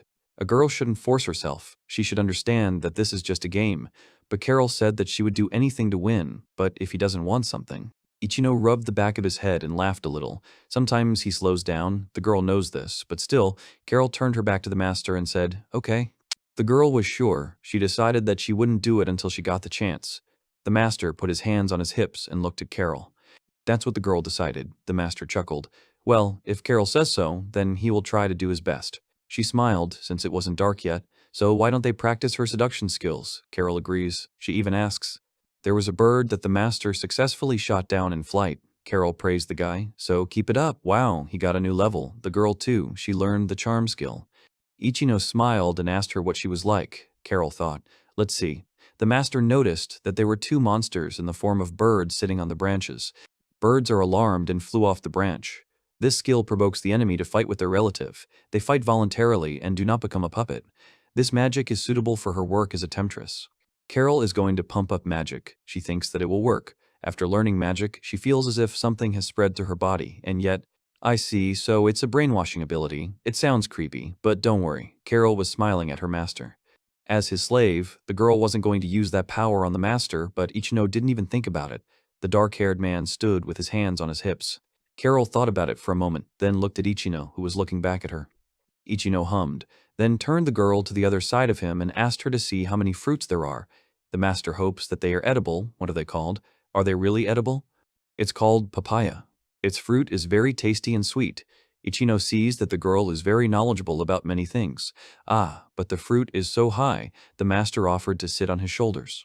Ichino confirmed that they can get them, especially since Carol should collect them and get additional experience. Ichino squatted down and asked her to sit on his neck. The girl was embarrassed, but she answered well and climbed up. Ichino took her by the shoulders. She tried to hold on to the master. He said okay, warned her that he was getting up. Wow, the guy asked Carol not to pull her hair and ears. The girl asked for forgiveness. The girl struggled to balance and not fall. Ichino raised his head and asked if she was okay. That's right. The boys went to the tree for a papaya. Carol reached for the fruit and put them together. They worked perfectly. The girl told the master that this is exactly what she was talking about. Carol gasped, flew back. They fell to the ground. Carol was lying on top of Master. Ichino asked if the girl was hurt. She hummed and asked if it was okay to stay in this position for a while. No problem. Ichino asked the girl if she was scared. The master apologized. He shouldn't have forced her to do something so dangerous. They were still sitting in this position. She said she was 17. The girl put her hands on the dark-haired man's chest. So don't treat Carol like a child, the master apologized. There's nothing he can do about it. The master was taken aback. But wait. Didn't the girl say a few days ago that Carol was only 16? She had a birthday 3 days ago. The girl should have told him earlier if it came to that. The master never asked Haru, Carol, and Marina about their birthday. Ichino apologized for the fact that they did not celebrate it. The girl asked to stop and wants to be treated like an adult. When the girl was asked to climb on the master's shoulders, it was a little embarrassed. Carol hugged the guy. He did not expect this. Recently, especially as soon as the guys arrived in Furuit, the girl stopped referring to herself by her first name. Maybe that's the whole point. Ichino kept saying that it's worth calming down. The master noticed. The girl looked at him. Of course, they are always together. Ichino tries not to think about anything unnecessary. This couldn't go unnoticed. Carol kept hugging him, but the guy liked the old girl. What? Ichino said that she should understand if she wanted Carol to just be herself, and apologized for treating the girl like a child. The next time he treats Carol to juice, the master pats her on the head. The girl is outraged that she's still seen as a child. Ichino apologized again, although for her stroking is pleasant.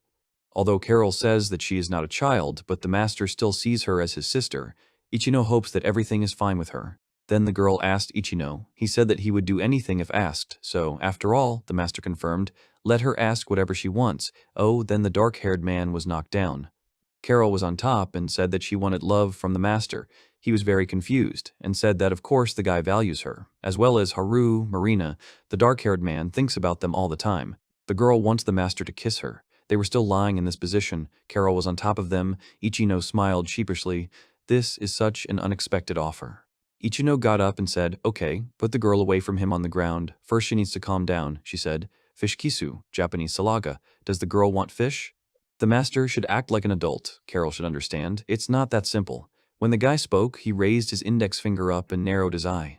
Then Ichino realized that the girl was sitting on the ground, closed her eyes and folded her hands, waiting for a kiss from the master. He was afraid, began to look around and hid behind a tree. Suddenly, the guy crashed into this tree. Carol was perplexed and worried about the master. He started bleeding. Ichino said that everything was fine, laughed a little out of embarrassment. Now that he thinks about it calmly, Carol is quite nice. The master repeated that everything is fine, she apologized. It was all because of those strange things that the girl said to him. That if Ichino says he's too young for her, it doesn't seem like it would be appropriate. If master was in junior or high school, he would fall in love with her. But if you think about it like this, the guy already has Haru. They love each other and are climbing the ladder of life together. Yes, they definitely love each other. Then it would amount to cheating, which would be unacceptable in Japan. Carol looked at him and asked if she wasn't good enough for a master. Ichino didn't want to give her hope. The guy's happy that Carol feels something for him, but he already has. He didn't even finish the sentence. The girl assumed that it was Haru. That's right, so she already said that a girl can afford to be loved by Ichino, so if that's what she says, then the master realized, what? It's understandable if Haru said that, but then the master was very surprised. Why did Haru give the girl permission to do this? Yes, because polygamous relationships are allowed among white wolves. The number of females around the male shows his position in the pack. Carol began to explain everything. Of course, this is similar to them, and this makes common sense, but the guy is still confused by this situation. He asked to stop and stretched out his hands in front of him. But still, Haru has a jealous nature. This is one of her attractive traits. Female individuals have a certain system of ranks among themselves. The girl continued the story. She understands that she is below Haru in rank. so she doesn't think that the masters will be jealous. The girl also loves Haru. Carol understands that if she crosses the line, then maybe she might resent Carol. It's worth being careful with such things. Ichino looked at her with amazement. She said that Ichino will do it carefully. It will be a girl's first time, so she apologizes if she does something wrong. The girl was smiling. Haru also said that Master likes aggressive women. She will try very hard. Ichino understood, so that's why she is so pushy today. It wouldn't matter to her if Carol was second only to Haru. The girl spoke confidently. They were standing opposite each other. The master was standing and blushing because of this situation. Marina and Haru were in another place. She asked how the girl was feeling. Marina replied that people are not able to soar in the sky until it's too late. Haru says it won't do and asks to stay with her. The girl stops, wondering how Carol confesses to him. She really wants to be with Marina? Okay, she's such a charmer after all. Haru can sense the monsters ahead. The girl is about to jump again. She wrapped her arms around Marina. The girl screamed in yet another surprise. Ichino and Carol were still standing. The girl was blushing, but she still wanted to kiss the master, who was just as embarrassed. The guy apologized, but he still can't do this to Haru, but the girl said that she didn't mind and gave her permission herself. Ichino put his finger to her lips. Ichino means that there are reasons why he can't kiss the girl right now. The master patted her head. 10% is because the guy will do it without responsibility, and 90% is because Haru is very dear to him. Carol knows that the master really cares about the girl. The guy leaned over and wiped away the girl's tears. He said that he cares about Carol as much as Haru. They are both irreplaceable for the master. Ichino asks for time to think about everything. At the moment, he thinks of the girl as a younger sister.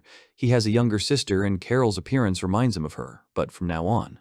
Ichino raised his hand and said that he would think of her as a woman, then put his hand on her hair and ran it through it, Carol admiring the master.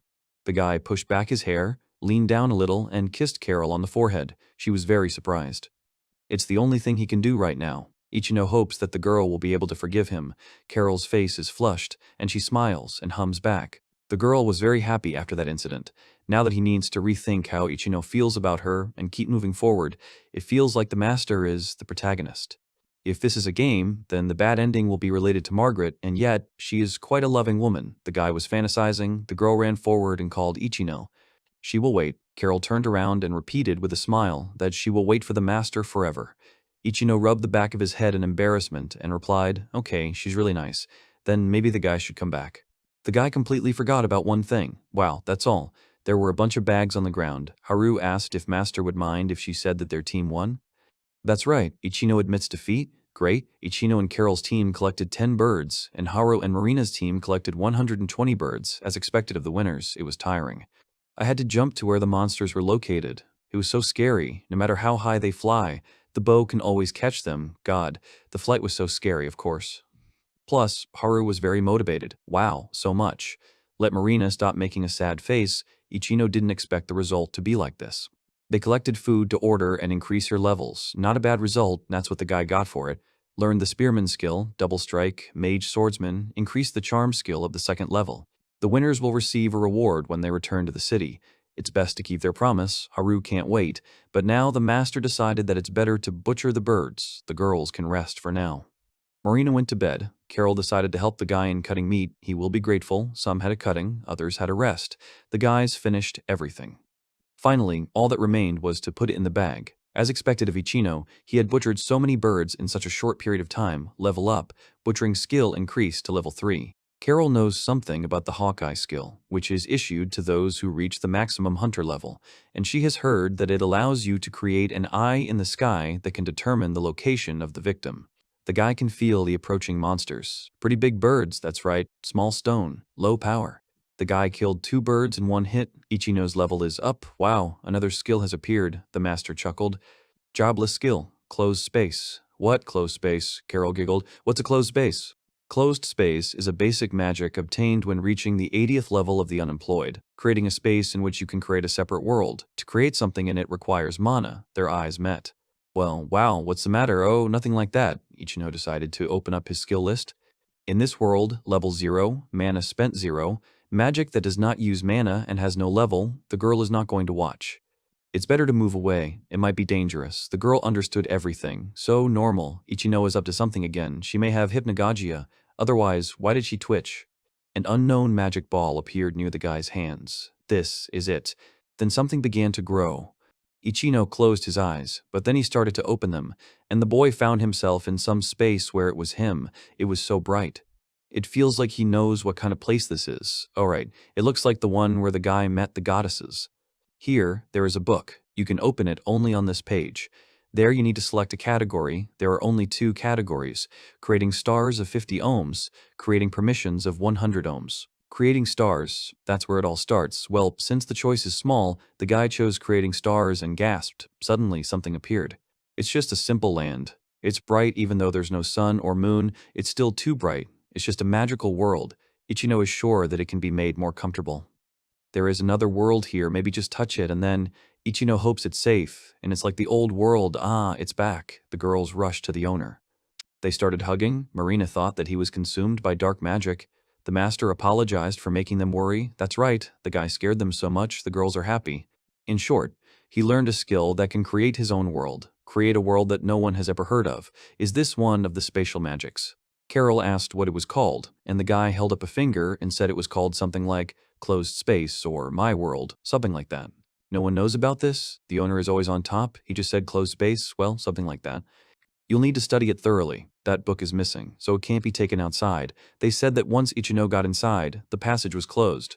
I wonder if it is possible to transfer someone else there, and this skill may come in handy. You can greet the girls as an addition. With this skill, you can create your own farm and livestock. You can also make your own house. You can do a lot of things with this. Ichino patted the girls on the head. I wonder if it is possible to close someone inside. What will happen? And I wonder if they will be at the same starting point inside their world. You need to choose categories, increase stars, create a resolution, create a trash can, spring water, earth fertilizer, create a mine, create a volcano, create a river, accelerate plant growth. There are so many things, and yet, alright, thanks to that, now that Ichino is heading here from the inn, he will know if Master is here or not. Master is back. They did a great job. It's time to go back. After Ichino finishes everything, he will invite the girls to his world. Haru will be looking forward to it, but will it be possible to do his own business there, Kusunoki's world? Will it be necessary to try not to look under his bed? What is it carrying? This is something more than a bird. There was a huge creature in the sky. The guy raised his head up to see.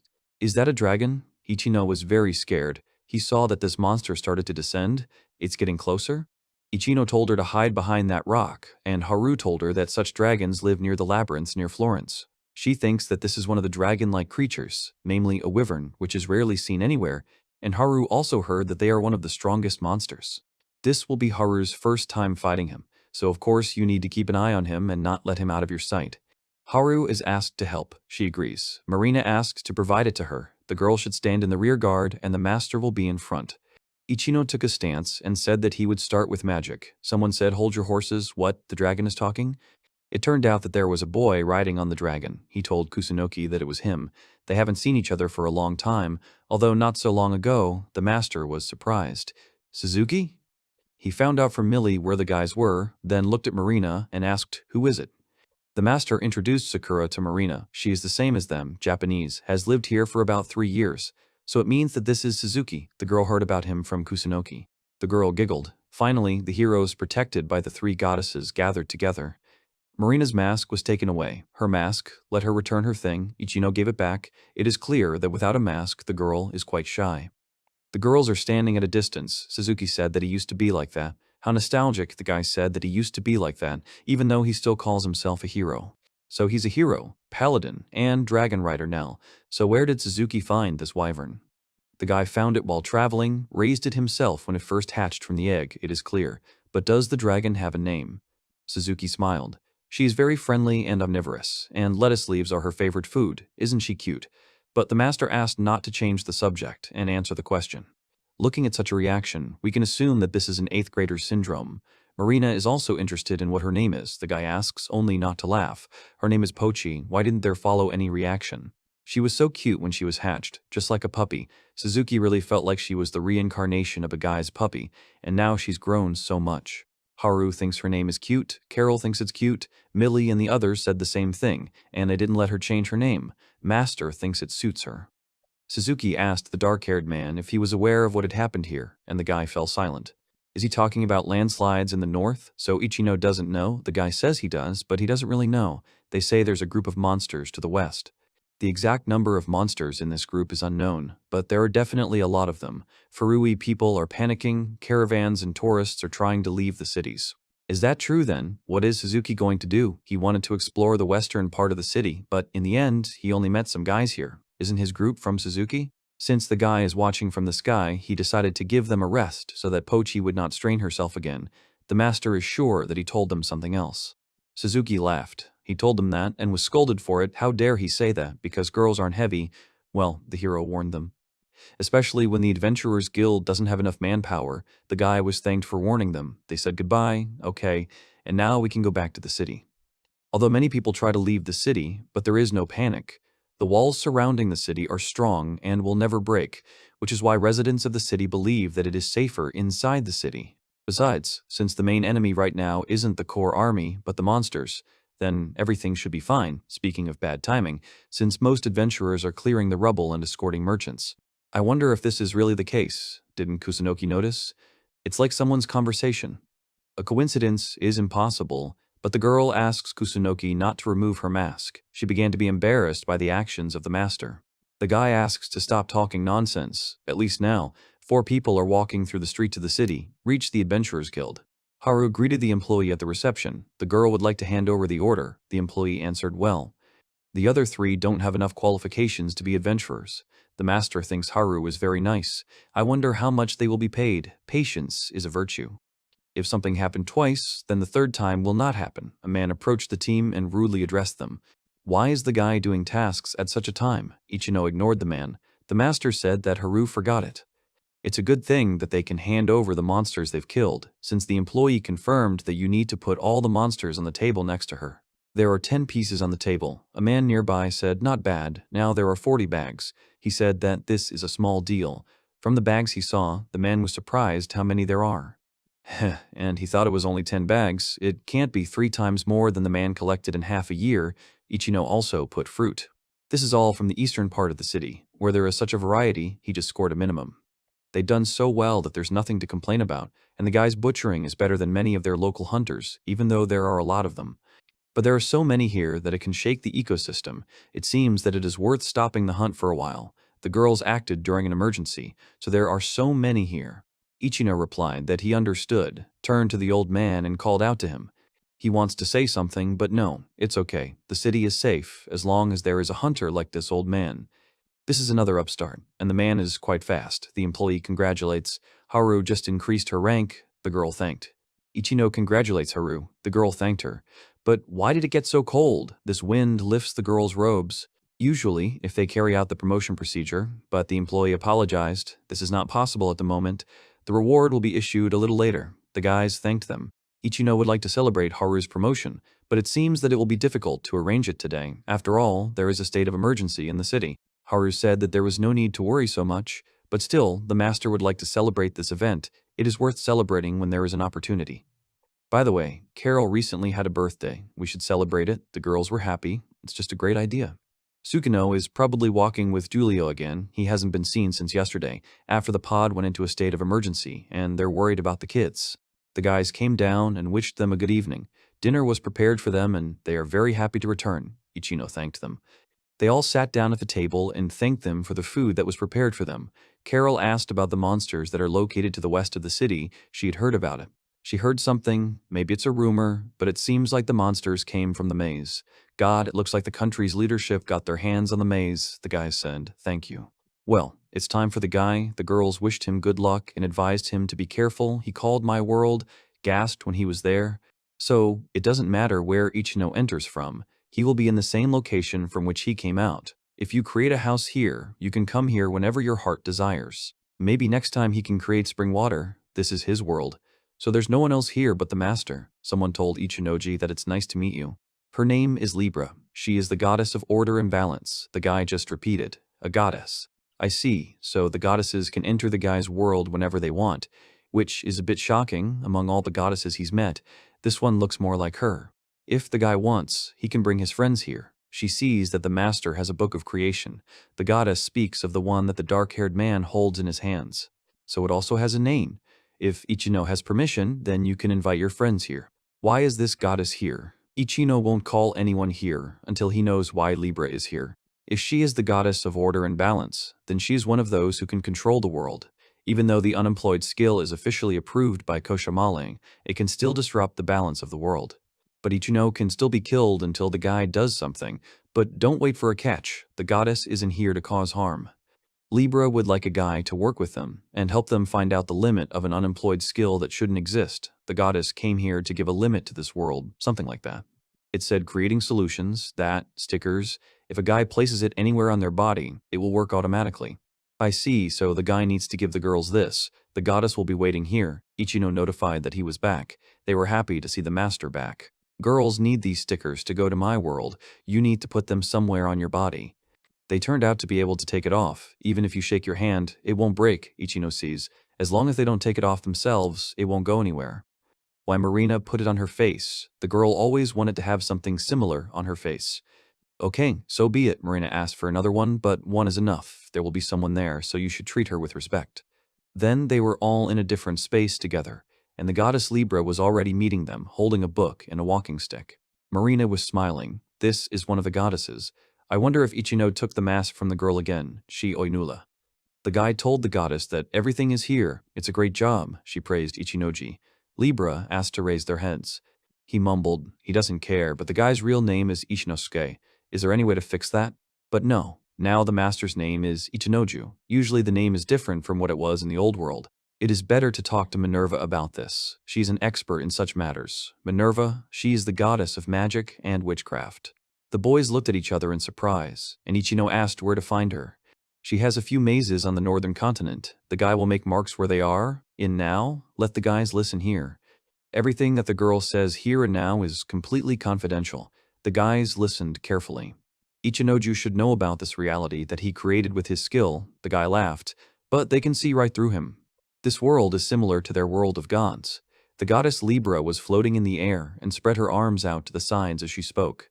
Fortunately, the instantaneous creation of a star and placing restrictions on it made the world balanced, and in the end it was separated from the world of the gods, which is good.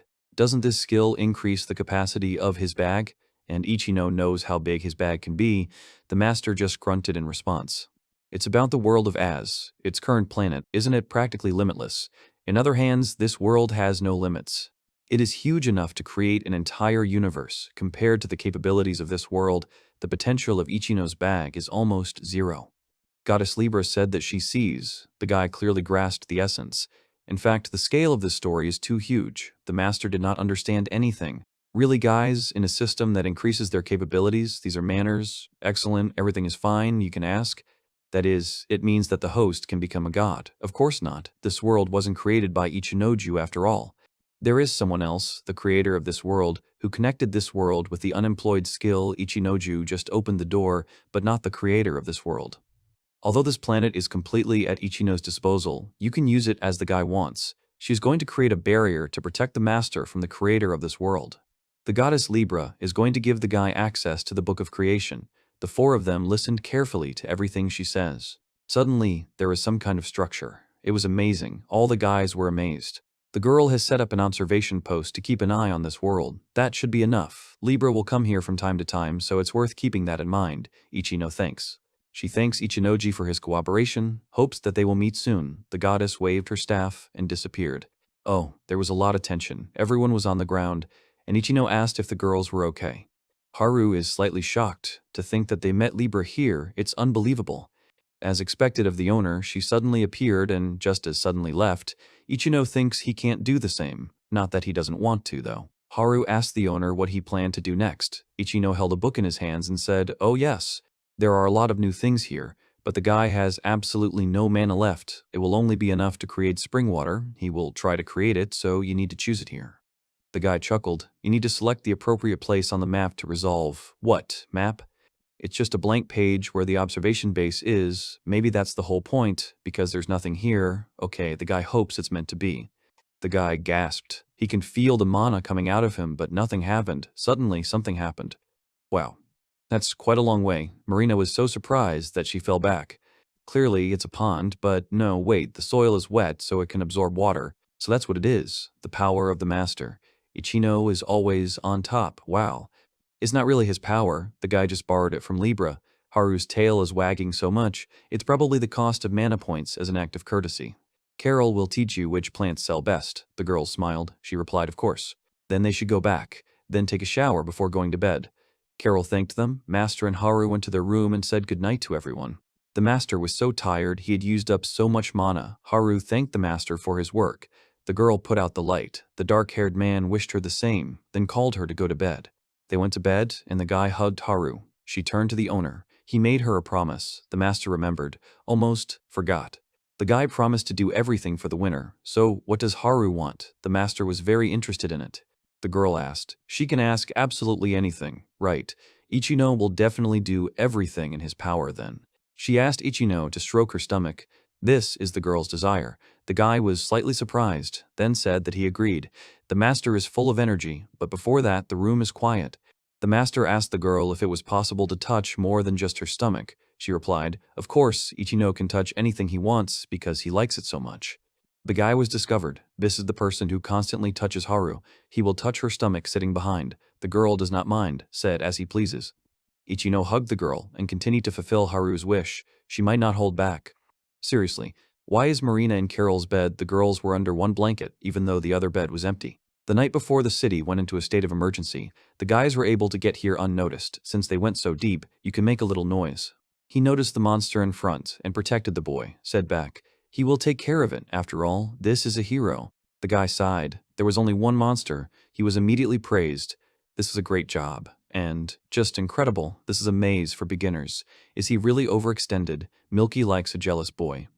Joffrey is a slime slayer, and she is a goblin slayer. It's just amazing. The hero asks you to stop. It's not worth it. This situation is easy.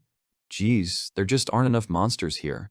The military exercise was 4 days ago, but why only 3 monsters, of which there must be at least 3 times as many? Even better, if there are so few monsters here, this mission will be easier than Tsukino thought. It will take too much money. We need to figure out something about Giulio. Milky kept fantasizing about the couple Giulio and Joffrey, and besides, Tsukino's jealousy is so beautiful. It's going to be a fascinating story.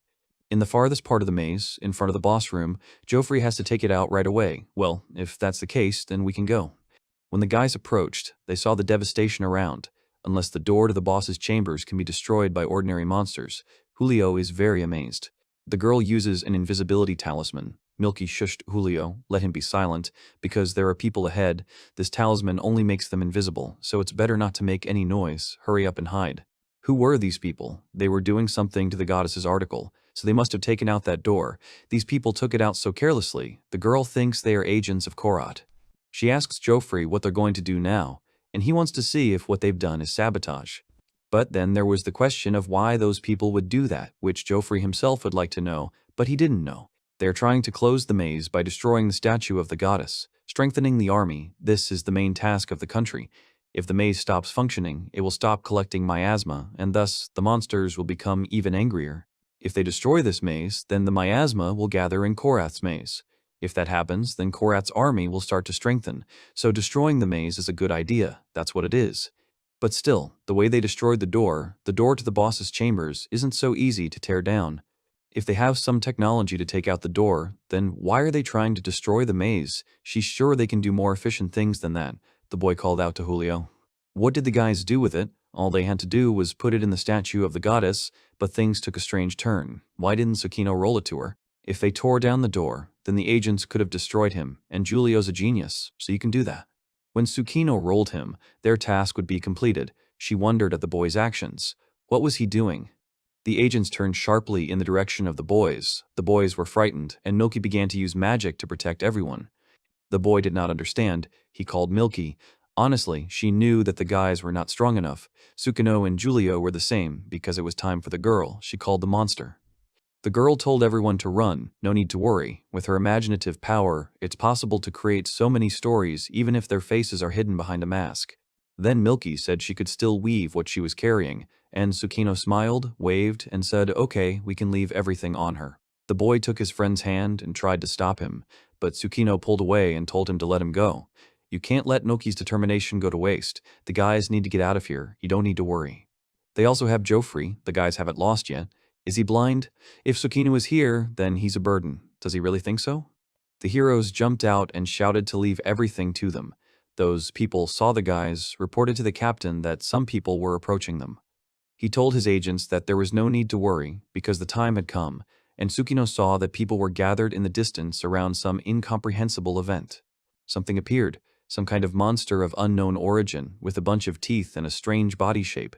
The heroes saw this event and all rushed to run. Noki defended herself with her summoned monster and the others ran as fast as they could.